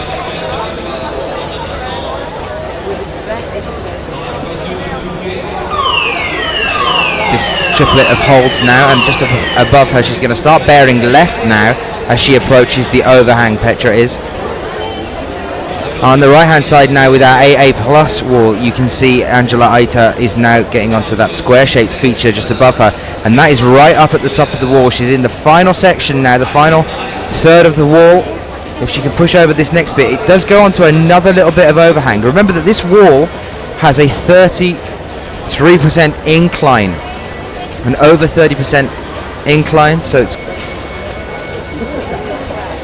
quite a drastic incline there, which is going to really be taking a toll on your arms as you reach the top here, and to then go from a flat into another incline again at the very top. It's just cruel, really, isn't it? Angela Eiter is now fastly approaching that very top of the wall here on an 8A plus as well. There it is. No stopping Angela Aita, so that should definitely see her through into the semi-finals.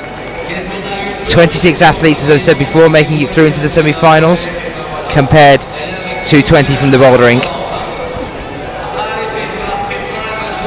Petra is now on the overhang. As you can see, she's got to get herself up onto the final section of the wall now. Unfortunately couldn't quite pop far enough, and that's it for her, and she's back down at the base as well. Welcome if you are joining us. We are here in Bercy, the sports stadium in Paris. And while we wait for this little change around, let's kick things off with another dance fun fact. We are back and streaming live to you around the world, so let's have a dance fun fact.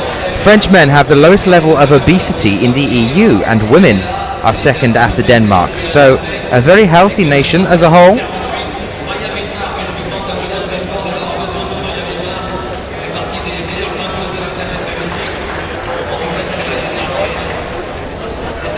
While we wait for this change around and our B-layers to sort themselves out, I can actually almost recycle one of Dan's fun facts as well from earlier in this year. Mont Blanc is the highest peak in Europe. Right, if you joined us in Chamonix, you'll have known that already.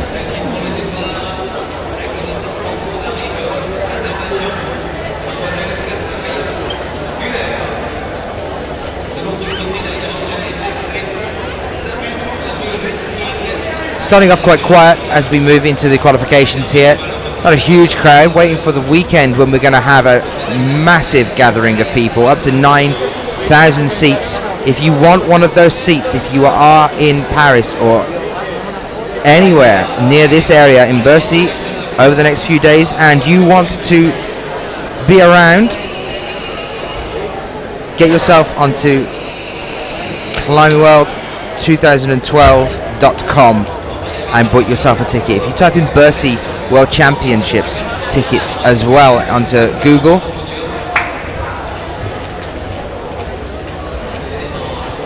you will be able to find tickets there as well. It's 32 euros for a day pass here, and there are still just over 400 tickets left for the weekend, so get yourself on there because they're going fast if you want to come and join us here. We are now back with our next athlete from China, Lamu Renxing.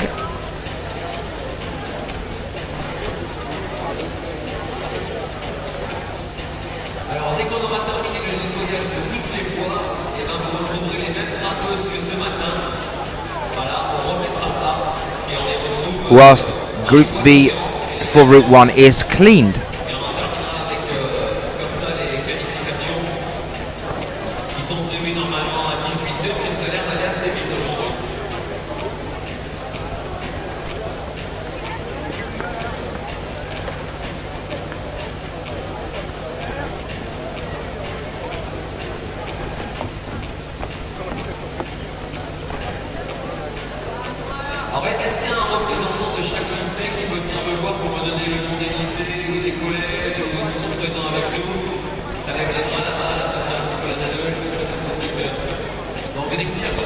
So while Group B Route 1 is being cleaned, there you are, you can see roughly where Lamu is now on the wall, coming up to the halfway point. She's currently on the route that we saw our last athlete just top.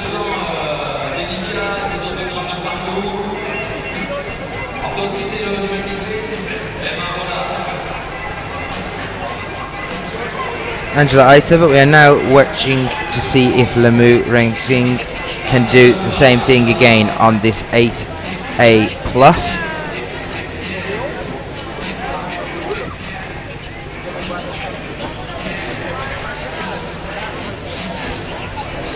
And that also marks the halfway point through our athletes. We now then start to bring our next set of athletes out onto the wall here. So after Lamu Renxing should be Laura Michelard of France, and we kick things off with not one, not two, but three French athletes on this wall. Laura Michelard, Julia Chanaudy and Helene Janicot to come still on this wall on the right hand side.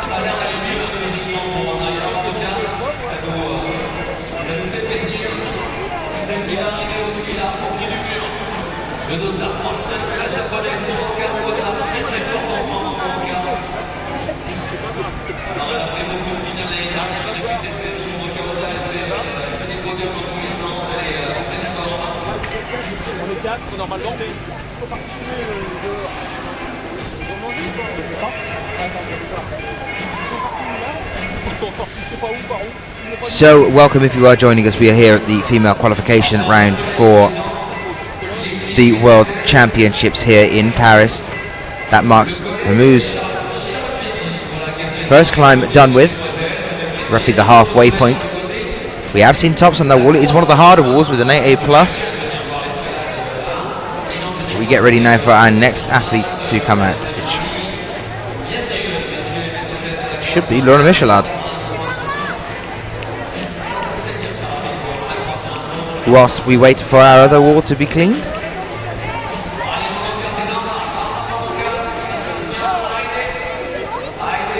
You can see the strange shapes in the middle of the setup on the stage there.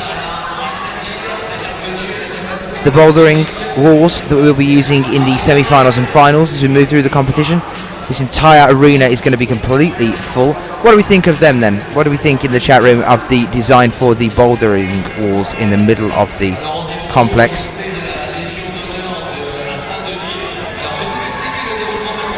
Interesting walls. We haven't seen, well, I haven't seen walls that can be used in the round like that.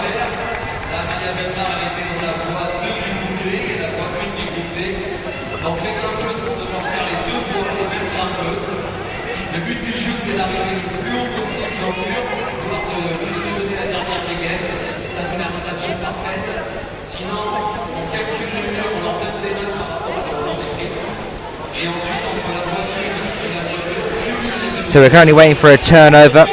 Warm welcome if you are joining us to Bercy.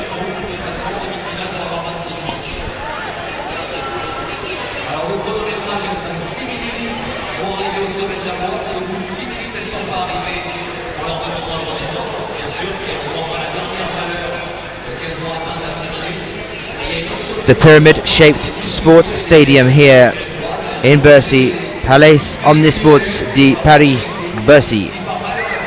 Opened in 1984.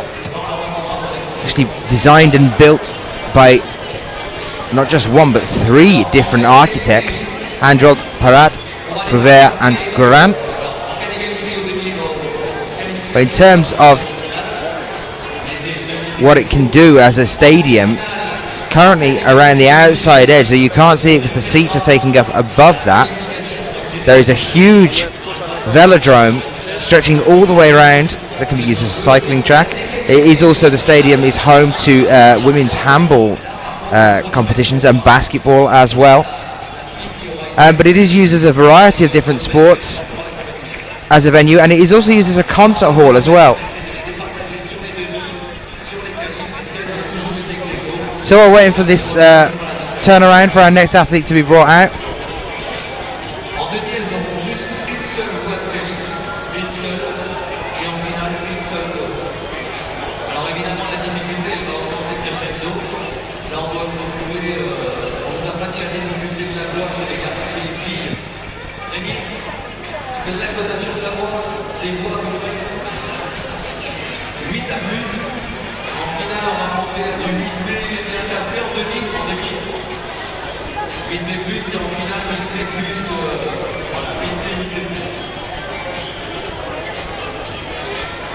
Alors là, aujourd'hui, la compétition, elle est flash, c'est-à-dire qu'elles sont dans la salle des filles, elles regardent leur bien grimper.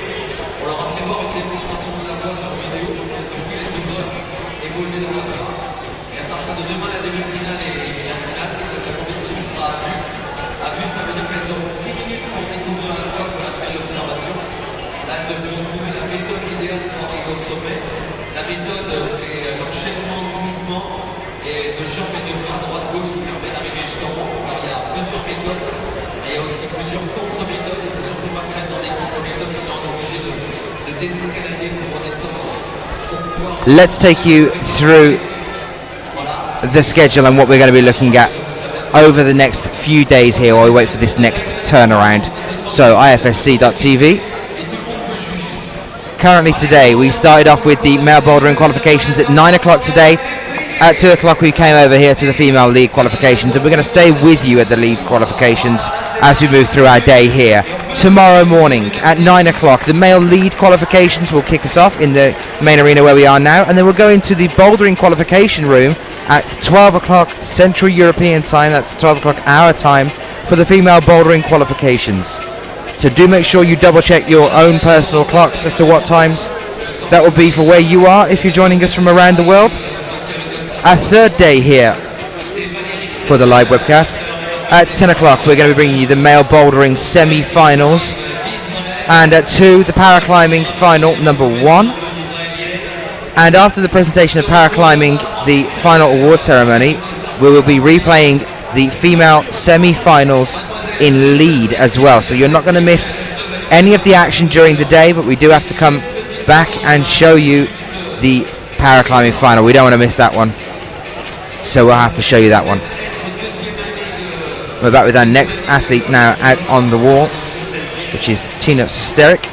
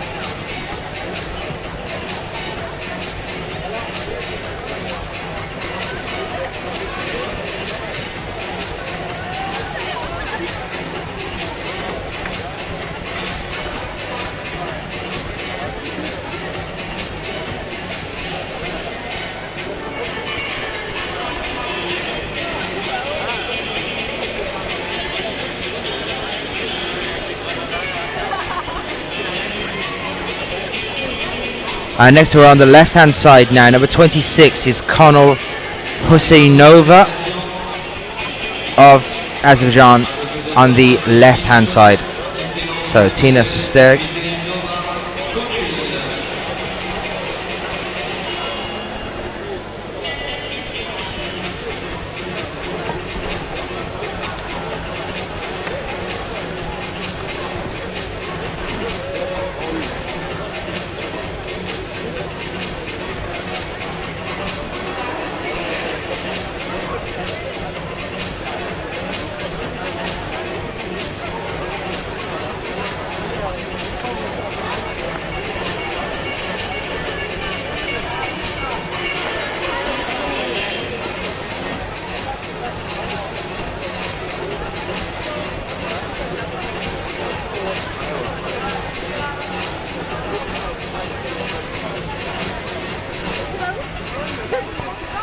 What I'd like to pose to you guys in the chats is personally to ask you all, what is your favourite discipline of climbing? Out of the three, I find people are generally split over this normally as to whether they like lead, speed or bouldering. What is your preference, and what is your favourite climber at the same time as well? Who are we waiting to see, who are we tuning in to watch here as we move through the competition? Answers on the back of a postcard.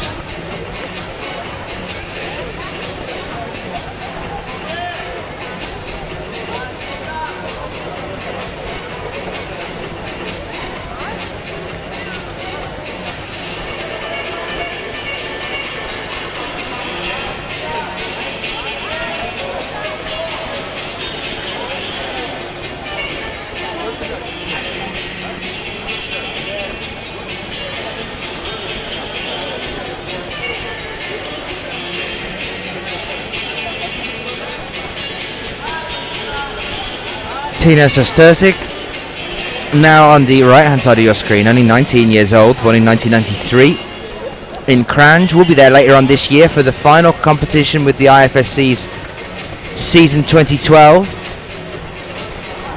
Lives in Zabnica.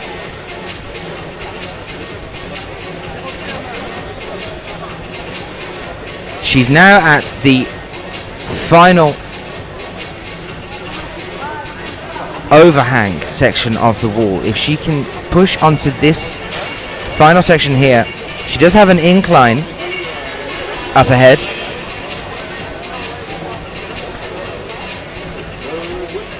But she has to get past this overhang. I have seen it being a bit of a cut-off point for some of our other female athletes as we move through the day so far. Can she pop up with her left hand now? See athletes shaking their hands out quite often. If you are new to climbing, that's basically a build-up of lactic acid in your arms due to having to keep them tensed all the way through the climb. Hands and arms can become really, really tired very quickly. We can see there with Tina Sesterzik that she's obviously run into problems herself with the build-up of acid. You can see her massaging her hands there before taking off the rope to be able to leave. There's definitely a build-up of lactic acid there in her arms that's brought her off the wall as well.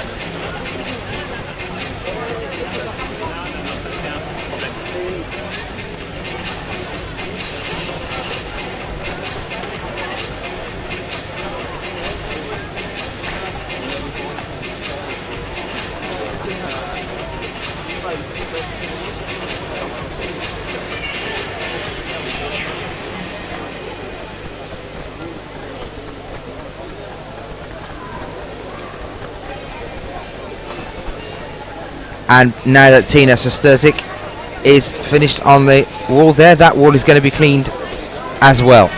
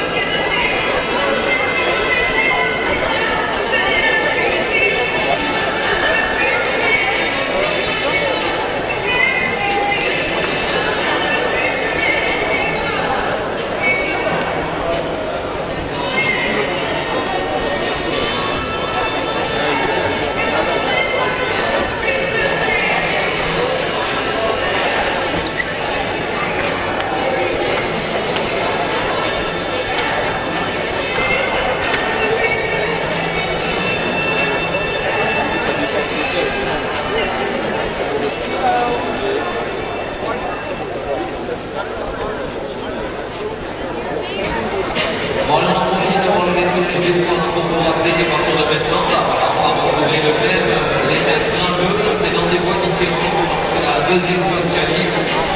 Alors celles qui n'ont pas réussi à sortir la voie, il va falloir vraiment qu'elles fassent de gros efforts si elles veulent être en demi-finale et arriver à sortir la voie 2 ou en tout cas se rapprocher plus près du sommet.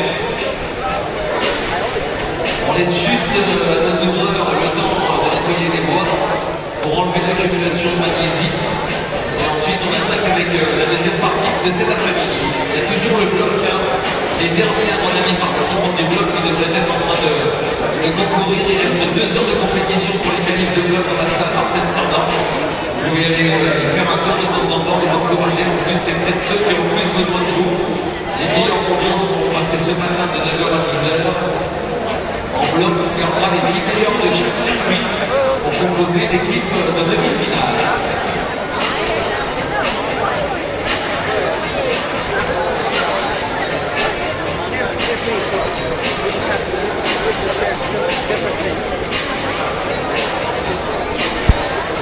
So the routes are currently being cleaned at the moment, so don't worry, you're not missing any of the climbing. There's our wide shot there. You can see the overview of the overall stadium here. 17,000 seats all together, and we are getting on to, at the end of our time here, when we go into the finals on the weekend, we are going to have 9,000 spectators, and that's just in seats here in the stadium in Bercy. It's a huge sports stadium. If you can't make it down here, please do come and join us on ifsc.tv or on the YouTube channel as well, bringing you all the coverage here of the World Championships. So while waiting for the routes to be cleaned, let's have a chat to some of you guys in the chat room, see how everyone's getting on. Anybody like an update on anything else? Let's double check the route difficulties again. So starting on the far left hand side of the wall there, you can see the whole wall here, the wall from Chamonix earlier this year. On the far left hand side you are looking at an 8A.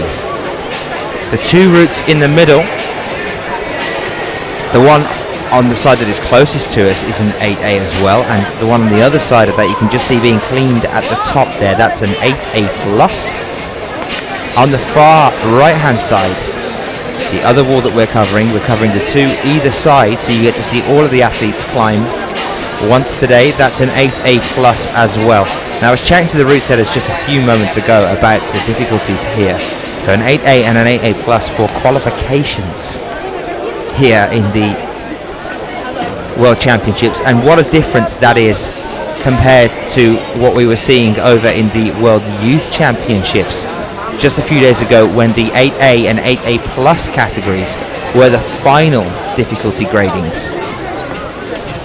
So a huge leap there to start the qualifications with the grading that we use for the finals in the World Youth Championships just over a week ago.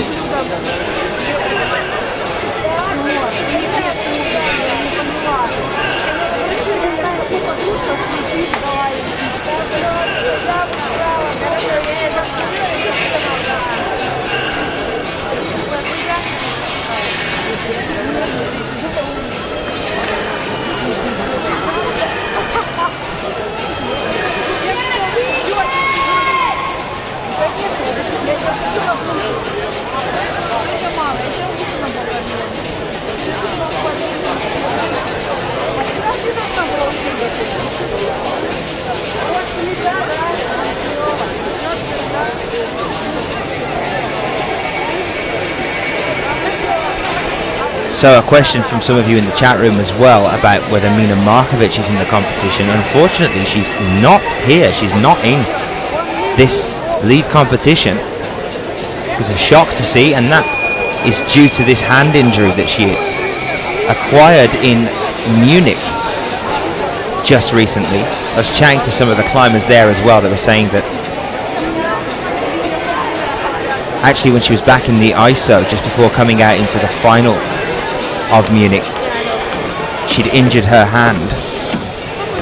We've since then been told that she's broke something in her hand, and due to the hand injury is unable to climb.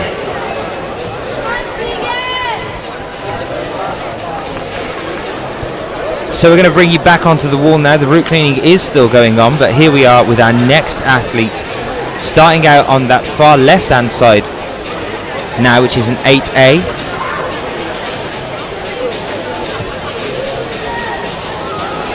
American athlete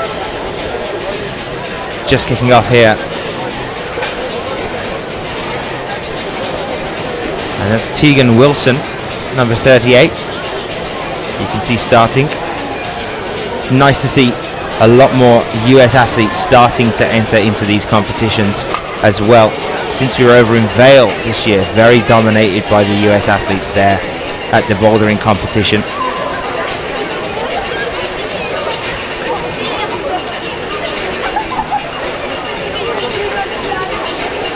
Unfortunately, that is it for Tegan.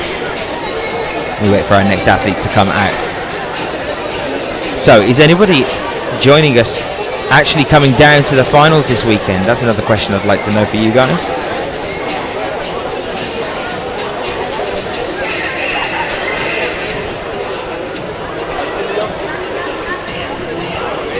Be great to see some of you here for the finals this weekend in Bercy. People asking about whether we're going to see Kim Jae-in again.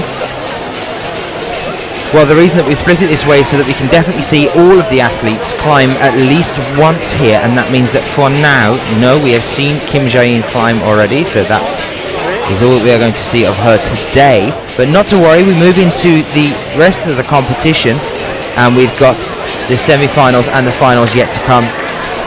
We will see all the coverage there as well. 26 athletes from our athletes today going through into the semi-finals over the next few days.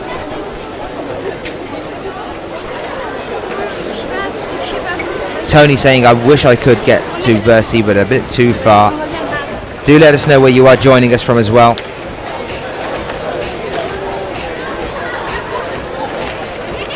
Mike, unfortunately, not able to get time off work as well to come and join us here in Bercy. Hopefully you can leave us on a little screen while you're at work and do a little sneaky peek, joining us here in the live stream for IFSC.tv. Waiting for our next couple of athletes to come out now. They are still cleaning the routes.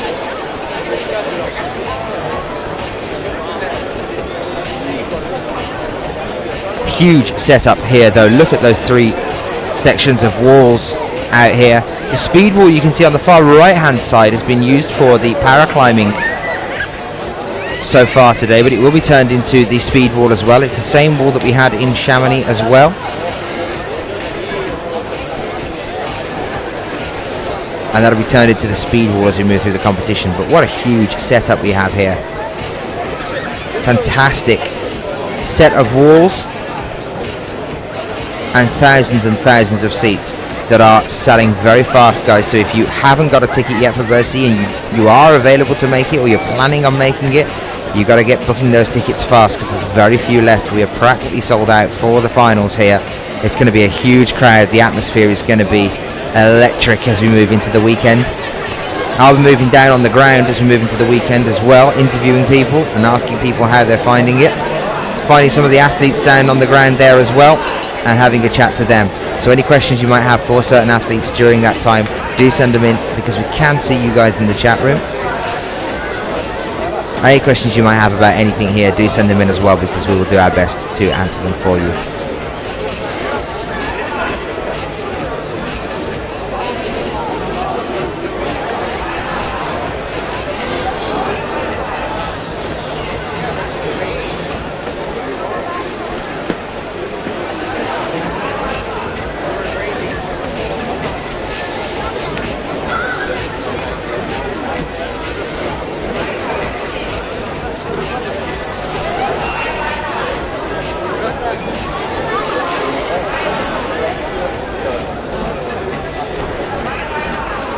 So yes, the time here now in the chat room, we are looking at about 10:22.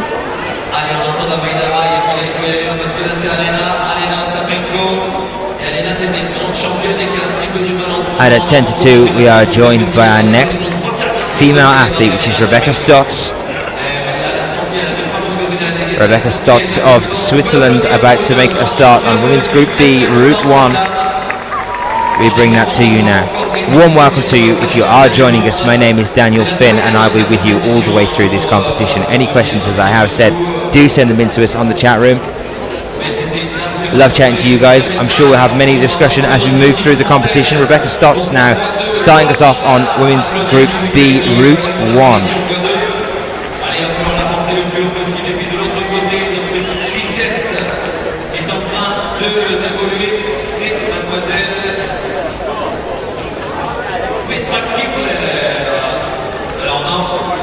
Rebecca Stotz, the 20-year-old athlete from Switzerland, world ranked 26th at the moment, and her World Cup ranking is currently standing at 26th as well. If you hear me talking about a World Cup ranking and then a world ranking as well, the world ranking is different to the World Cup ranking. The World Cup ranking is the sum of all of the athletes' points so far on the World Cup series they have climbed so far this year.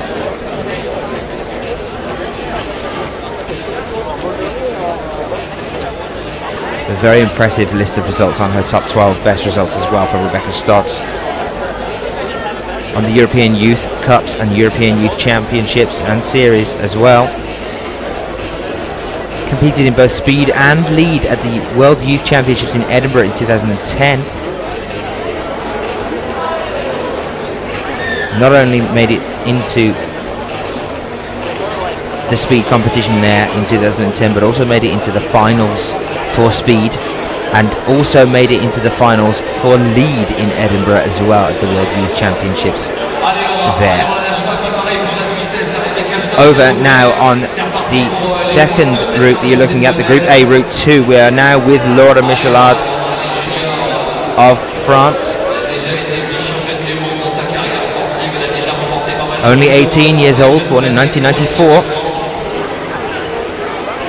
First at the European Youth Cup in Edinburgh this year.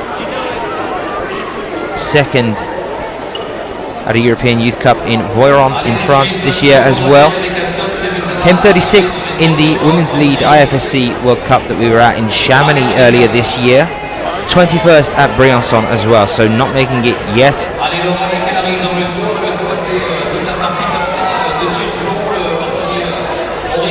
Let's hope that she does here.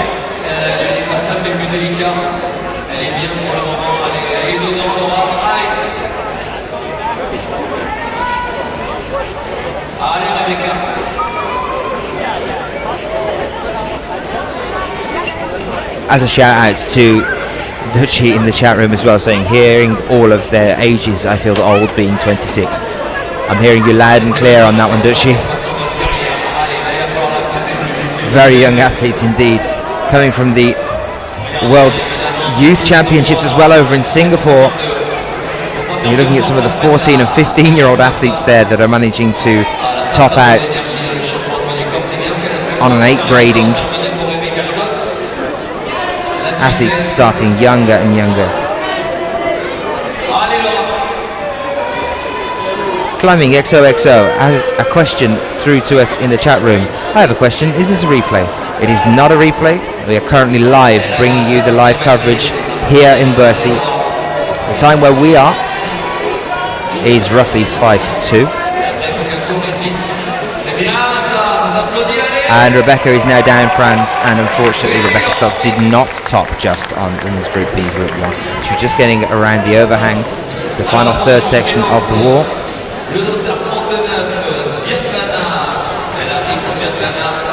Laura Michelard is now on roughly pretty much the exact same point on the wall that Rebecca Stotz just came off on a different route.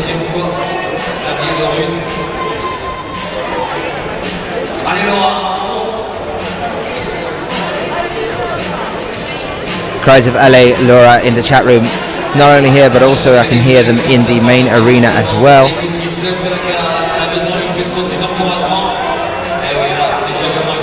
Interesting to see Laura Michelard coming off at the same point we've just seen Rebecca Stotz come off as well on the wall.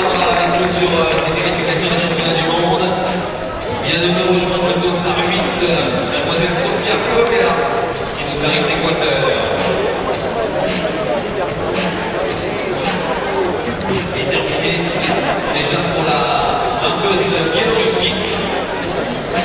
Alors c'est un petit peu le charme des championnats du monde de voir toutes ces nations nous rejoindre. Alors évidemment il y a des nations. And nice to see some of you guys joining us from around the world as well. Some people from Sweden in the chat room, some people from RSA. You guys really came out for us in Singapore as well. We'd love to see more people from South Africa coming and joining the World Cups and the World Championships in the next few years.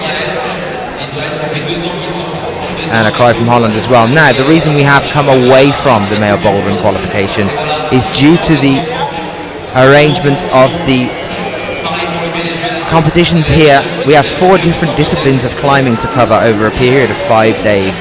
We've got to go through qualifications, semis and several different finals for male and women categories as well. So unfortunately we have spent the morning over in the bouldering qualifications today and come away from the male qualification bouldering to then join you to bring you the women's lead qualification round, which is what we're watching currently now at the moment.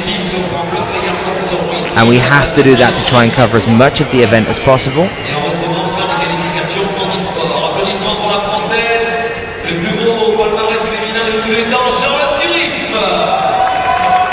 And we're into our selection of 3 French athletes coming out. We've just had Laura Michelard. We are about to be joined by Julia Chanaudy as well. So not too long now and we will have Julia Chanaudy with us on here too.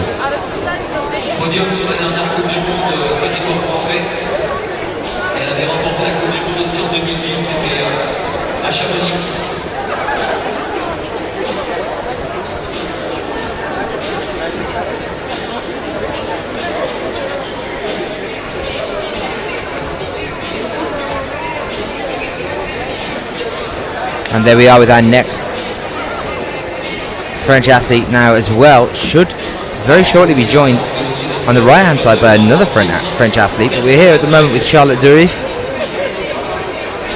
of France, 21 years old. Came first at Chamonix in 2010, 6th at Oman and 5th at Shanxi in 2011, 7th at Crange in 2011 and 6th at both Zinning and Briançon in 2011. There is our next French athlete coming out now, Julia Chanaudy as well on the right hand side. If you are joining us right now from France in the chat room, let's see some support for these 2 climbers representing our host nation here at Bercy in Paris. If you're in France and you are watching us for the qualifications, I do hope you can make it down here for the finals this weekend as well at the stadium here.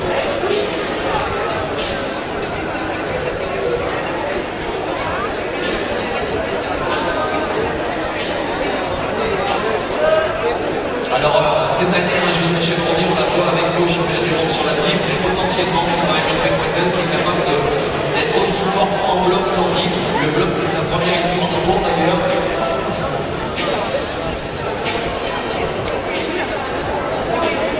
Et là, voilà, elle fait ses premières armes. Julia Chanaudy, definitely worth bearing in mind that Julia Chanaudy is only 16 years old, born in 1996.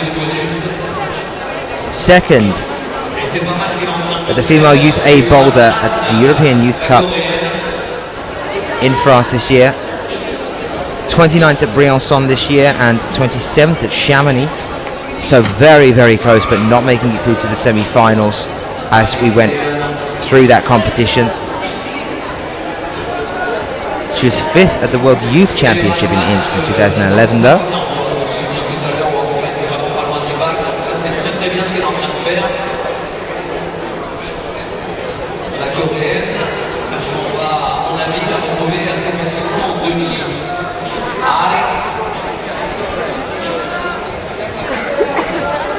Allez, on encourage les Françaises, elles sont de moi là, c'est parti pour Charlotte.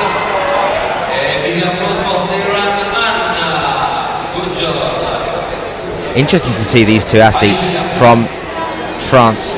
Same climbing team at the same point more or less on the wall at the moment now, despite there being a difficulty of a plus between the two of them. On the left-hand side now, Charlotte is climbing an 8A route.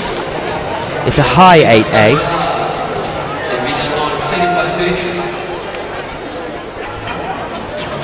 And on the right-hand side, an 8A plus. a relatively low 8A+. So not much in difference between the two routes, and not much in difference between the two climbers either. Julia has to now, once the heel hook is secured, mantle onto this next section of the wall. We've seen that being a cut-off point for some of our climbers. Is it going to be the same thing here with Julia, or is she going to push on to the next section? Huge support from the crowd here now in the arena as well. It's only going to get louder and louder as they start powering up into this last section of the wall.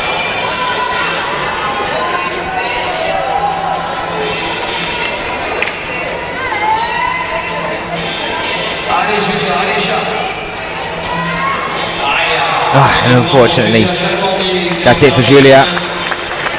Was definitely into that final section of the wall there. You can see by how long it's taken to lower her down to the ground. Charlotte Durif now on the left-hand side, shaking out the hands there as the lactic acid builds up, grabbing a bit more chalk before pushing onto this feature just above her to the left now, which is roughly 4 or 5 moves away from topping. So keep your eyes fixed onto the left-hand side of the screen now as she moves onto this feature.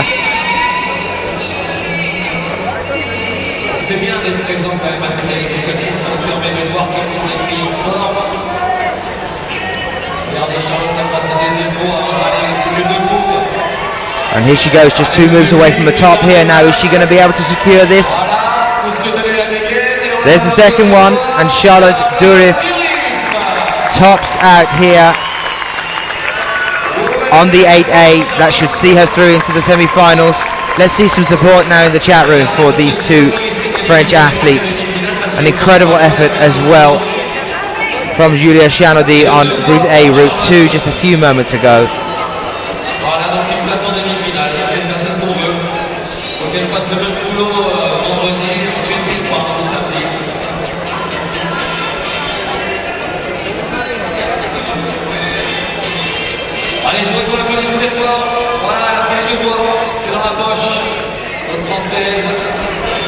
Question from Steve asking again for the difficulties, so I'll read them out for you as well. On the left hand side of your screen we are covering an 8A wall, so Charlotte Durif has just topped that 8A wall. It's a high 8A as well, close to an 8A plus but not quite, so they've given it an 8A grading. And on the right hand side of your screen at the moment you're looking at an 8A plus.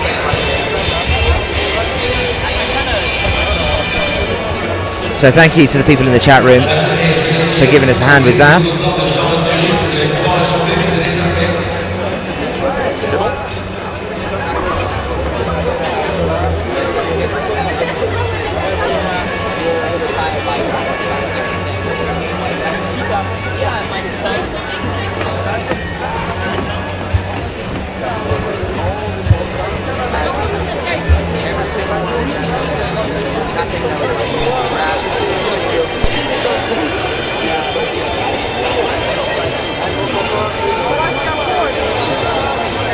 Question in the chat room from Mike there.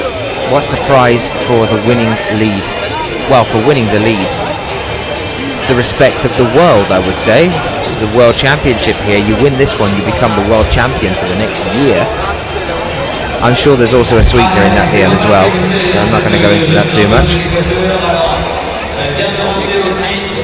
But imagine being able to say to anyone that you are the world champion of lead climbing. The best I can say about that is that I am the world champion at very slow, falling off shaped climbing. I am definitely about as good as it gets at falling off a wall. Although some of the people that I work with give me a good run for my money at that as well.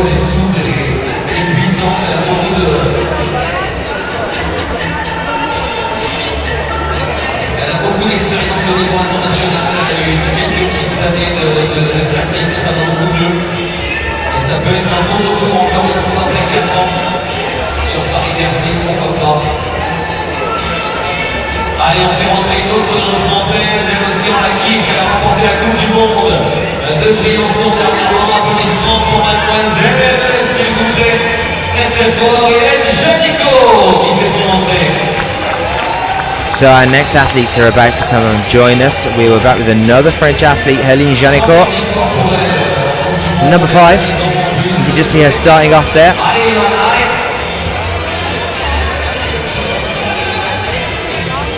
Alors, quel que soit le niveau de ces grimpeuses, la plus forte, surtout pour les plus fortes, elles peuvent toujours commettre évidemment des erreurs. Il n'y a pas de sursexe en escalade, un problème de pied, évidemment, c'est malheureusement ça peut être une catastrophe.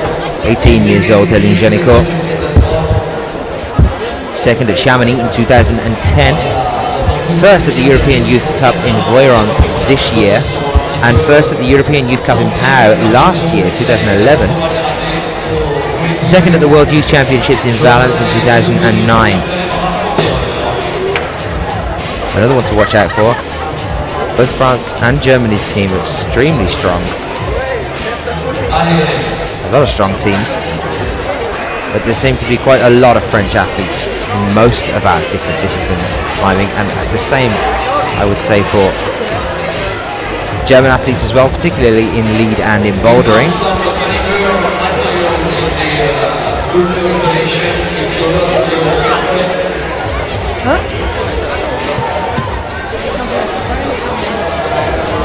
So a question in the chat room from Climbing XOXO.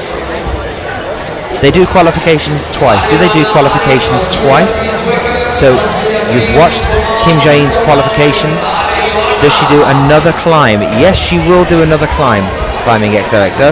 She will do another climb. But we are covering 2 of the walls here at the moment to try and bring you coverage of every climber that climbs in the qualifications. So whilst Kim Jae-in will climb again, we won't get to see that one today. But we'll see her moving in through the rest of the competition, no doubt. I do not doubt that for a second, that we will see Kim Jae-in in the semi-finals as we move through the competition. And we'll stay with our climbers there as well. We'll see a lot more coverage as we move through the competition.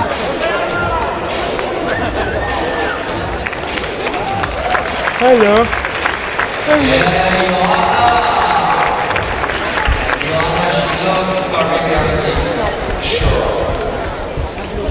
Good job in semi-final.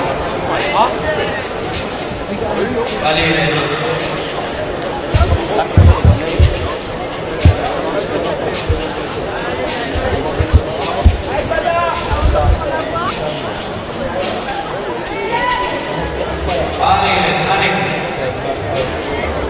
allez, aidez là, c'est dur le changement, toute cette rotation là pour pivoter, pour mettre le corps au max.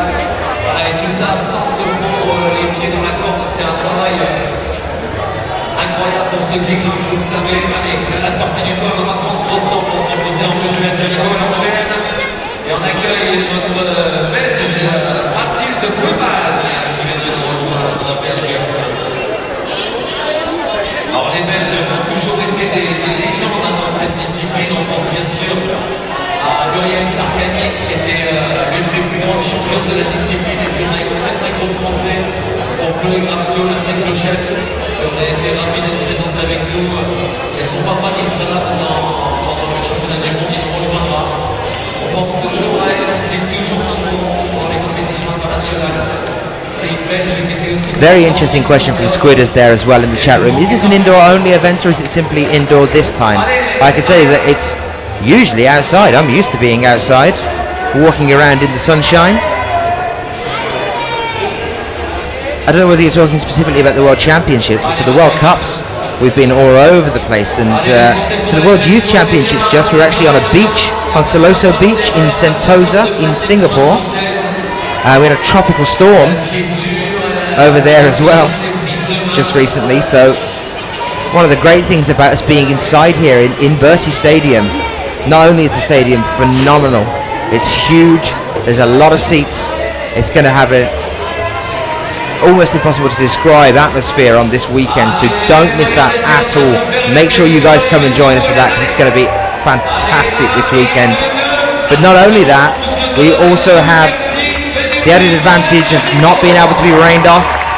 I'm just going to cut away from that for a second while Helene Janicott swaggers her way down from the wall. She seems very, very pleased with herself. But there you are, top from Helene Janicott as she finishes her climb today. We're still with Mathilde Brumange just next to that one as well.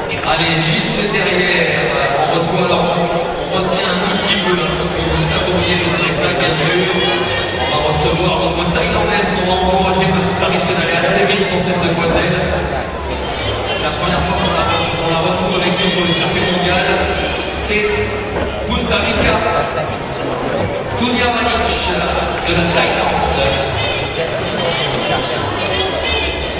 Allez, Mathilde Brevet, tout à l'heure, elle était arrivée à quelque chose près dans le toit de la Belge, il va falloir qu'elle aille au sommet.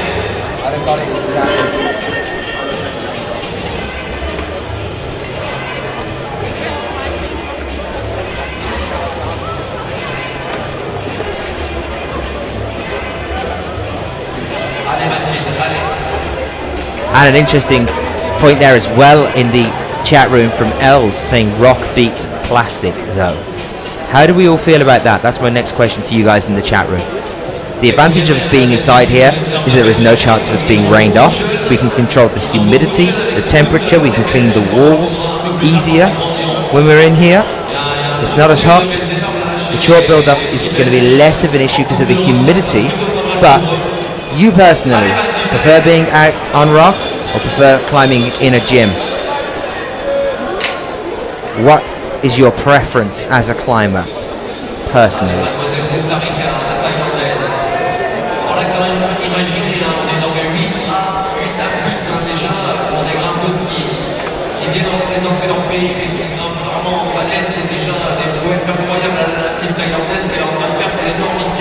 How did I know that would always pour in? Interesting from Tyre W there, saying rock always, but then train indoors and climb outdoors. So it's interesting. Do we see a difference there? Personally, you prefer to train indoors. The good thing about training indoors is that you're able to control what kind of gradient you're climbing on.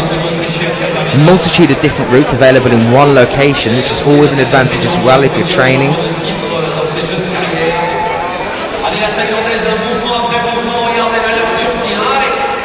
Interesting from Ramona as well, prefer bouldering indoors and lead outdoors.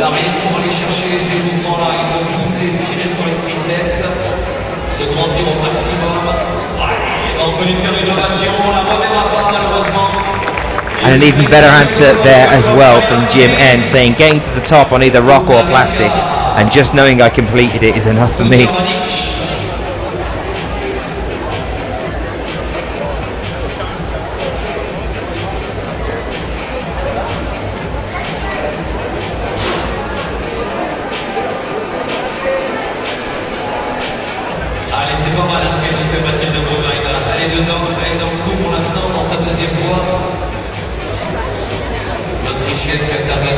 So to give you guys an update on the results as well, they will be updated as soon as they possibly can. The IFSC officials working down on the ground right now will no doubt be running around like crazy trying to update the results as quickly as possible. So they will be updated as soon as they can. Keep checking the IFSC website and you should start to see results very shortly. Interestingly enough though, let's stay with Mathilde here from Belgium as she approaches the highest section of the wall on this 8A, high 8A, but 8A graded route. She's 5 moves away from the top here. Can we get some support in the chat room for this Belgian climber right now?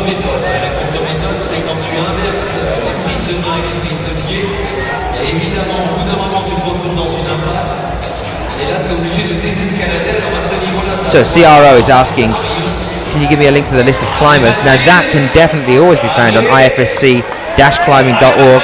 Let's just stay with Mathilde now though. She paused then, I thought she was going to pop with the right hand, but she didn't. She did it the right way. Left first and then changing over. If she clips in now, she's done it. Very quick to jump off, but she has clipped in, and that means that Mathilde tops the wall here, and we should hopefully be seeing her in the next round, the semi-finals here at the World Championships.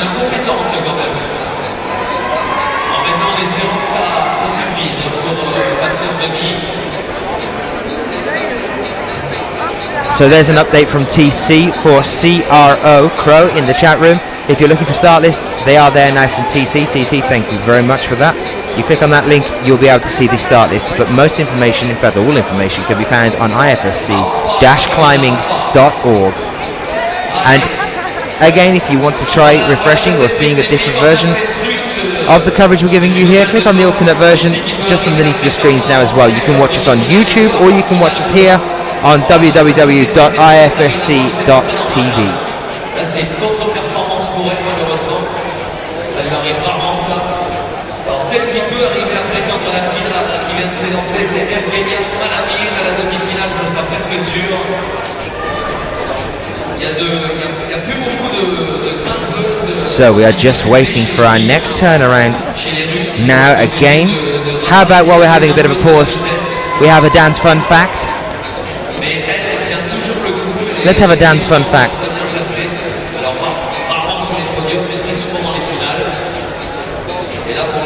In 1386, a pig was hung in France for the murder of a child. That's very bizarre, isn't it? As a more light-hearted one, though, France is the official language of the United Nations. French. Allez, dans le groupe A et dans le groupe B, seulement 13 places à prendre pour les filles. Je rappelle qu'elles sont 36 par groupe, 72 dans la totalité. Et on gardera seulement les 25 meilleurs pour les demi-finales.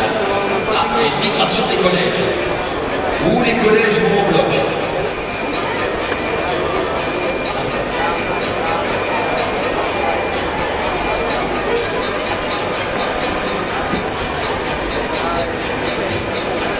Allez, Evgenia, allez, c'est pareil, comme je vous le disais, pour la petite demoiselle de Norvège, ça peut aller assez vite. So, the climber we're looking at the moment, there she is, Maria Davies Sandbu of Norway, just starting off on Group A, Route 2 at the moment.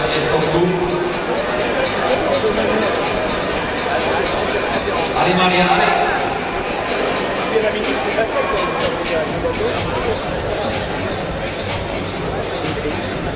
Jim, that's the fun thing about Dance Fun Facts. You never know what they're going to be about. No, I'm not saying that random. They're going to be about France and Paris and the Bercy Stadium. So that was just a fact about France for you. Let's move on to looking at these new athletes that are coming out to join us on the wall. Another athlete from Norway, Norwegian athlete. Talking to Magnus Midbo, somebody that you guys are no doubt acquainted with from other league competitions. We're going to be seeing him, I'm sure, at the qualification stage tomorrow for the men's lead. So remember, today we had men's bouldering and women's league qualifications. Tomorrow we're going to have women's bouldering qualifications and men's lead qualifications.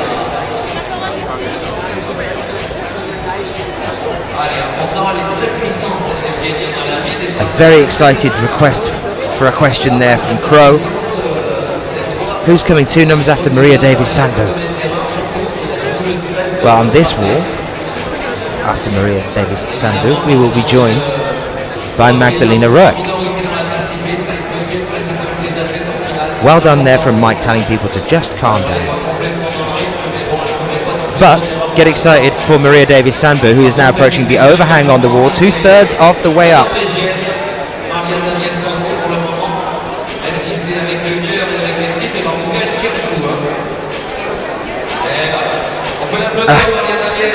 Unfortunately not making the overhang there.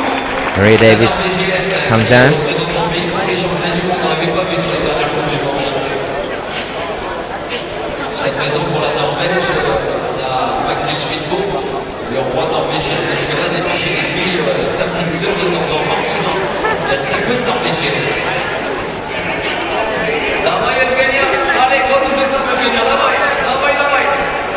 Allez, on fait rentrer une Ukrainienne maintenant sur le côté, avec le dossard 14 dans le dos, c'est mademoiselle Choudubor. Olena Choudubor, Ukraine. Our next athlete now out on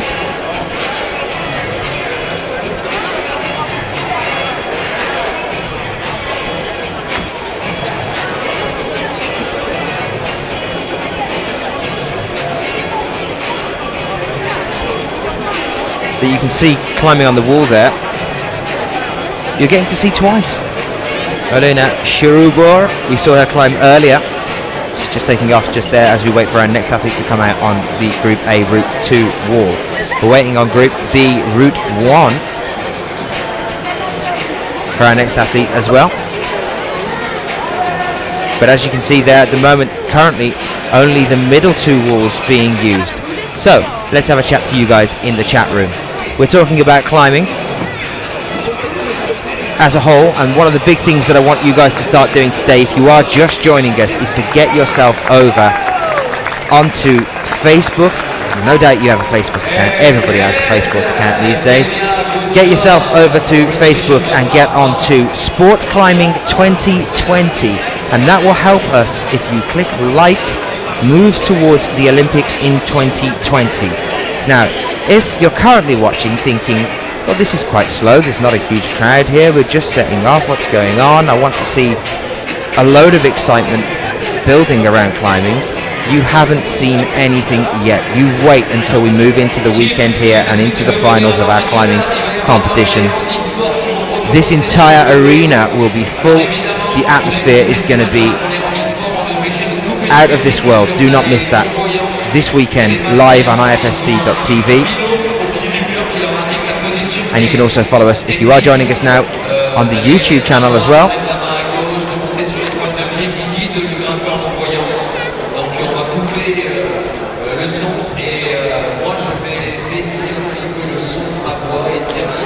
People are asking, why is this competition being held indoors?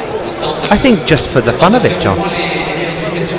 Why would we not? You must be an outdoors man. Now, the fact that we can have this indoor arena is just well worth bearing in mind. Bercy able to seat 17,000 people, and we're going to have 9,000 seated watching here. I stopped to speak during the qualification. Tim, can you come please, Tim? And that's an interesting point as well from Jorn, saying in Paris it'd be difficult to find something equally large, but we do have indoor and outdoor competitions, you know that one as well. We've just been broadcasting the World Youth Championships over in Singapore from a beach. That was fun. We were on Siloso on a beach there, and we do a lot of outdoor events as well. Been up in the Alps 2 or 3 times this year. We have Briançon and Chamonix up there. So we are quite often outside. After having quite a few competitions that have been plagued by rain, I think it's quite a nice relief to be able to have this indoor arena so well equipped.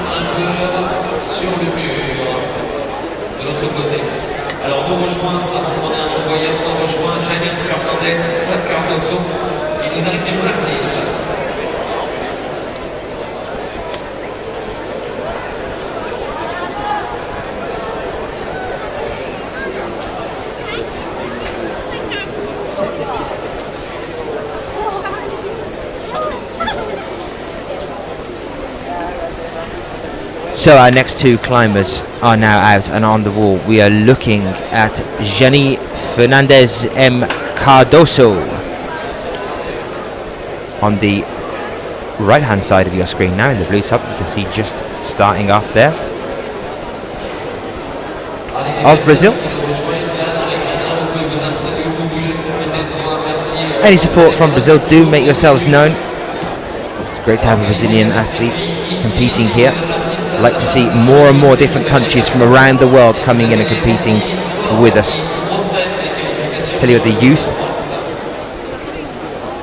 championships just recently, and I'm just talking about the semi-final for the 3 different categories. We had Youth A, Youth B, and the juniors. Just for the semi-finals, we had over 30 different nations competing to take us through to the finals, and that's not even counting how many were there during the qualifications as well. This is an international sport. It is a worldwide sport, as no doubt you guys can prove for me right now in the chat room by quickly typing exactly where you're from. You have a couple of seconds to have a shout out. Let's see where we are being joined from right now in the chat room. Netherlands, there's our first one. Thank you very much. Lebanon, Latvia, Paris. There you are. Those are our first 4. Croatia, Sweden, USA, Florida. Nice to see you with us. Lithuania, Netherlands. Singapore, great to see you with us as well after we've just said goodbye to you. England, my hometown, maybe. Malaysia, Korea, South Carolina, Australia, Michigan, Bulgaria, Thailand, Baltimore in the US, Finland, Serbia, Austria, Tasmania, Spain, Poland, Argentina, speak properly Daniel, Wisconsin, Wales as well, Bosnia, Germany, Switzerland. There we go. We will call it quits on that one, guys, but how incredible is that? In 30 seconds I am losing count of how many countries I've just listed off, or continents. I'm waiting for the day when we get one lonely spectator on a ship out in Antarctica to complete all of the continents of the world. One person just standing on Antarctica.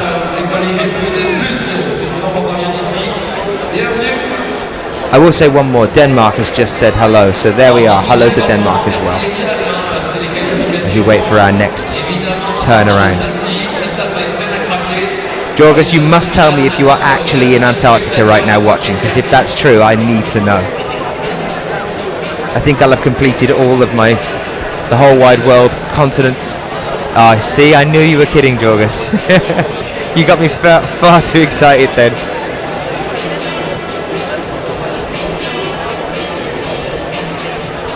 Ah, Galame, hello from Matilda's brother. It's nice to see you here as well. Welcome if you are just joining us. We are waiting for our next turnaround of athletes on our 2 walls that we are covering here at the lead qualifications for women here.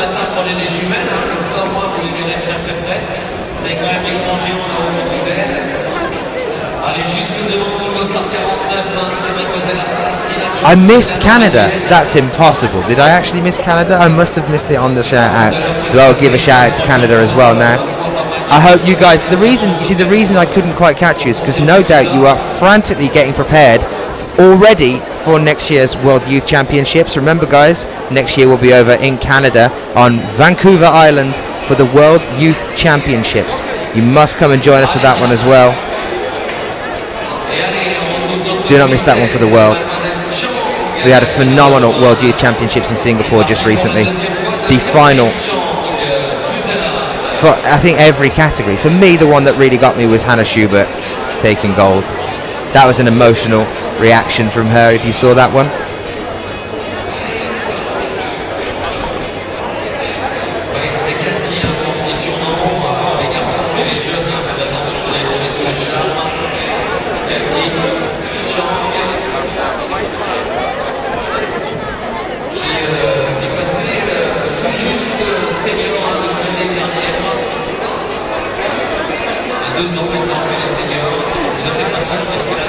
Good point there from Jim N as well. I bet it would be cooler in Canada than it was in Singapore. It undoubtedly will be, I am sure. So, currently with our next athlete, go full screen for a moment with you there. It's Katharine Schung of Switzerland, number 52. Katharine Schung, you can see her there just making a start. In the bottom third, pushing into the second third of the 8A wall. We're looking at an 8A difficulty grading at the moment. Katharine Schung is climbing right now. Anish? Trolol asking how hard it is. Do you want to know how hard all of the walls are? I will go from left to right. We have 2 8As, and then on the right hand side of the wall, 2 8A pluses. And we've got an easier and a harder 8A and an easier and a harder 8A plus, but we're going to cover just 2 of them. This is our one on the far left hand side, and you're currently looking at the highest grading of 8A at the moment with Katharine Schung.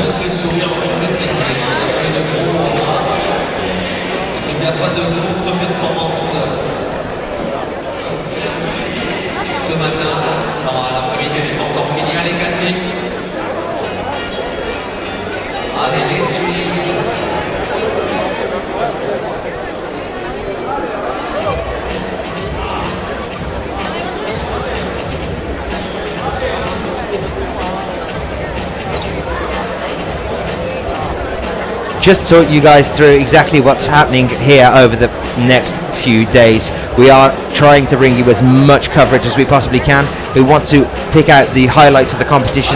Of course, that includes all 4 of the disciplines. It includes lead, it includes the paraclimbing, it includes bouldering, and it includes the speed as well. And we will be bringing you as much coverage as we can of each of them. Unfortunately, we have had to move away from the men's bouldering qualifications this morning, and yes, we are well aware that we have not brought any of the paraclimbing qualifications to you so far, and that is just due to the scheduling here and wanting to bring you guys the qualifications for some of the lead competitors as well. Do not fear, we are bringing you all of the paraclimbing finals, and we are bringing you all of the finals and semi-finals for our other categories as well. Still so much climbing to see here, and there will be no favoritism. We are making sure that we cover all 4 of our disciplines here.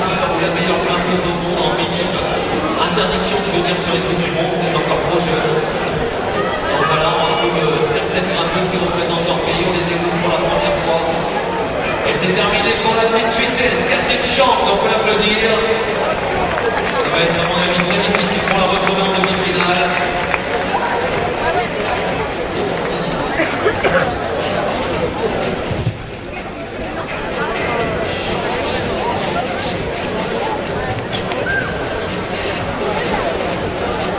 Allez, la part américaine, c'est comment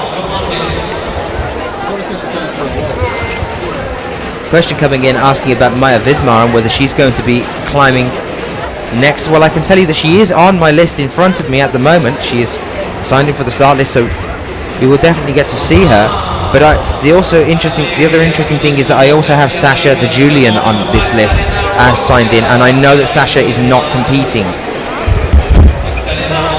So I think you'll just have to bear with us for that one, for Maya coming out. I'm sure she will be. I'm sure I saw her a couple of moments ago actually out front.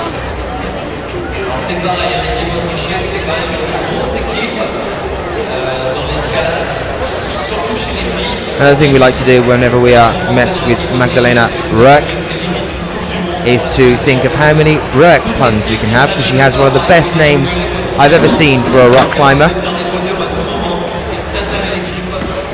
So I am now expecting the puns on rock to come flooding in. We saw her over in Singapore just a few days ago, just over a week ago. We saw her in Singapore, Magdalena Röck, at the World Youth Championships.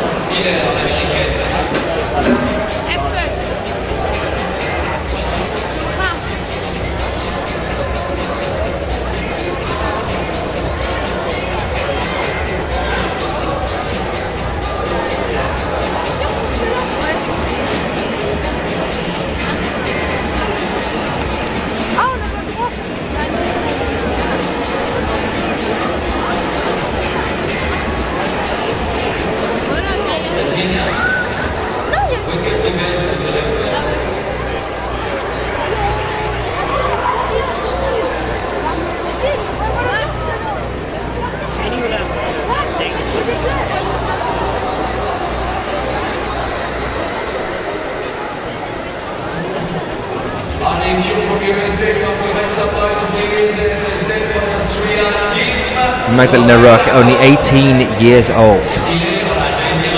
We saw her in the top 5 at Chamonix this year in lead. She came 5th. And she was 12th at Briançon this year as well, at only 18 years old. Now this is another important thing to remember. Athletes just keep getting younger and younger, making some incredible names for themselves at such an early age. One of the things we did see in the World Youth Championships, some of the best climbing in the world to be found from 14 and 15-year-old athletes.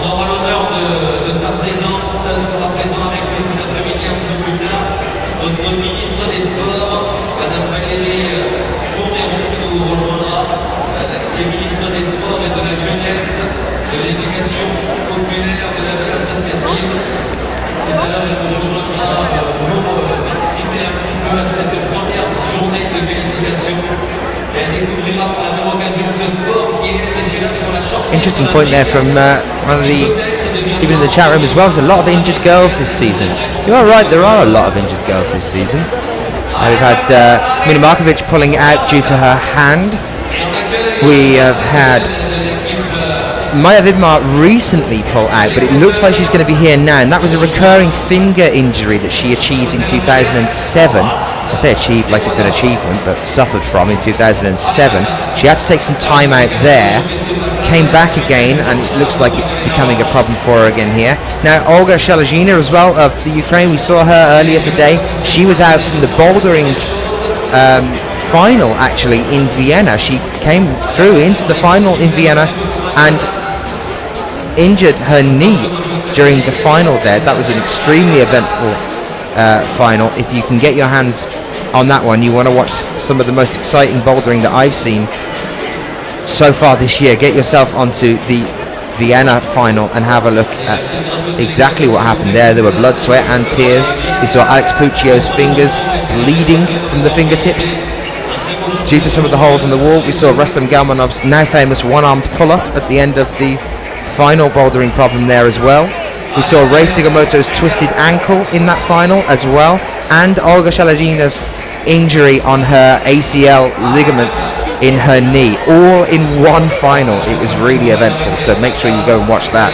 And while you're there, why not subscribe at the same time to IFSC's YouTube channel as well.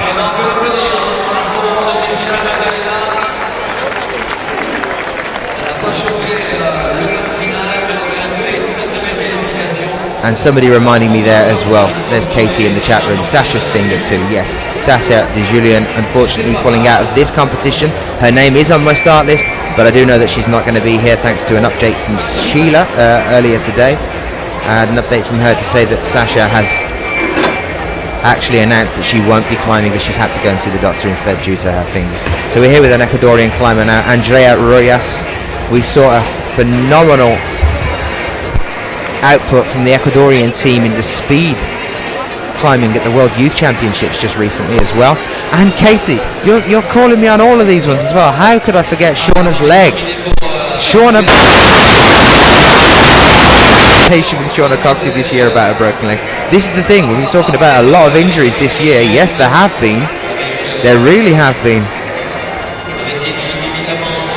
And there are actually that many that I also forget how many there are. We've had Shauna Coxey's broken leg, and what a shame that was. We wanted to see her at Munich try and battle it through for that second place position on the World Cup rankings this year after finishing the bouldering season.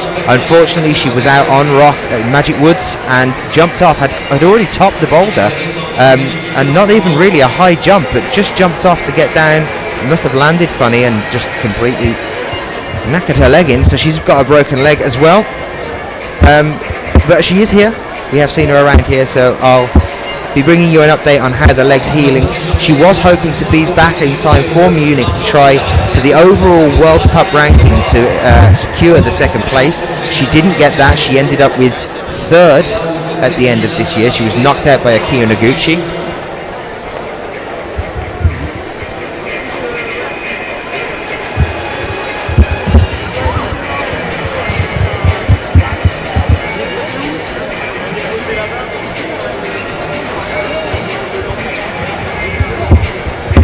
So yeah, how could I forget Shauna Coxey as well? So I'll give you an update on her as I catch her at some point through this competition and see just exactly how she's doing.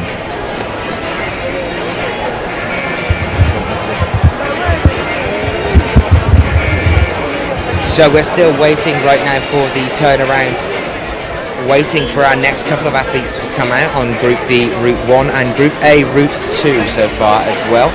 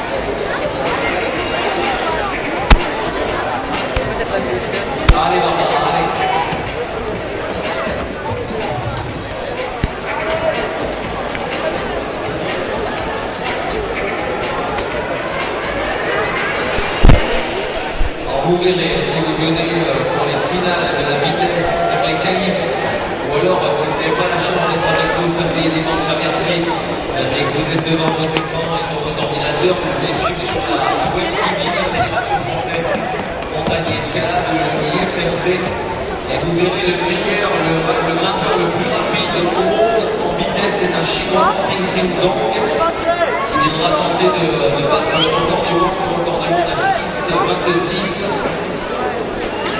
Alors ça depuis 5 ans, la Chine qui prend tout le haut sommet de la vitesse. Et ils ont tout à faire et tout à construire en difficulté avec une équipe masculine et féminine. C'est pour ça qu'on est ravis de retrouver Xu Han, la chinoise.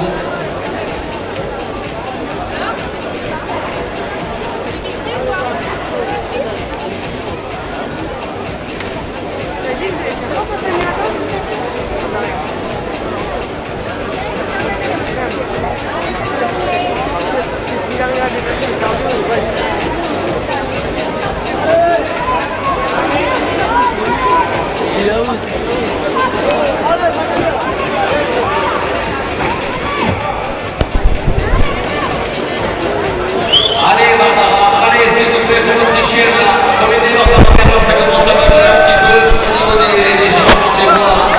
Et la chinoise aussi, c'est très très bien ce qu'elle est en train de faire. Applaudissements pour la chinoise, sur la plaque s'il vous plaît messieurs dames. Et applaudissements aussi pour Barbara qui en termine avec ces deux manches de qualification. Si vous voulez voir l'autre discipline de l'escalade, le bloc, vous pouvez aller dans l'autre salle là-bas sur la gauche du mur, la salle Marcel Cerdan. Et vous avez le bloc est une autre discipline à découvrir. Et dès que vous n'entendrez plus la musique, c'est qu'on aura repris la compétition paraclimbing. Allez les Suisses, il va falloir encourager Alexandra Thier, la Suissesse, qui fait son entrée. Alors elle aussi, il va falloir qu'elle aille chercher le sommet de la poids 2.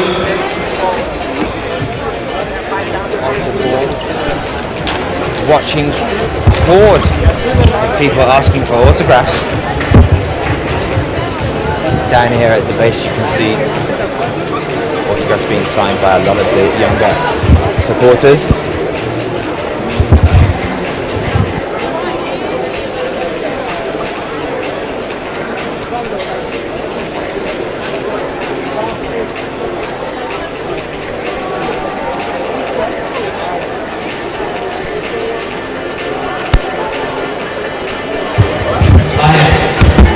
Well, there you can see just some of the support from some of the younger supporters of this sport in general, queuing up for autographs as our athletes are literally dropping off to the bottom of the wall, just finishing their climbs and already being asked for interviews. Starting to fill up around the bottom down here.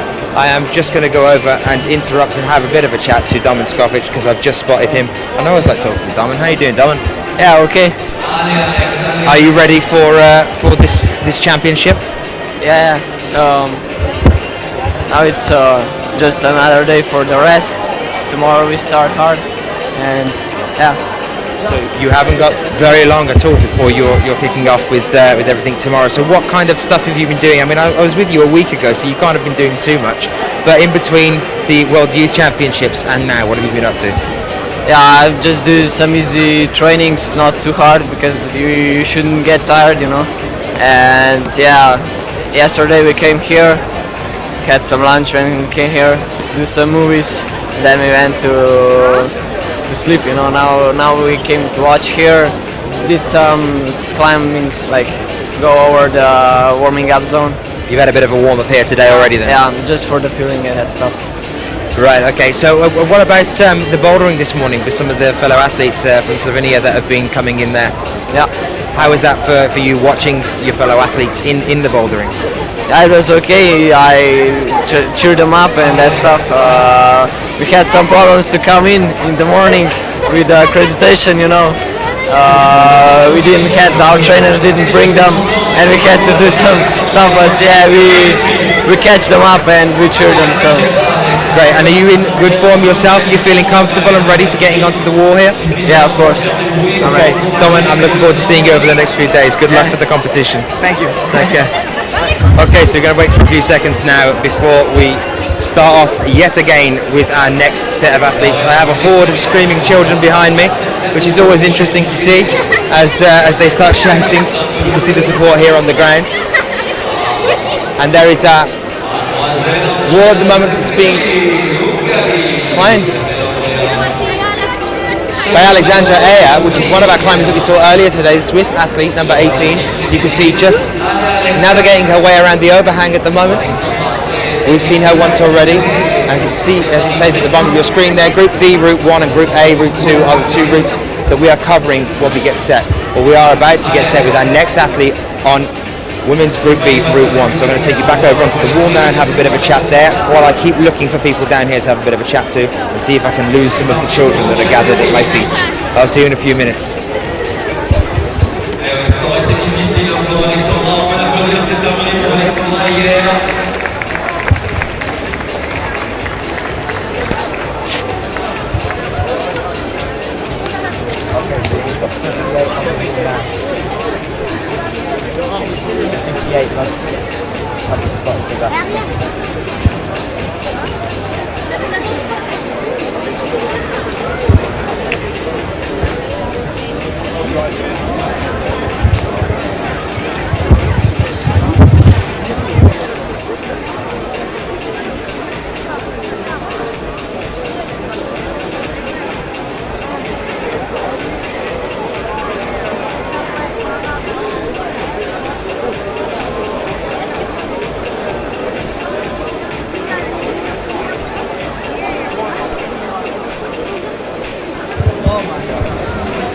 Well, I've managed to find Anna Storr. We've just missed a whole fun correspondence between us because Anna's not used to seeing me in a suit. Do you like my suit? Yeah, it looks awesome. You're used to seeing me running up to you manically at the end of the final, shouting things at you and asking you how you're feeling. So I'm not going to do that this time. We're going to have a nice chilled out conversation. What have you been up to? I've just been cheering on my other teammates for lead and the bouldering, and yeah, just chilling. So what have they been up to in the difference in the switch between? Like, I know we had Magdalena over in the World Youth Championships just recently. Did you manage to catch any of that? Yeah, I mean Magdalena and Kati, they were obviously in Singapore, and I think they had a good time. They managed to get some medals, and now it was actually, the qualification went pretty well, except for Lucas and Kati. I think they didn't make it to semi-final. But and also in the bouldering, do you mean? Yeah, he's 11th, so that's always a bad position to be in. It's tricky. So what about yourself? When are we going to be seeing you? Are you warmed up? Are you ready to go? Yeah, for sure. I'm really looking forward to climb here in Paris. I'm really motivated, and I'm just looking forward for tomorrow, really. How was the high after Munich? How long did the high last after Munich? The high lasted long enough, I would say. I mean, I was psyched for training, and I'm really psyched to give it all I have here in Paris. So I'm currently standing next to our world ranked number 1, World Cup ranked number 1 as well, I think, at the moment, aren't you? So that's quite a title, that's quite a collection there. What are you going to be doing after the World Championships between now and next year, really? Well, after the World Championship, I'll go to Fontainebleau for a couple of days because it's close. Then I'll go to Kolymnos to climb there. Then university starts again in October, so I'll have to attend some classes, do some courses. In winter I'll go to Spain and maybe Hueco for another month, so I'll see. I didn't know you were still in university, or that you were going to university. What are you studying? English and sport.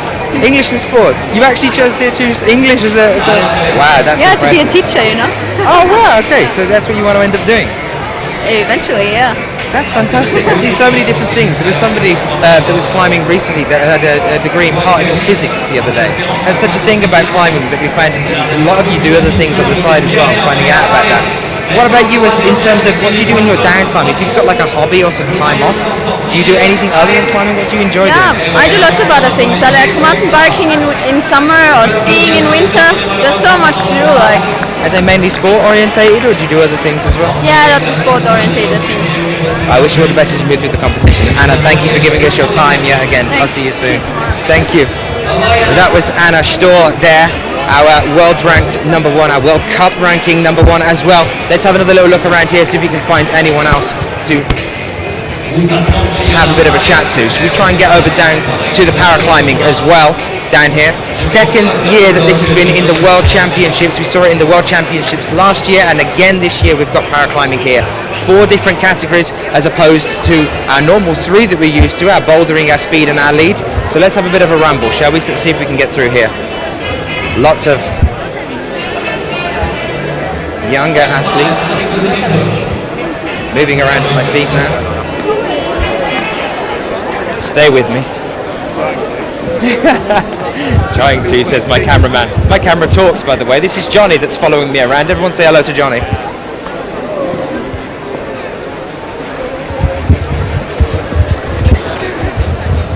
So down here we are now approaching the paraclimbing wall, and you can see it just here. We're going to come and give you a shot here. Let's see if we can pan over now and show you the paraclimbing wall. Now that is the speed wall that we used in Chamonix, is now being used for our paraclimbing routes. And let's see if we can take a closer look at these routes as well. Let's see if we can get a little bit closer so we can see what some of these holds are looking like as well. Remember that there is a blind category as well in the paraclimbing, as well as it being a limb loss or any other form of disability. Paraclimbing, 3 or 4 different sections of paraclimbing there as well. Still building up as a sport in terms of where it is in the World Championships. But there you can see the speed wall that we used in Chamonix is used for the paraclimbing events. And remember, we will be bringing you all of the finals for the paraclimbing as we move through the competition here as well.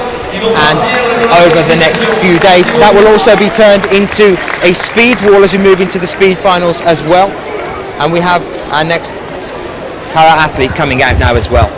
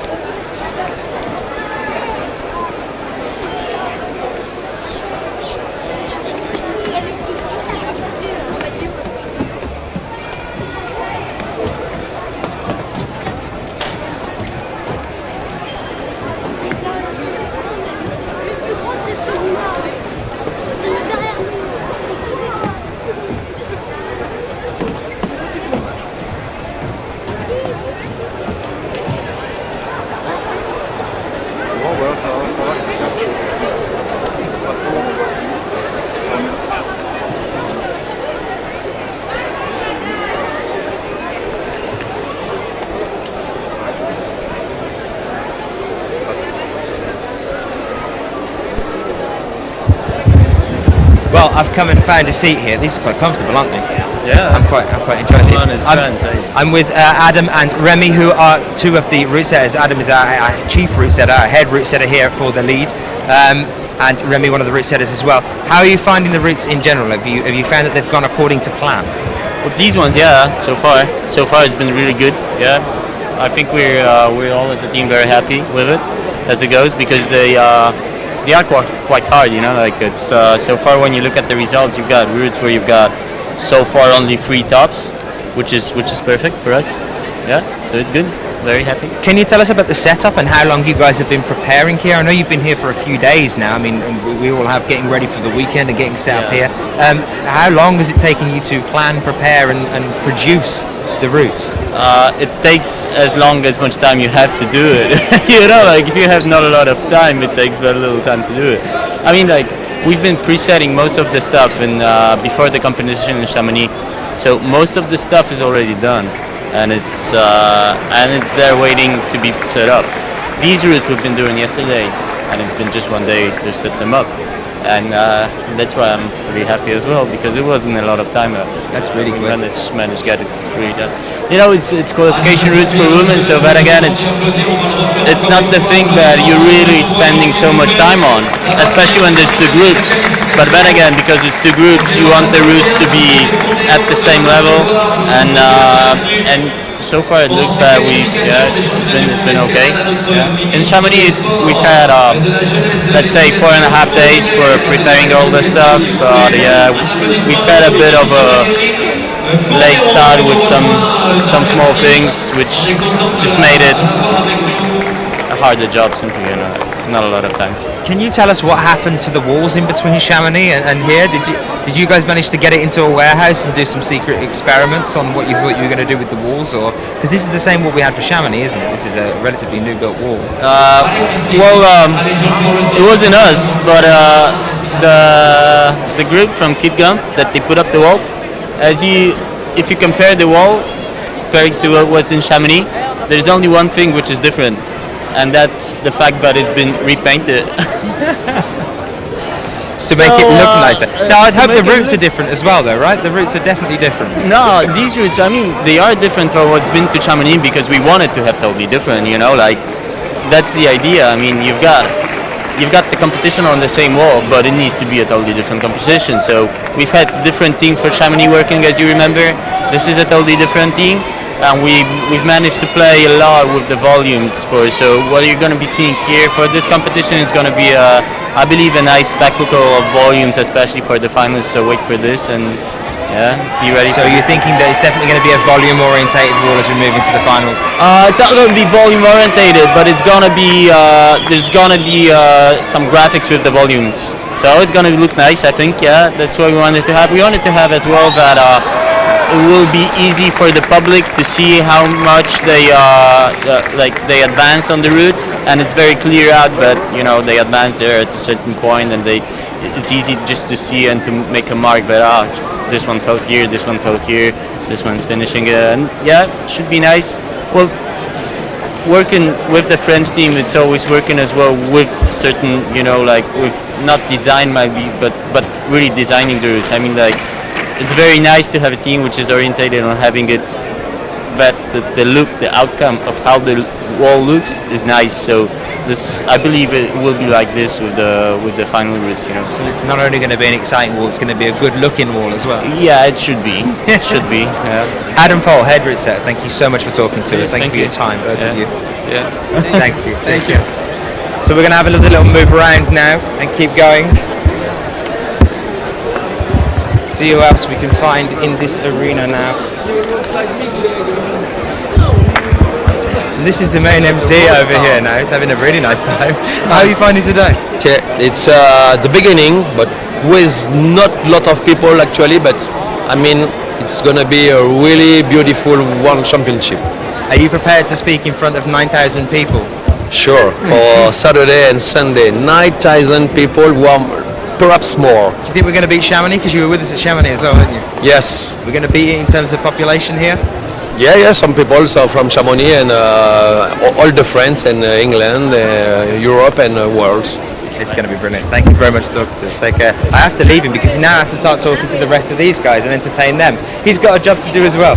So I'm going to have another little walk around now. 2 seconds.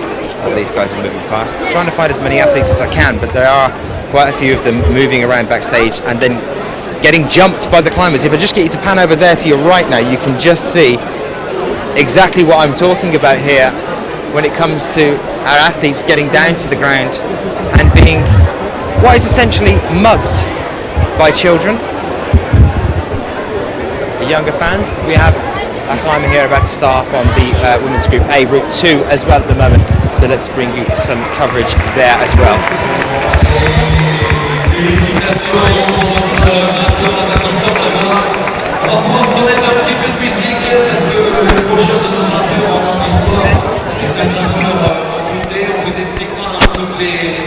Catégorie nationale, donc là, en tout cas, il n'y a aucun problème au niveau de la musique, et ensuite on aura encore quelques grimpeurs en voyant, et à ce moment-là, on rebaissera le son.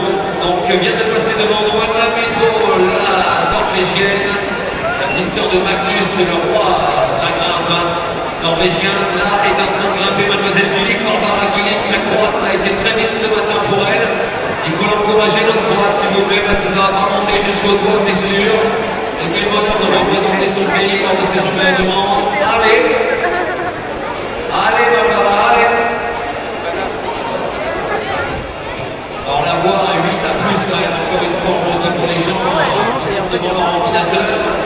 internautes. Et puis on nous annonce aussi que le bloc de l'autre côté est terminé. Les qualifications masculines de bloc sont terminées.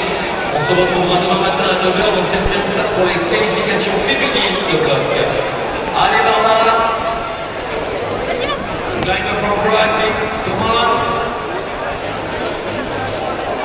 Voilà, ça c'est le mouvement, tous ces développés de triceps, c'est là on sent qu'elle est fatiguée encore. Et on peut l'applaudir très fort s'il vous plaît.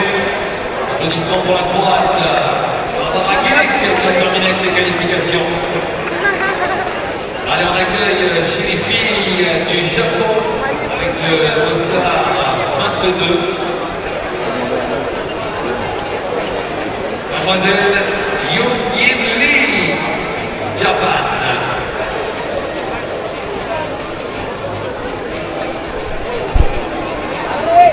Allez, Yoon-Yin Lee, elle c'est pareil, ce serait une belle performance déjà d'arriver en demi-finale pour cette demoiselle. C'est pas une des leaders de l'équipe japonaise, plutôt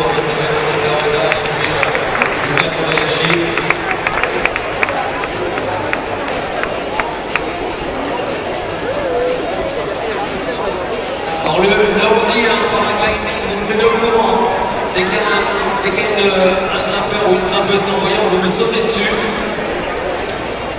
Oui, c'est maintenant. Maintenant, on coupe. Allez, on coupe le public applaudissement pour un grimpeur non-voyant, s'il vous plaît, au départ. Alors rappelez-vous qu'il y a une autre personne en bas qui guide.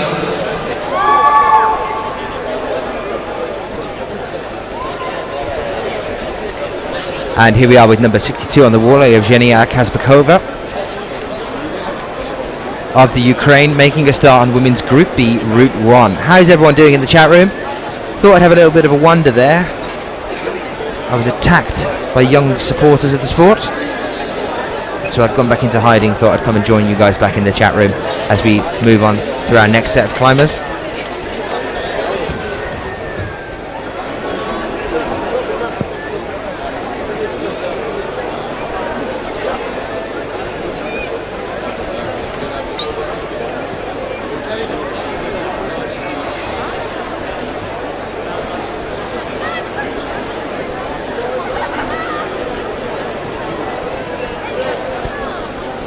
Evgenia Kazbekova, worth noting, is only 16 years old.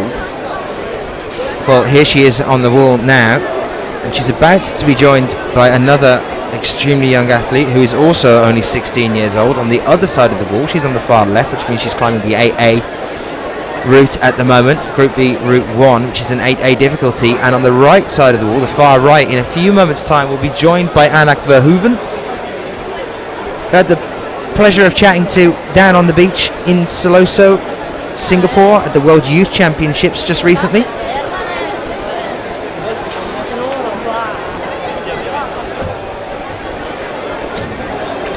So the current standings for the qualifications of the bouldering this morning for the men's. You will be able to get them now on IFSC's website, ifsc-climbing.org. Somebody has just posted it for me in the chat room, so you'll be able to click onto that one and see exactly what happened there.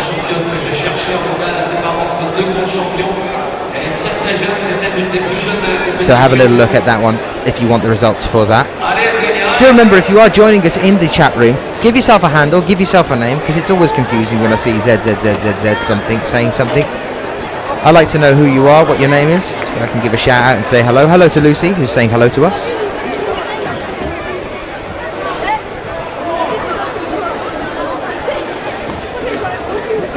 Well, that is Evgenia Kazbekova, back down on the ground now.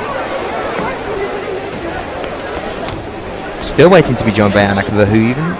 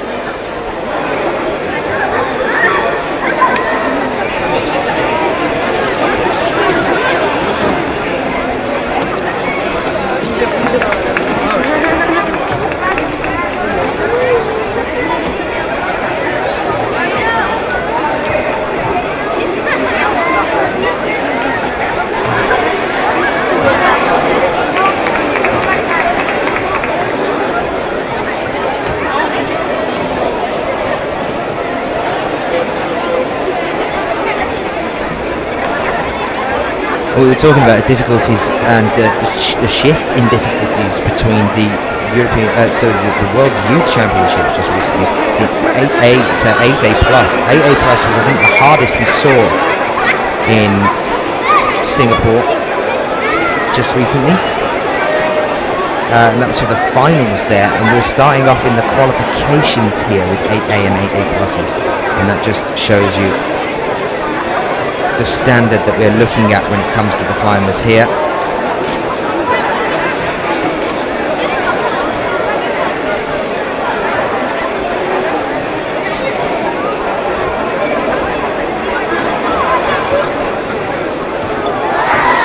Well, we're still waiting for our next two climbers on our route to emerge. It looks like some action might be happening behind stage at the moment, but we will keep you updated. As you can see there on our wide out shot, we are waiting for them to appear.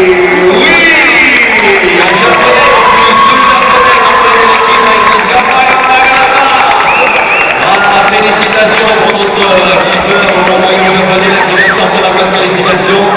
Et ça tombe bien parce que c'est le Japon en l'honneur avec Yuki Kobayashi qui est actuellement sur sa deuxième boîte de qualif. On va faire rentrer notre petite belge légendaire, Anna Verovet, notre jeune cadette première année belge qui a remporté encore une fois, je vous le dis, toutes les coupes d'Europe cette saison en kiff.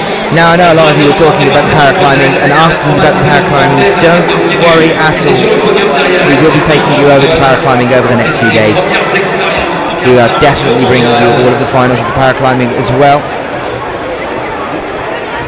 We had to jump away from bouldering earlier this morning to try and bring you the lead qualifications. Now I can see Anak Verhoeven just starting off now. So let's bring you back onto the wall to see Anak climb on the far right hand side. Do not worry about paraclimbing at all. We will be bringing you as much of it as we possibly can.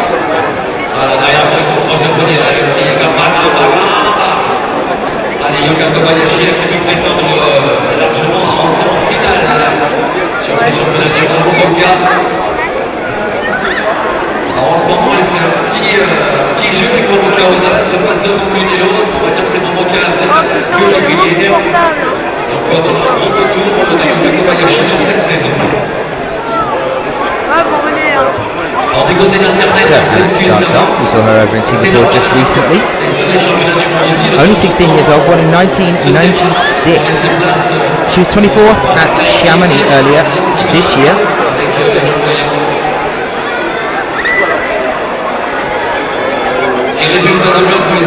In the IFSC World Cup there. 24th, meaning that she made it through to the semi-finals. That is as far as she got. Now, just having a look at some of the European Youth Cups and the youth series that she's done. Ça mérite une sorte d'applaudissement. Alors déjà, l'escalade, on le sait, les appuis au niveau des There are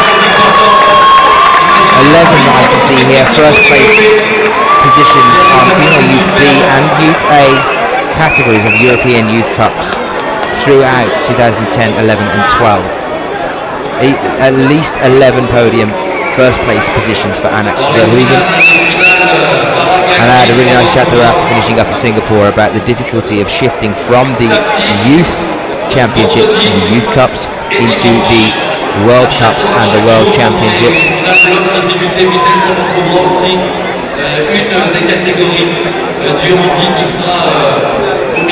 An exceptionally talented climber, so we'll stay with her for a few moments as she starts to approach the overhang on the wall here now.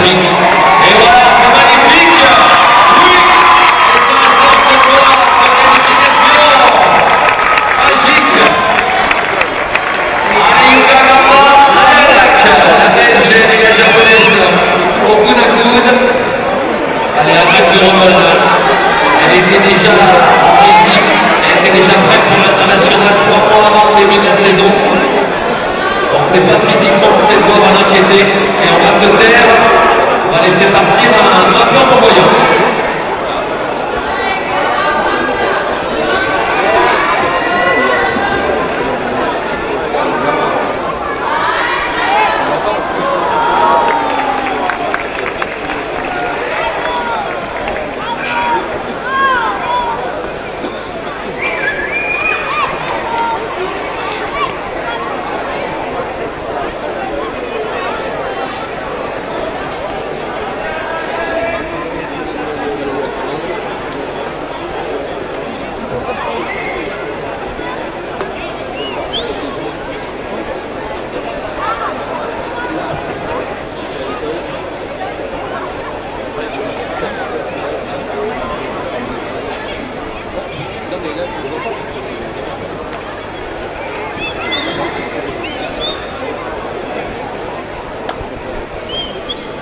So here is Anak getting round onto the final section of the wall, getting around the overhang. Remember, worth noting, this athlete we're watching right now is only 16 years old. Interesting to turn out at that point there.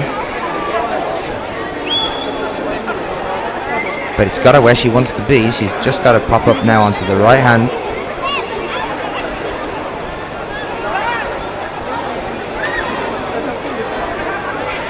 Well, there it is. I can tell you that she is now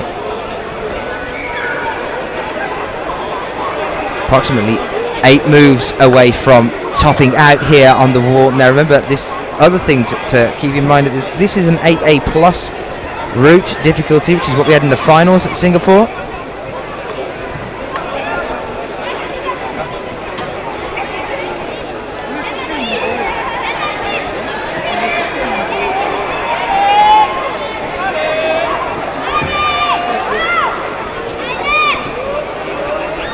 And Yevgenia Soboleva.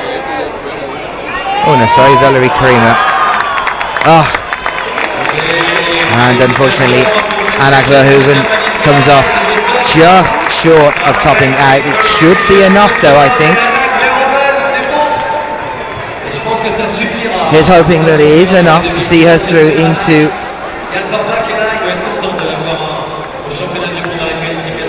the semi-final.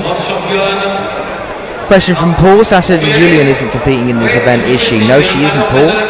She has unfortunately had to pull out due to an injury. We had an update on that this morning.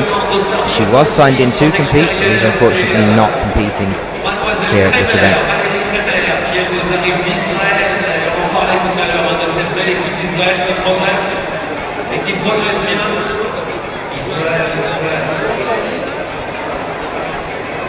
On les avait connus jeunes sur les championnats du monde à Valence, ils sont très souvent venus nous rejoindre. Et là, on prend vraiment plaisir de retrouver les mêmes jeunes qui ont grandi qui sont dans cette équipe senior.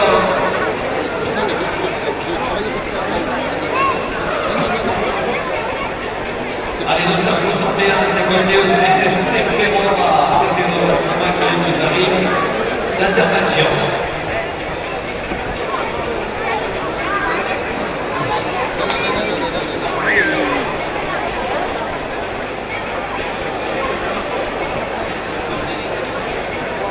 Allez, sur Internet, on est reparti. Toutes ces jeunes nations, toutes ces petites nations de l'escalade.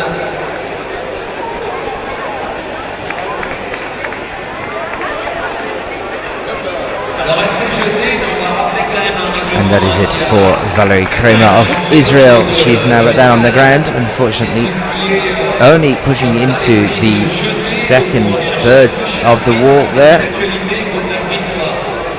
Not reaching the halfway point, and so we wait for our next climbers to come out. We are moving into the last section of climbers now, only a few more to come.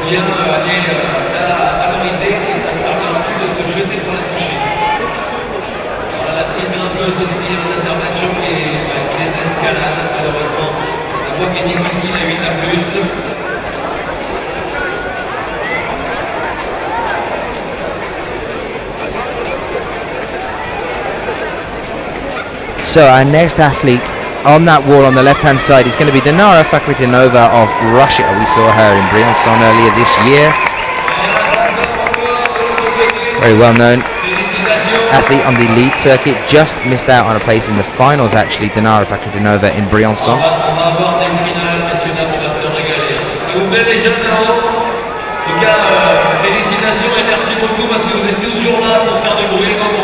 And now we are joined Continuez comme ça, ne lâchez rien. Allez, originaire d'Azerbaïdjan, mademoiselle Hosseynova. by Konol Hosseynova. Just next there, setting off number 26. That's not one of the routes that we're covering, so we're just waiting for our athletes to come out, because our next athlete over on the second wall will be Julia Sierre of France.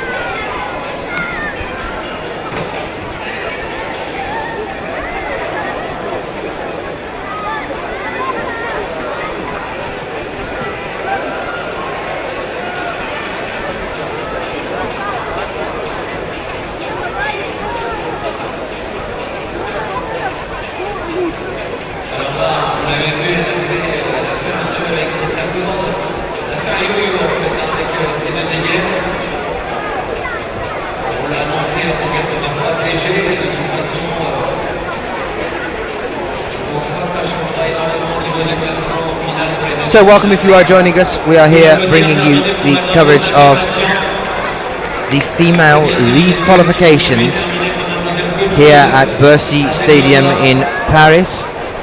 Waiting for our next couple of athletes to come out into this 17,000 seat arena.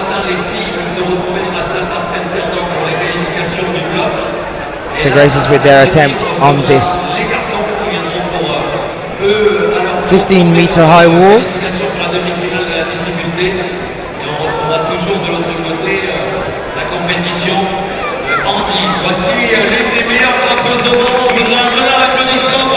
We are waiting to be joined by Julia Sierre of France. No doubt that's going to have a lot of support from the crowd here as well. And joining her as well will be Dinara Frakhridinova of Russia.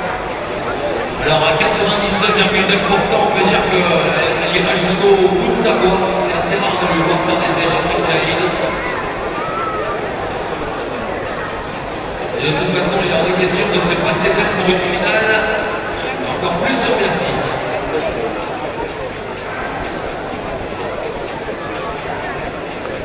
How's everyone doing in the chat room? Let me know how you are. Whether there are any questions you might have, do send them our way as we get set to bring you the next set of climbing.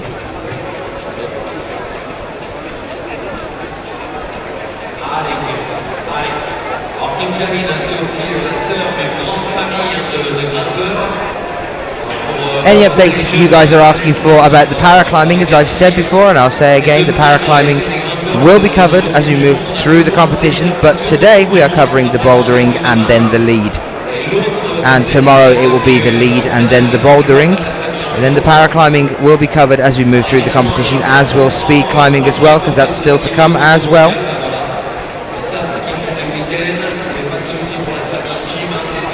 So, men's bouldering results, yes, they should be up on the IFSC-climbing.org website. If they are not, they will be updated as soon as possible.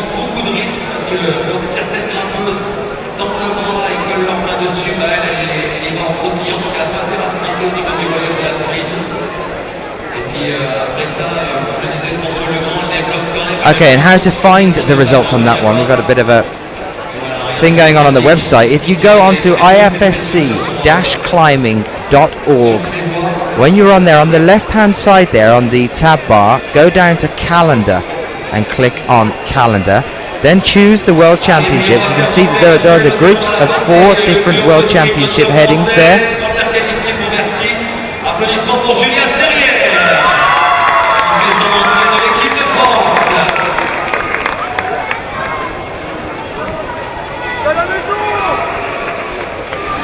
Now, instead of clicking on IFSC Climbing World Championship Paris, click on either World Championship Lead Group A or Lead Group B. And the bouldering should be there underneath the subheading. You should be able to see it.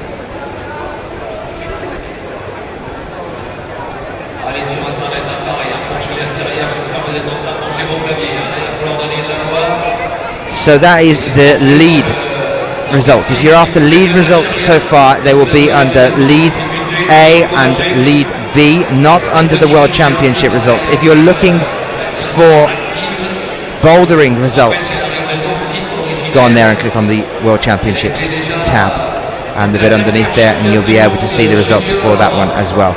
We are here now with Sierre, Juliette Sierre of France.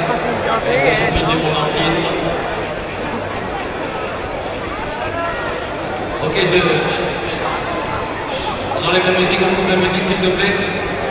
Envoyez en qualification.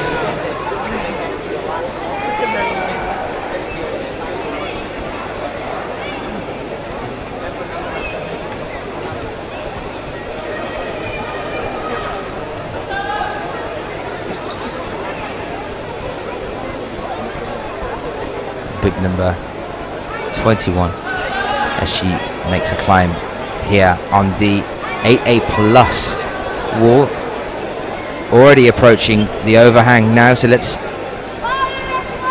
stay with her as she makes this push. next part of the wall, I was going to say, but unfortunately that looks like it's it from her. And we have another turnaround now.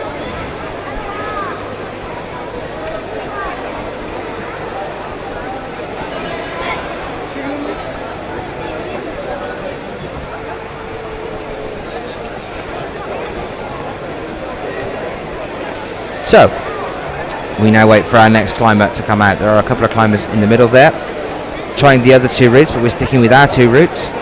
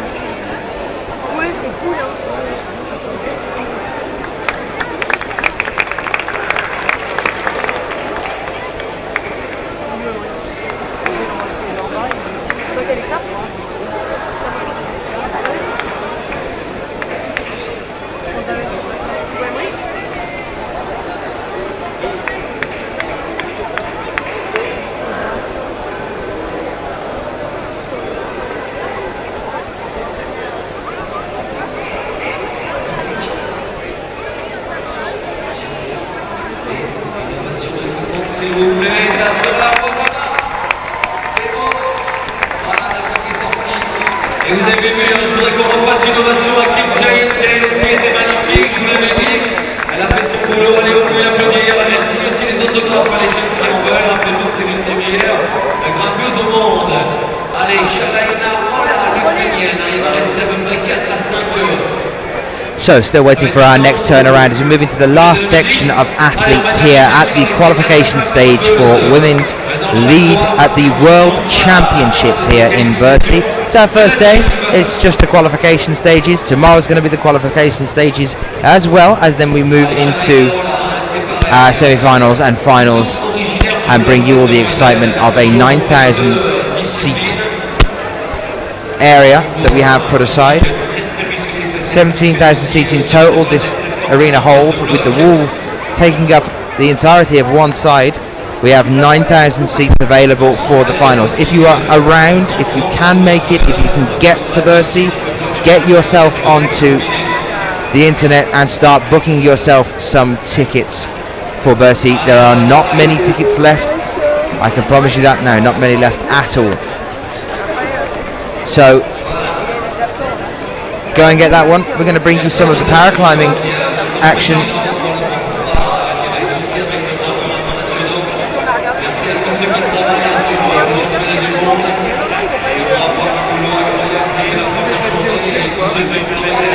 Here at the moment.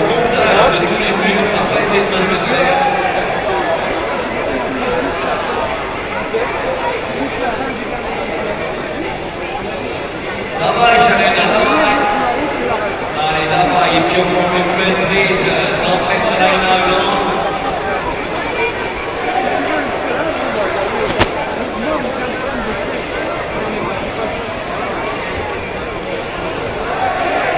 Allez, China, voilà, l'Ukrainienne.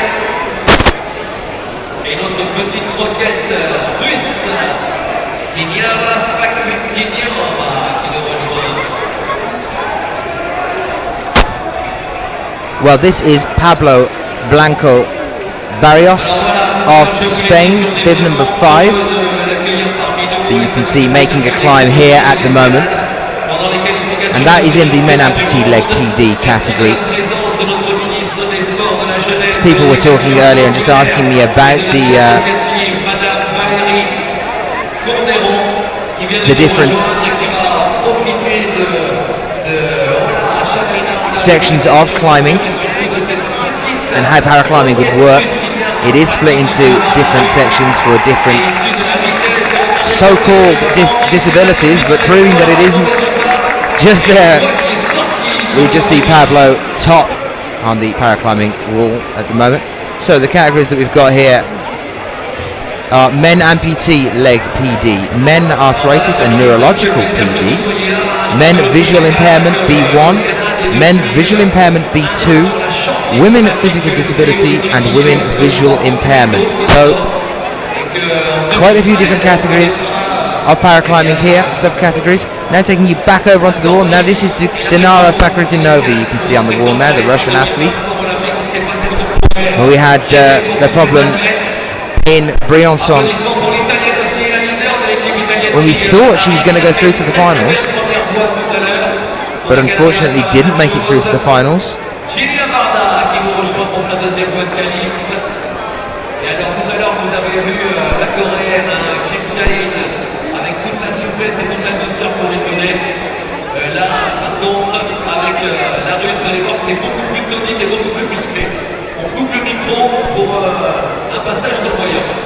So we just sent a roaming camera down for you to have a little look at the paraclimbing as well. We'll be bringing you much more on the paraclimbing as we move through the competition. This is just as starting off. It's going to get more and more intense as we move through the World Championships here.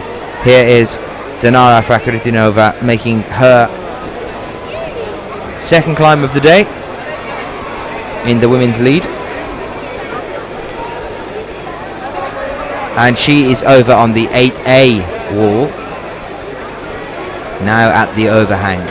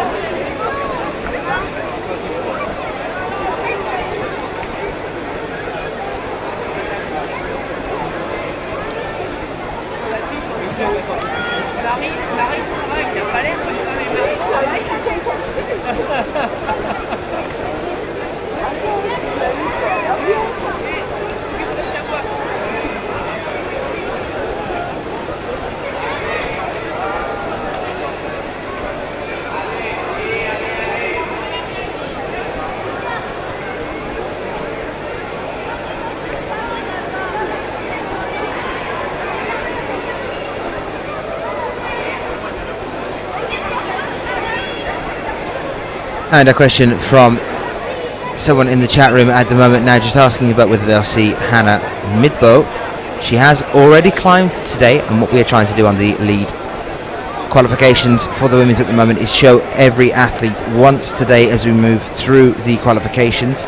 So we probably won't be seeing her again today unless we catch her just at the side of one of our shots covering this, climbing on another wall.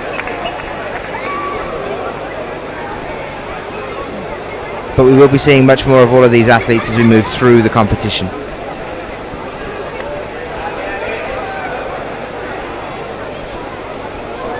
We know a lot of you are joining us because you have your favourite or maybe a family member or a best friend that's coming to try and compete here, and a lot of you are tuning in to try and catch them. You must remember that we have hundreds of different climbers here, over 4 different categories compared to our normal 3.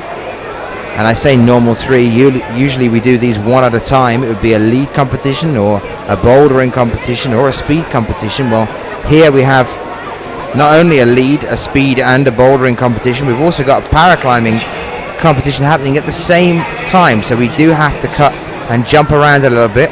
Apologise for that, guys, but we'll show you as much of the action as we possibly can and keep the best action coming to you.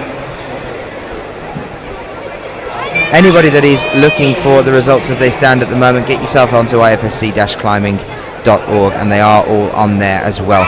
Reminder as well to all of you to get onto the Sports Climbing 2020 Facebook page and also the 24/7 TV Facebook page, and click like on both of those pages as well for us. Try and gain some support for the sport as we watch Dinara Fakhretdinova of Russia pushing her way to the top of this 8A wall. Only a couple of moves now, and that's it. secures it, and there is a top there for Dinara Fakhridinova. Shows you just why there was some conjecture over her going through to the finals in Briançon. I was walking around after we finished covering the qualifications, waiting for the semi-finals, waiting for the result lists to come in for the finals.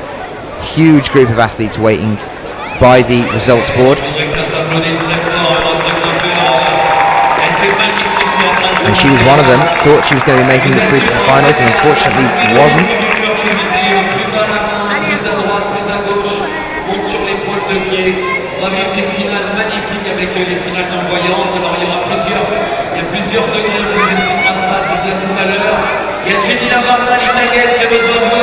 So we wait for our next turnaround as well now.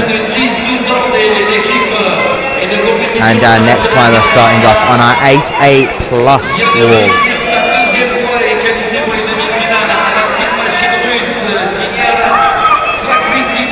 So Michaela Kirsch of the US of A makes a start on this 8A plus wall.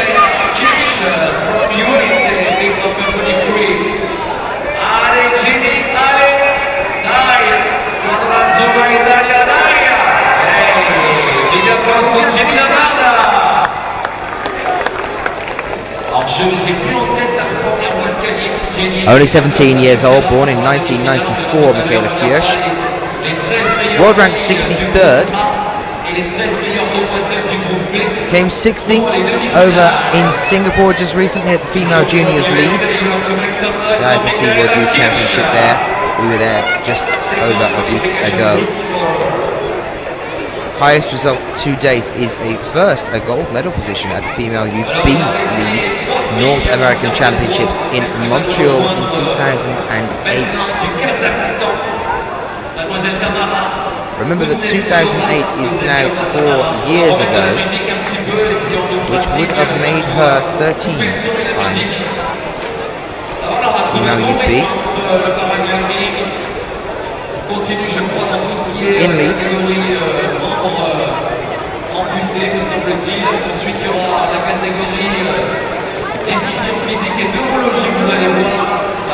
So I can see some support coming in now for Michaela.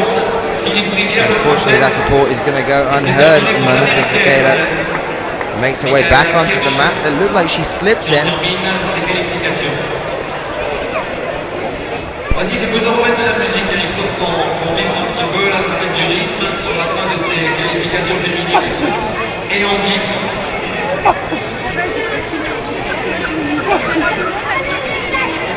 Prochaine grimpeuse, extrait de And we're back with our male amputee section of paraclimbers, with Thomas Meyer of Germany, number 6, you can see that.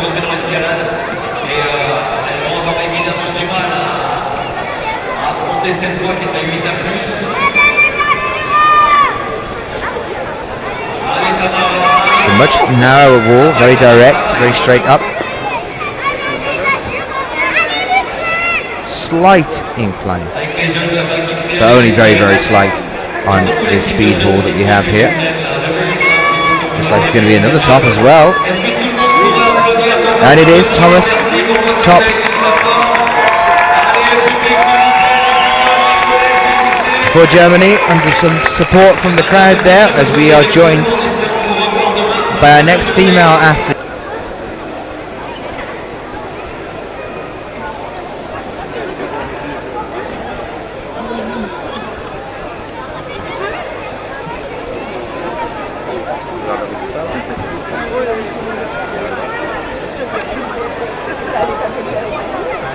So Galina now on the wall.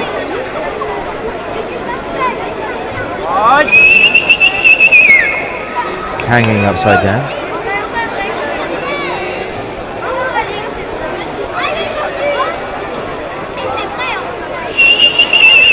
We'll be turning around in a few moments' time and trying to get over the overhang at the moment, using a heel hook there. She's going to need to turn around. pretty soon. And there it is. Different tactic. Galina now pushes her way up.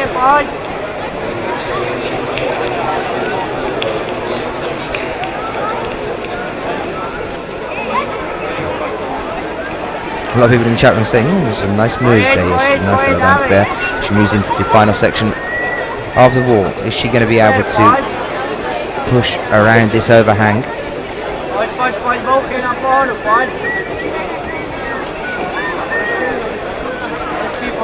See a left up to the smaller hold. Now and then a crossover with the right. You can see on the holds where the chalk is thickest, where you can see the white marks on there. It's obviously where all the hands have been.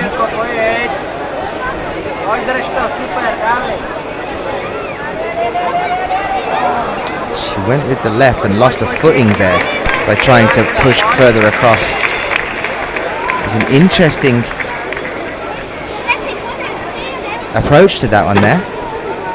So let's pop back across the wall now to where we were just a few moments ago with our visually impaired climber Masahito Meoka,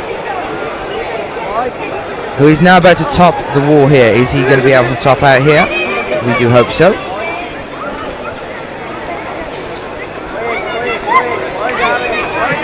So, one more push and that's it, that's the top.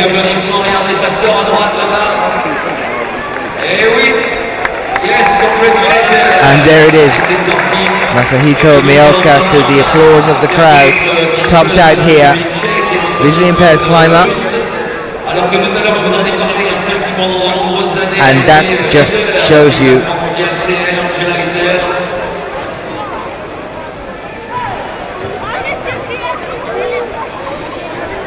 what phenomenal athletes we have from all around here. We're back with our amputee category now.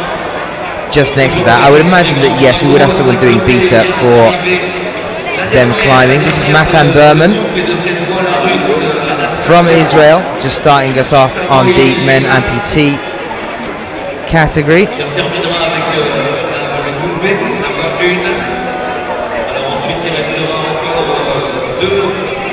Une personne grimpeuse dans le groupe donc elle a été et puis ça va se réduire, il restera deux de l'autre côté.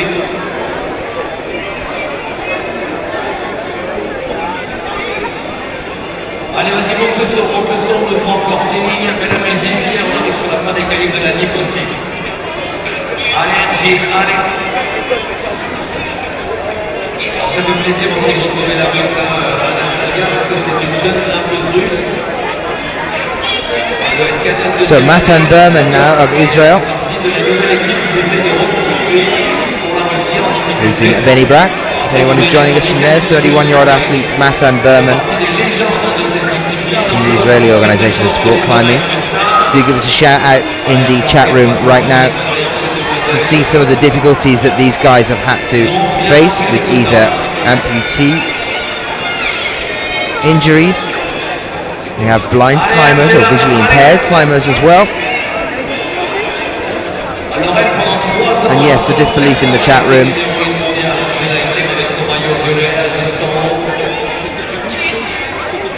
Just goes to show you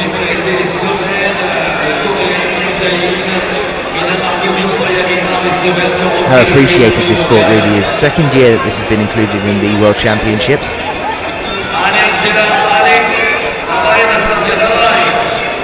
And we're hoping for many more years yet to come. So we're moving back over now onto the main wall for a split second, where we are joined by Anastasia Samoilina as she makes her climb on the 8A wall. Back onto lead. Hello Scott, very nice to see you. Coming towards the end of our day here in Bercy for our first day of qualifications. Got another day to bring you tomorrow as well.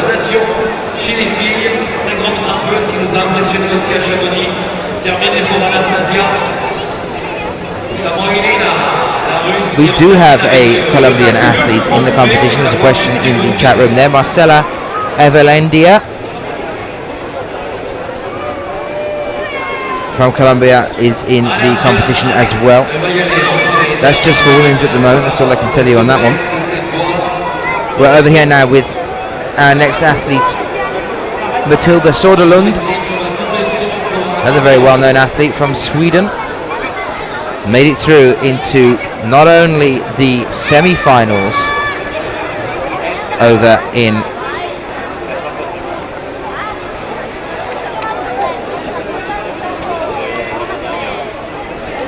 Briançon, but also into the finals as well. Matilda Soderlund.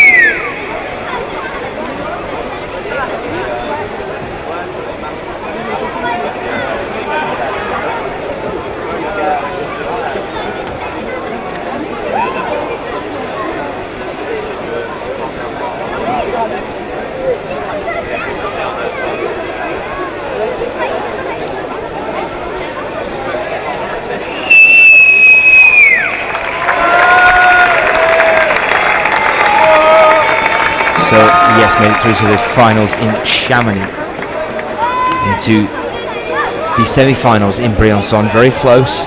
11th place overall in Briançon, 8th place in Chamonix, but definitely one to watch out for as we move through the competition. 2nd place at the European Youth Cup in Kranj in Slovenia in 2011. We'll be there again this year. We finish up our climbing season in Kranj.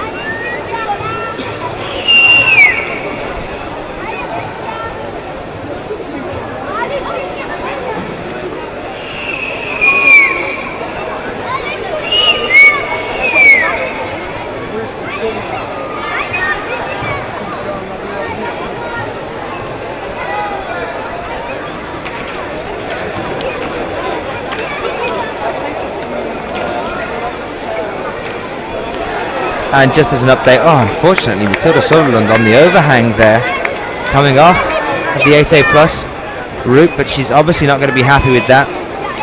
See the look on her face. But a couple of you are asking in the chat room as well about the start lists, schedules for the competition.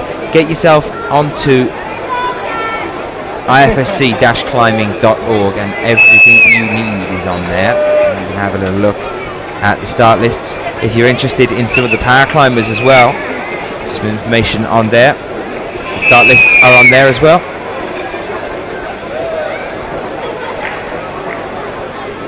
Looks like we're getting set to have our next athlete out on the 8A wall. Over on the left hand side.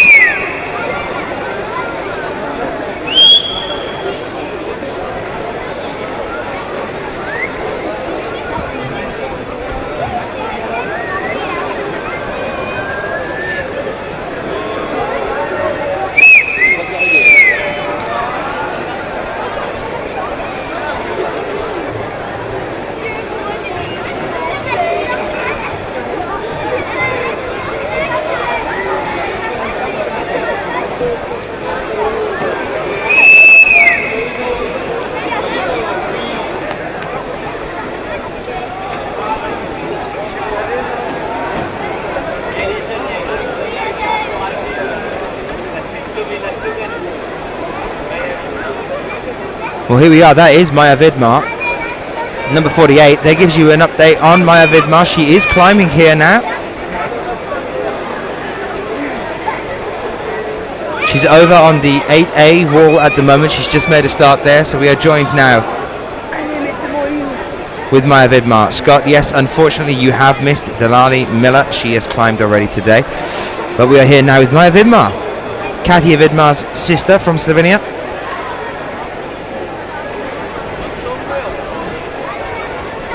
Very well-known athlete.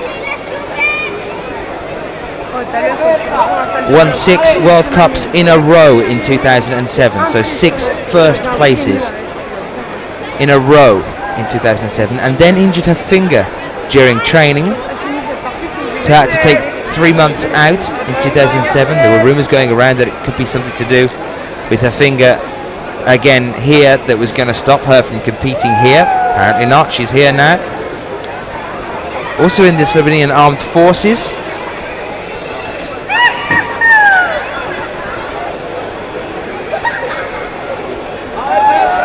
She's been climbing since 1997, was first at Briançon in 2011, third in Chamonix in 2010.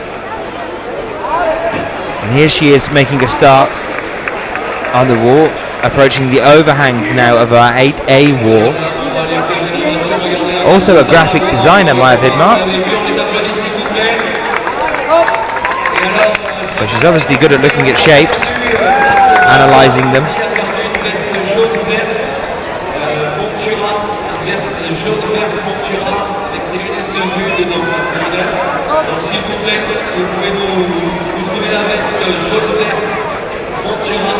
And let's get some support in now for Maya Vidmar. She makes a push onto the overhang on 8A here.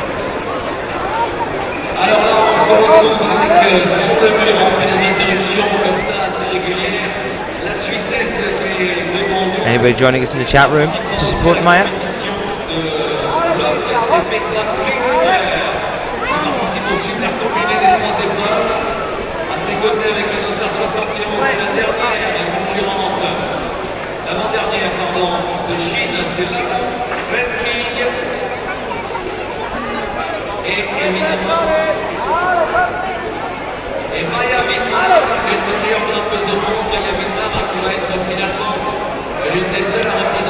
And here she is at the overhang, pushing her way onto the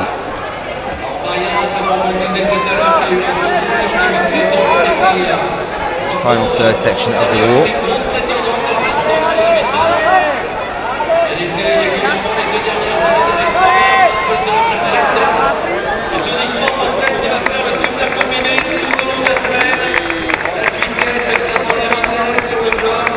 Very impressive stretch there.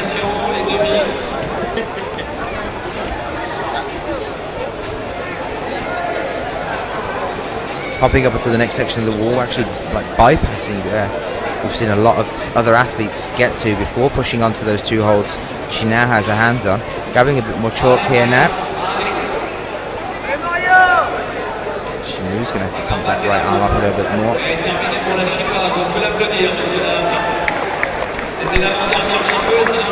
See the concentration on the face.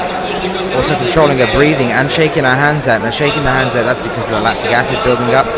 So those arms are really going to be aching now as she's in that last section of the wall.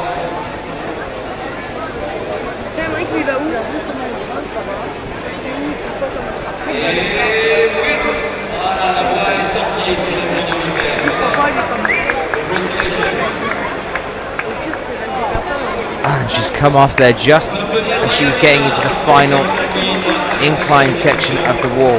The interesting thing about this one, as you can see there from the side angle, we start off on quite a steep incline, then we go into the overhang, then it becomes a steep incline again, and then there's another even steeper incline. It's not quite an overhang, but it's pushing even more out.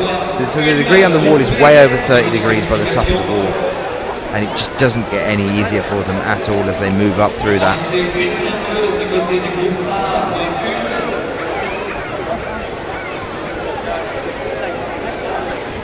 Well, let's hope that that wasn't her finger that was bothering her at the top there. You don't want that to become another issue. Had a lot of injuries so far this season, as we were discussing earlier.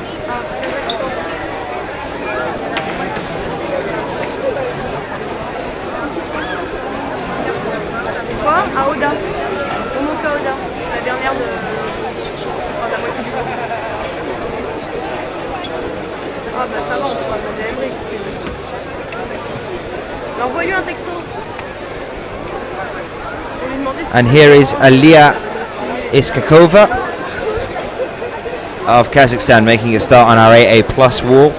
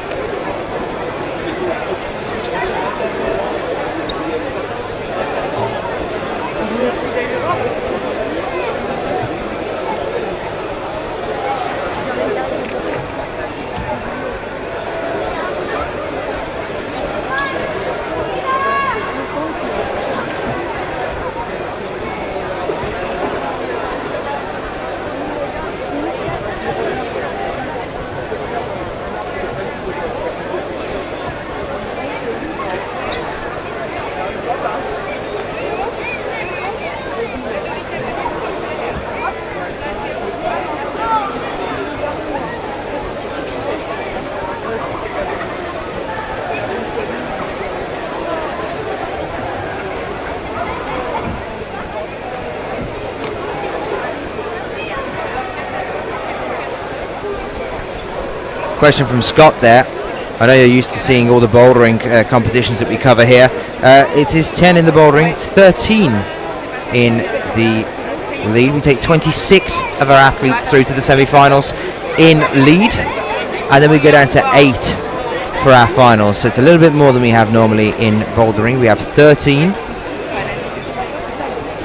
and then down into 8 for the finals. Just to give you an update on that one as well. Question from Turkey Power: does anyone count the moves? Yes, the moves are numbered, obviously, because the holds are all numbered, and at the bottom of the wall you can see there's a collection of tables just there. Those are all of our judges, our officials. For the IFSC, they are watching and counting each individual hold to make sure that they are spotting exactly where our climber is on the wall, what number hold they're on.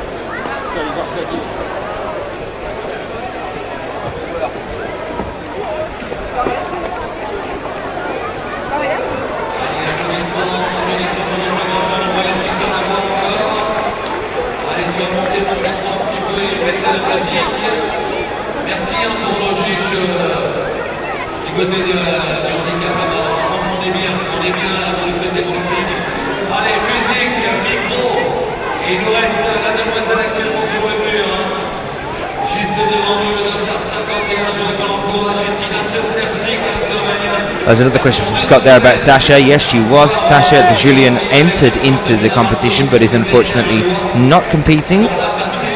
She's announced this morning that she's not, because she's going back to have a trip to the doctor to discuss a problem with her hand.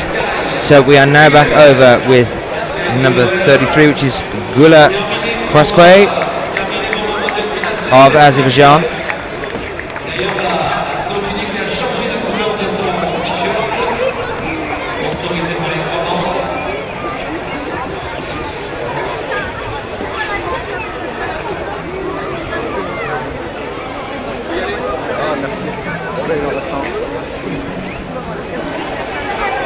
Well, we were just discussing finger injuries a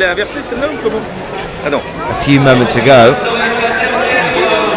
and how that can be a problem for climbing. Now let's just have a different look at injuries during climbing and how they are perceived. A man here that is proving that injuries are not completely something to worry about in climbing is Craig DiMartino from the USA, number 9, that is here in the paraclimbing section of the wall. He is in the male amputee section of paraclimbing, proving that even if you're missing a leg, you can still climb.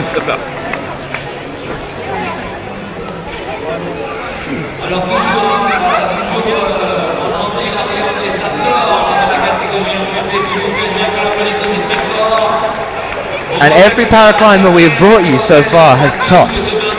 I hope they're not making it too easy on them. And I've just had a shout from our producer here saying they're definitely not. I can tell you that because our producers had an attempt on a similar route last week and he failed.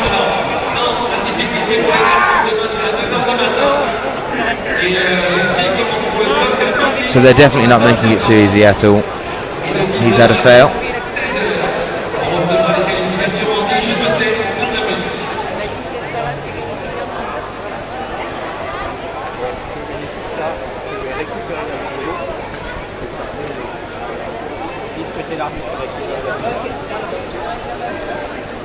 I would definitely have to agree with you, Scott, on that one. I think it's either a 5C or a 6A.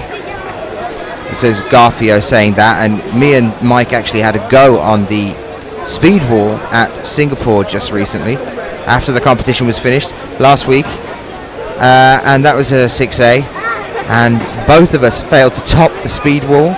It's quite possibly the slowest speed climbing ever seen in the history of climbing. Me and Mike. So let's just pop back across to the main wall now. Our last climber to come out on the male wall last and by no means least, somebody to definitely keep an eye on as we move through our competition here.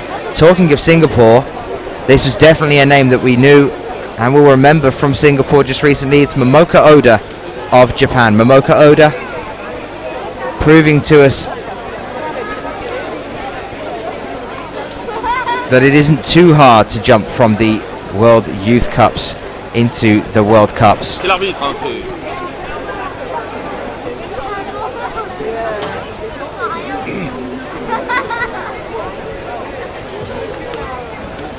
Il était à côté de Xavier Yvonnet.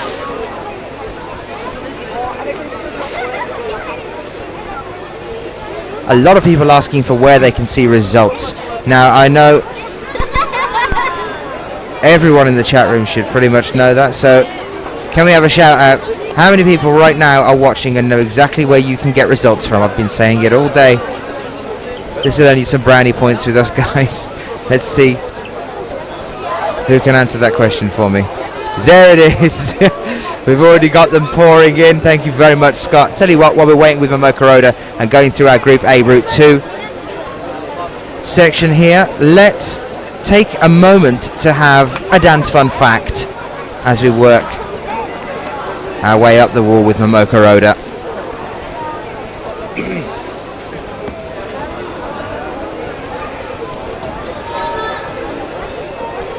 Charles VIII had 6 toes on one foot and hid this fact by wearing and promoting square toe shoes. Charles VIII of France had 6 toes on one foot and hid this fact by wearing and promoting square-toed shoes. Now I wonder whether that would help at all when it came to something like this. Momoka Oda is about to do a bit of toe and heel hooking as she gets round onto this final section of the wall. I wonder if square-toed climbing shoes would have come into fashion as well, if that had caught on. Oui. Yes. You go to the left. Okay. Okay.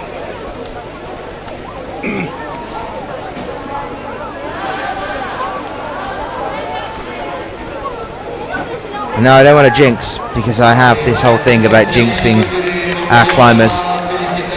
And I had a really nice chat to Momoka Oda after she came first, took gold at Singapore just recently.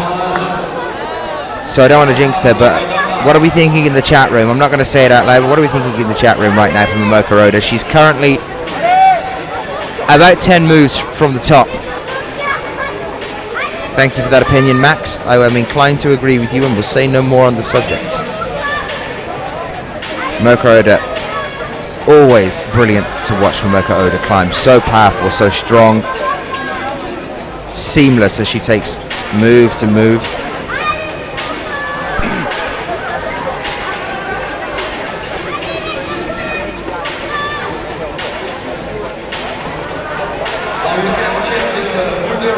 Little drop knee there. Go up onto the side of the wall. Got to pump up over this feature now. She's really, really close here, guys. Let's get some support in the chat room. Here it is. This is how close it is. Just a clip in now. And no surprise there. Momoka Oda tops out on an 8A+. The difficulty grading that she climbed in the final over in Singapore, she's climbing in the qualifications here. She didn't top actually in the final over in Singapore. The first time she was beaten in Singapore because she topped every other route she climbed, but she still took the gold over in Singapore on an 8A+ route as well. Et devant l'écran.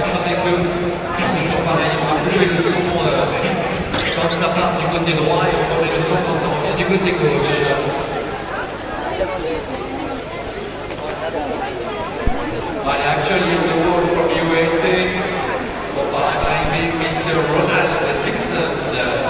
After we will have Hideo Ono from Japan, Mr. Gunther Rosa from Germany. The last one will be Mikhail Safarov.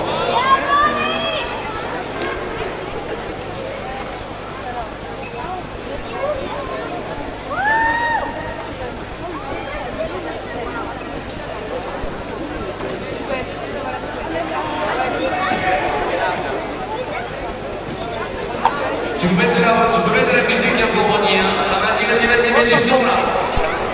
Allez, make some music, come on. If you're from USA, please clap your hand. Ronnie. Ronnie Nixon, come on, Ronnie.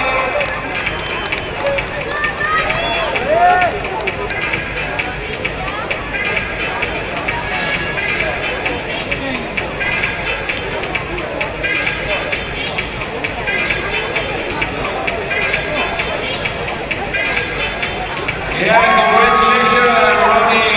Good job.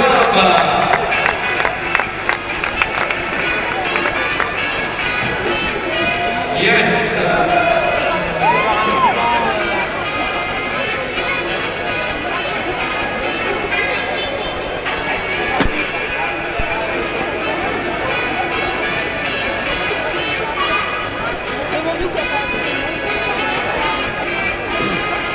Oh bah du coup vous êtes durable à faire maintenant. Thank you very much, Ronnie. Well, we're over here at the base at the moment. We are at... Apologise for that, just setting up for our roaming camera so we can bring you the coverage over here of the paraclimbing wall at the present. We're waiting for our next para-athlete to come out, and I can see a couple of, well, a gathering of other para-athletes down here at the bottom of the wall as well. We're now finished over on the league qualification wall, and we are going to bring you the final two or three climbers on the para-climbing wall as well. So we'll bring that up for you just for now for a few seconds, and then remember guys, tomorrow we are starting off the other way round. So we're going to start off with the men's lead category over on the wall just the other side of me, and then take you on to women's bouldering later on in the day as well. So don't forget to join us same time tomorrow. We're going to kick off things at about 9 o'clock. That's Central European time. Let's take you over to the wall now as we get our next athlete to come out in the visual impairments category over on the B side of the speed wall here.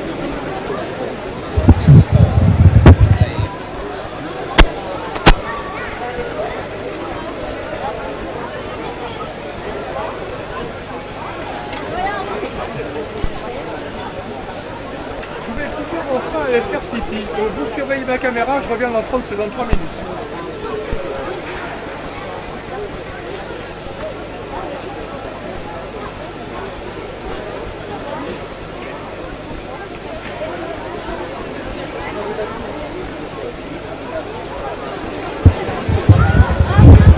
It is phenomenal to see some of these athletes.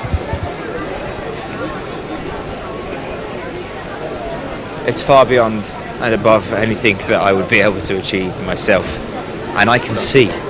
So there you are, that just proves how strong these athletes are.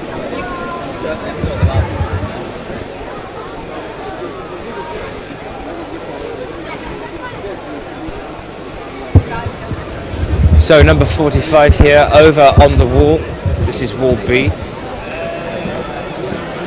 Yes, they are directed. We have a beta at the bottom of the wall with, in this case, a little radio mic actually that's hooked up to the headset that he's wearing at the moment.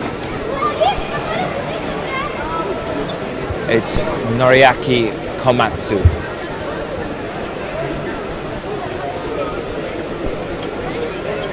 So there is some beatering going on at the bottom of the wall, being directed to be guided to where the next hold is and where to move up.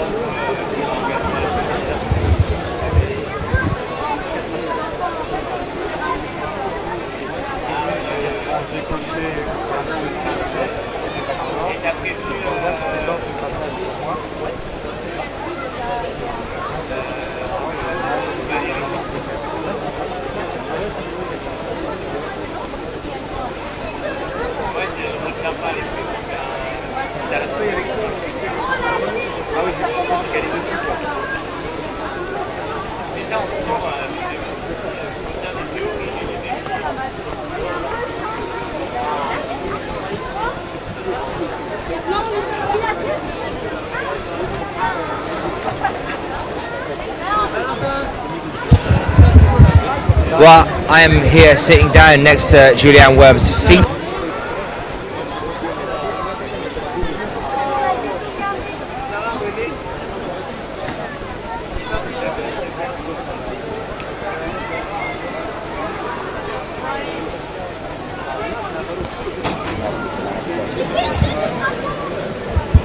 Well, we are sitting here next to Julianne Wormsfeet. Julianne Wormsfeet, how are you finding the championships at the moment? My feet. No, it's really interesting and yeah, it's fun. Yeah, it's cool. What about yourself? What are you thinking about setting up for the championships? Yeah, I'm psyched already and I think I'm in quite a good shape and hope it will be good, yeah. So for you, what kind of a team do you have from Germany? I saw Thomas climbing earlier from Germany in the paraclimbing section. Who else have you brought across with you for the paraclimbing section? We have 3 paraclimbers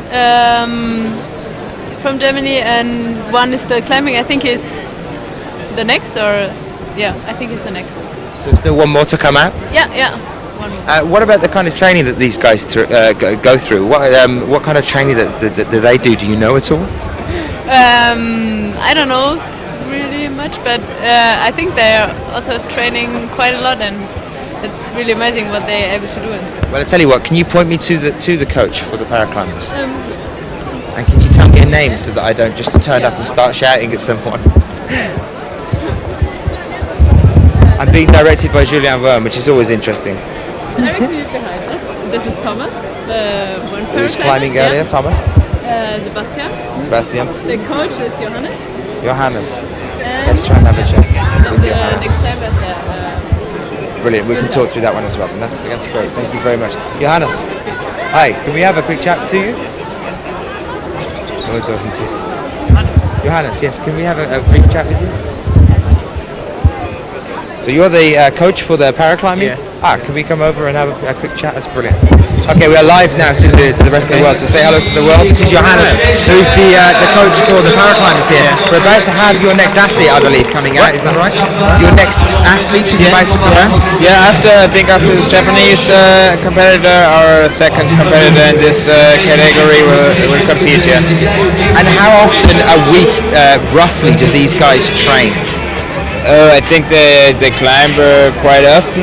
For example, Thomas is a very experienced climber who climbs for several years, and but they, especially Thomas and Günther, mostly climb on rocks. And for the World Championships, they trained also on plastics or in the gym.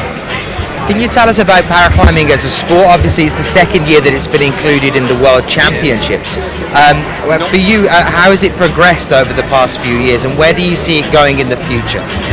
For me, it's the first time, joining that competition. Last year, I have been in Arco, but not with the paraclimbers. So in Germany, it's the first year we have a team, really built a team and prepared it for that competition. So I think it's growing. It's still growing and just started. But as we see here, it's not easy to handle with the different types of handicaps, and so I don't know how it will work in the future, because there are very many competitors with very different types of handicaps, and it's hard to find a really fair competition, and still not to have too many groups. So here they have all blind ones in one group, and still some of them can see a bit, some nothing, and this is really hard to handle, and we'll see how we'll do it. Can you tell us how important it is for paraclimbing that it is included in the World Championships? How important is it that paraclimbing is seen at the World Championships? Yeah, I think it's a part of the sport. As you can see in the Olympics, the Paralympics are really a great event, and I think also very important for the sports, and the same should be also in climbing.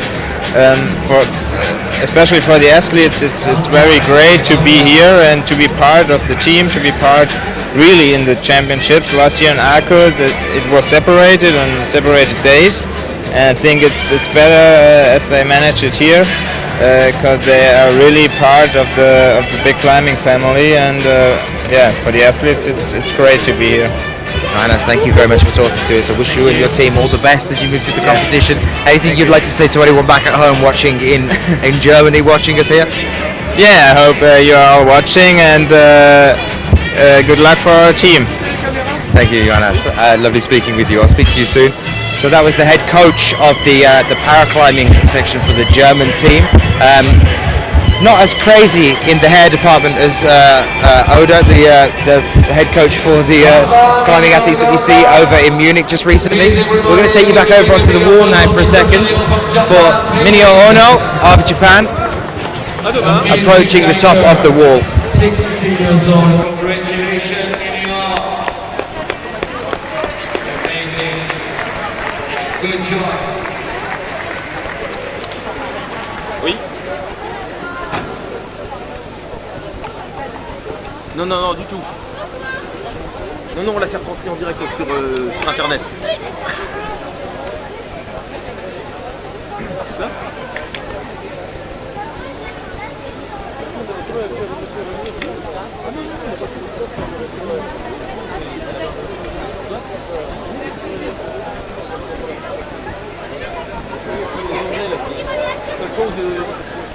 ils ont prévu des professionnels au niveau des caméras que pour les finales et les finales.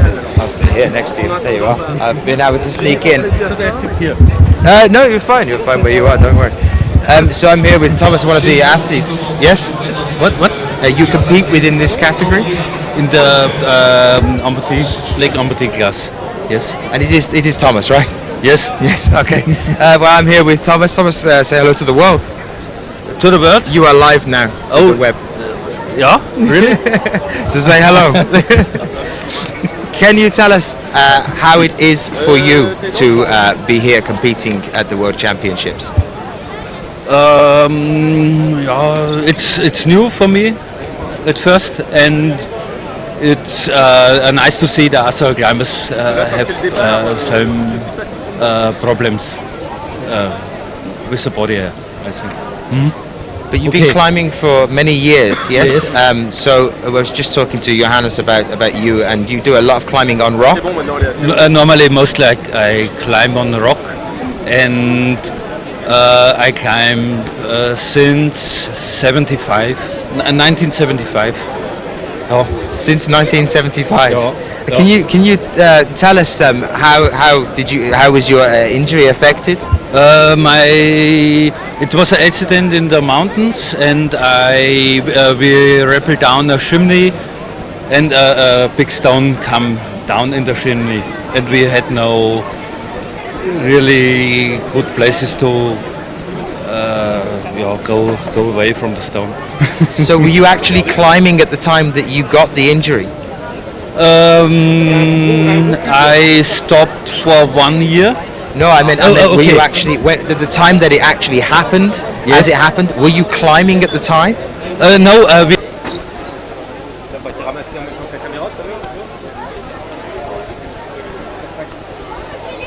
C'était la lime, non? Oui, la caméra partait avec justement une in the Alps, in the northern Alps, yes. So you were out in the Alps and you were abseiling, and that's how the accident happened and caused it for you. But still a mountaineering-based thing. So obviously climbing has been a part of your life for many, many years. Yes. How do you see the World Championships now for paraclimbing in the next few years? Do you think it is important that paraclimbing carries on developing a support network? I don't know, but the niveau goes surely up, I think. Yeah, but I don't know in the medias what's happened with paraclimbing in the medias. I don't know. Well, it's currently, I can tell you, this is our second year at the World Championships, and you're now live to thousands and thousands of people around the world in a multitude of different countries. Thomas, thank you very much for talking to us. I wish you all the best as you go through the competition. Thank you very much. It's a really strong grip. I'll speak to you in a little while. Thank you, Thomas. So that was one of the German athletes. Thomas has just crushed my hand. And we're going to take you back onto the wall as one of the final athletes finishes climbing up over here.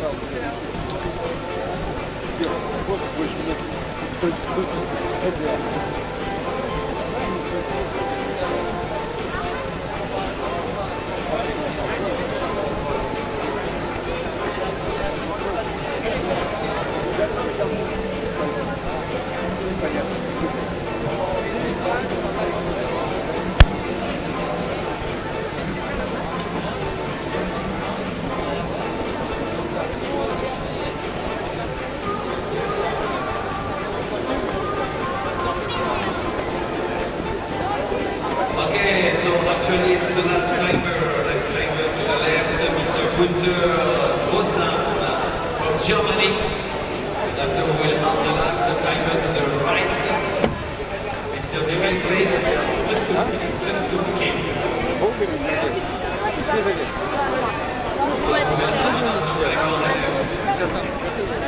Just one more.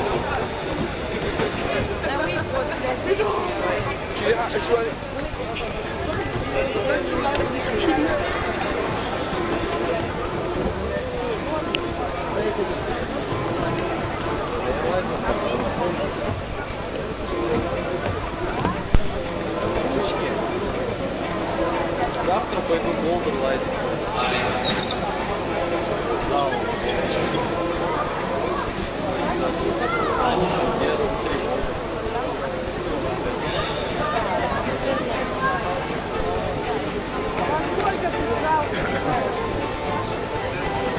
Числом Борисовичем собрал в магазин, а потом я в зал.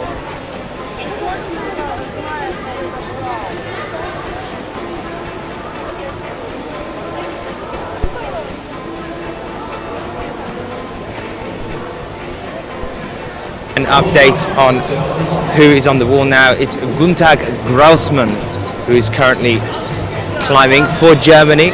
You can hear cries in the background as they show some support from the German team that is sitting at the base of the wall just next to me. Gunther Grausmann just coming up to the top now.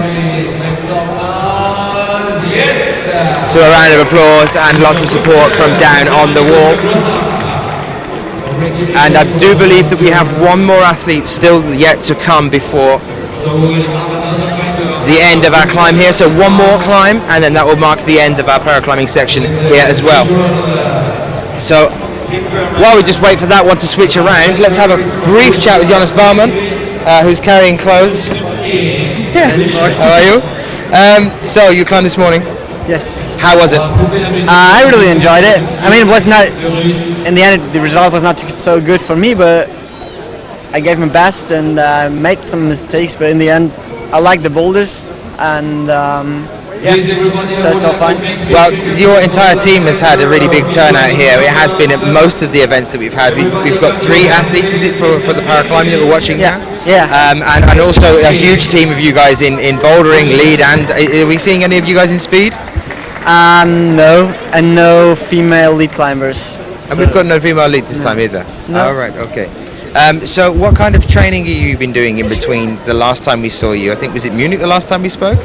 Yeah, Munich was the last competition, and in between we just tried to, just stay used to the competition format and try to do as many different boulders as possible. Are we seeing you going through into the semis for the next few days? No. That's unusual for you, isn't it? Well, this year went really good for me, so kind of unusual for this year, but as I said, I mean, especially here, there's so many climbers, like 140, and of course it's really hard to make it to top 20, and this time for me was not happy, so next time. Jonas, always a pleasure to talk to you. I hope to stay around, and I will try and grab you to talk about your team as the competition carries on, because obviously you know them better than anyone else. And if you're not skateboarding around here, I will try and put my arm out and stop you or something as you go past. All right, Jonas, thank you very much for talking to us. Take care. I'm going to take you back over onto the wall now because we have our final athlete out on the paraclimbing section. So just pan round this way for me, Johnny, and you'll have a little look there as well at our next athlete, the Russian athlete here.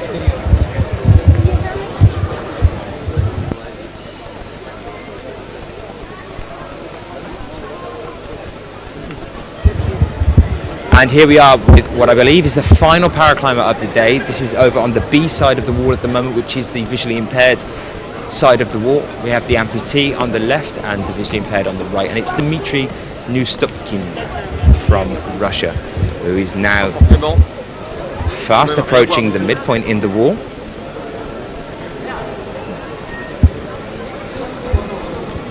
Still a little bit of a crowd gathered at the bottom here, waiting to see us wrap things up on the paraclimbing here.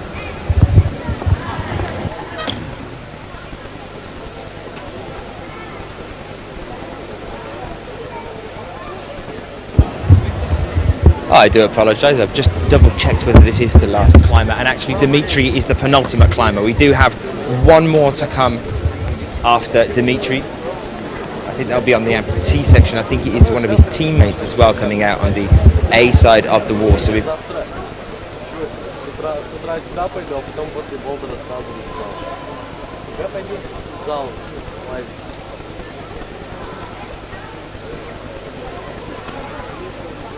А с утра во сколько пришел? 9 так же всегда приеду. Ну я и говорю, сюда. Просто сейчас мы куда-то мы попадем в этот магазин, а потом Дербини клуб около нас. Так она давайте там, а там это где-то. Там где-то в маленький магазинчик, где искать. Ну тогда я могу поехать, знаете, я знаю, где и сюда вернуться. Куда? Сюда. Или вы уже все отчаиваетесь? Вот мы хотели купить любимого.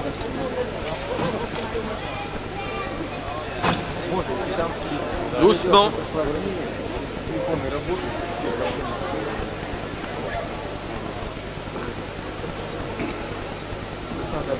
Куда народ ходит, я мне продуктов купить-то где надо. Андрюха, давай я тебе объясню, куда ехать.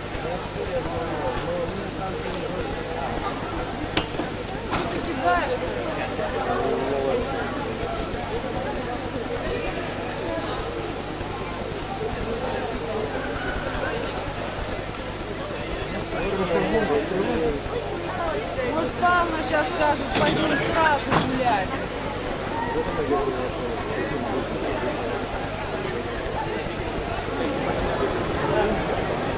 just 6 moves away from the top, and then we will have one last turnaround. Our penultimate athlete here, and then bid you all adieu before we bring you the coverage tomorrow. Remember that the coverage will be the other way around to the one that it was today. So instead of starting things off with the bouldering, we're going to be starting things off with the lead, and it's going to be with the men's lead, and then we'll go over into the bouldering room to bring you the qualifications for the women's bouldering as well. Just chatting to Julianne Verme just a few moments ago. We'll be seeing her tomorrow.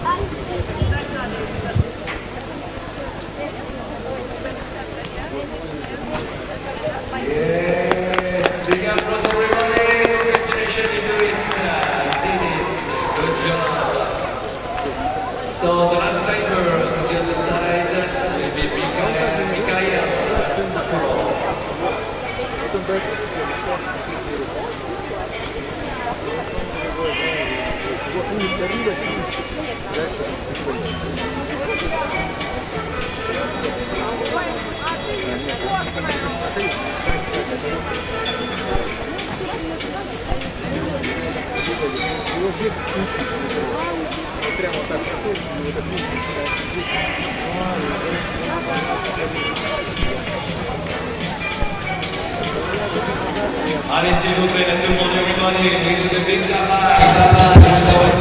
Right, so our next athlete is already out, number 21 of Russia.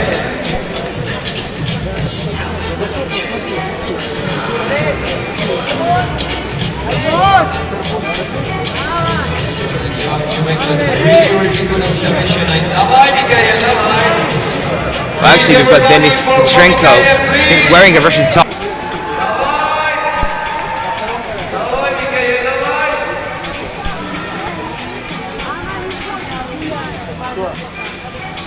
Difficulties and talk about overcoming obstacles. This man has one arm and is powering his way up this wall now.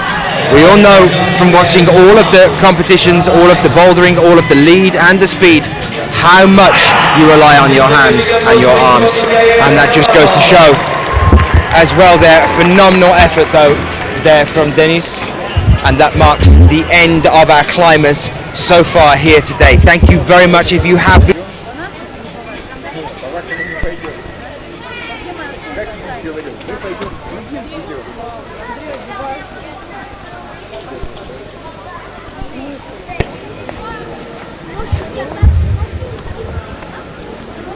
Well, apologies for that. We just lost a feed for a brief second there. Thank you very much if you are joining us and have been joining us all the way through the day today. Started things off this morning with the bouldering, have moved over onto the lead and seen a bit of the paraclimbing, a bit of a taster of what's to come over the next few days as we move through our World Championships here in Bercy. We will be coming back to you live from 9 o'clock in the morning Central European time tomorrow, and that'll be with the men's lead category qualifications, so don't miss that. And as we move on through the day at the same time that we did today at 12 o'clock, we'll be cutting across to the women's bouldering section here at Bercy in Paris for the World Championships. I've been Daniel Finn. Thank you very much if you have joined us all the way through today, and I hope to see you here tomorrow.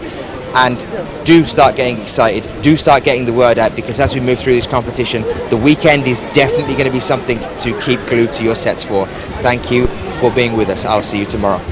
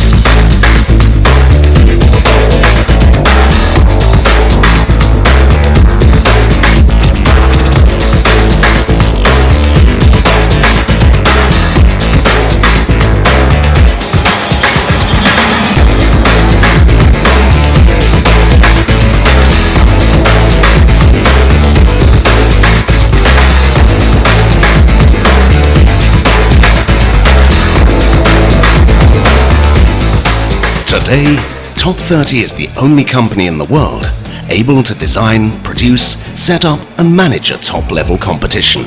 Everything within the same company, everything with the trustworthiness and professionalism that an official competition requires. Everything Top 30. Top 30. The heart of climbing.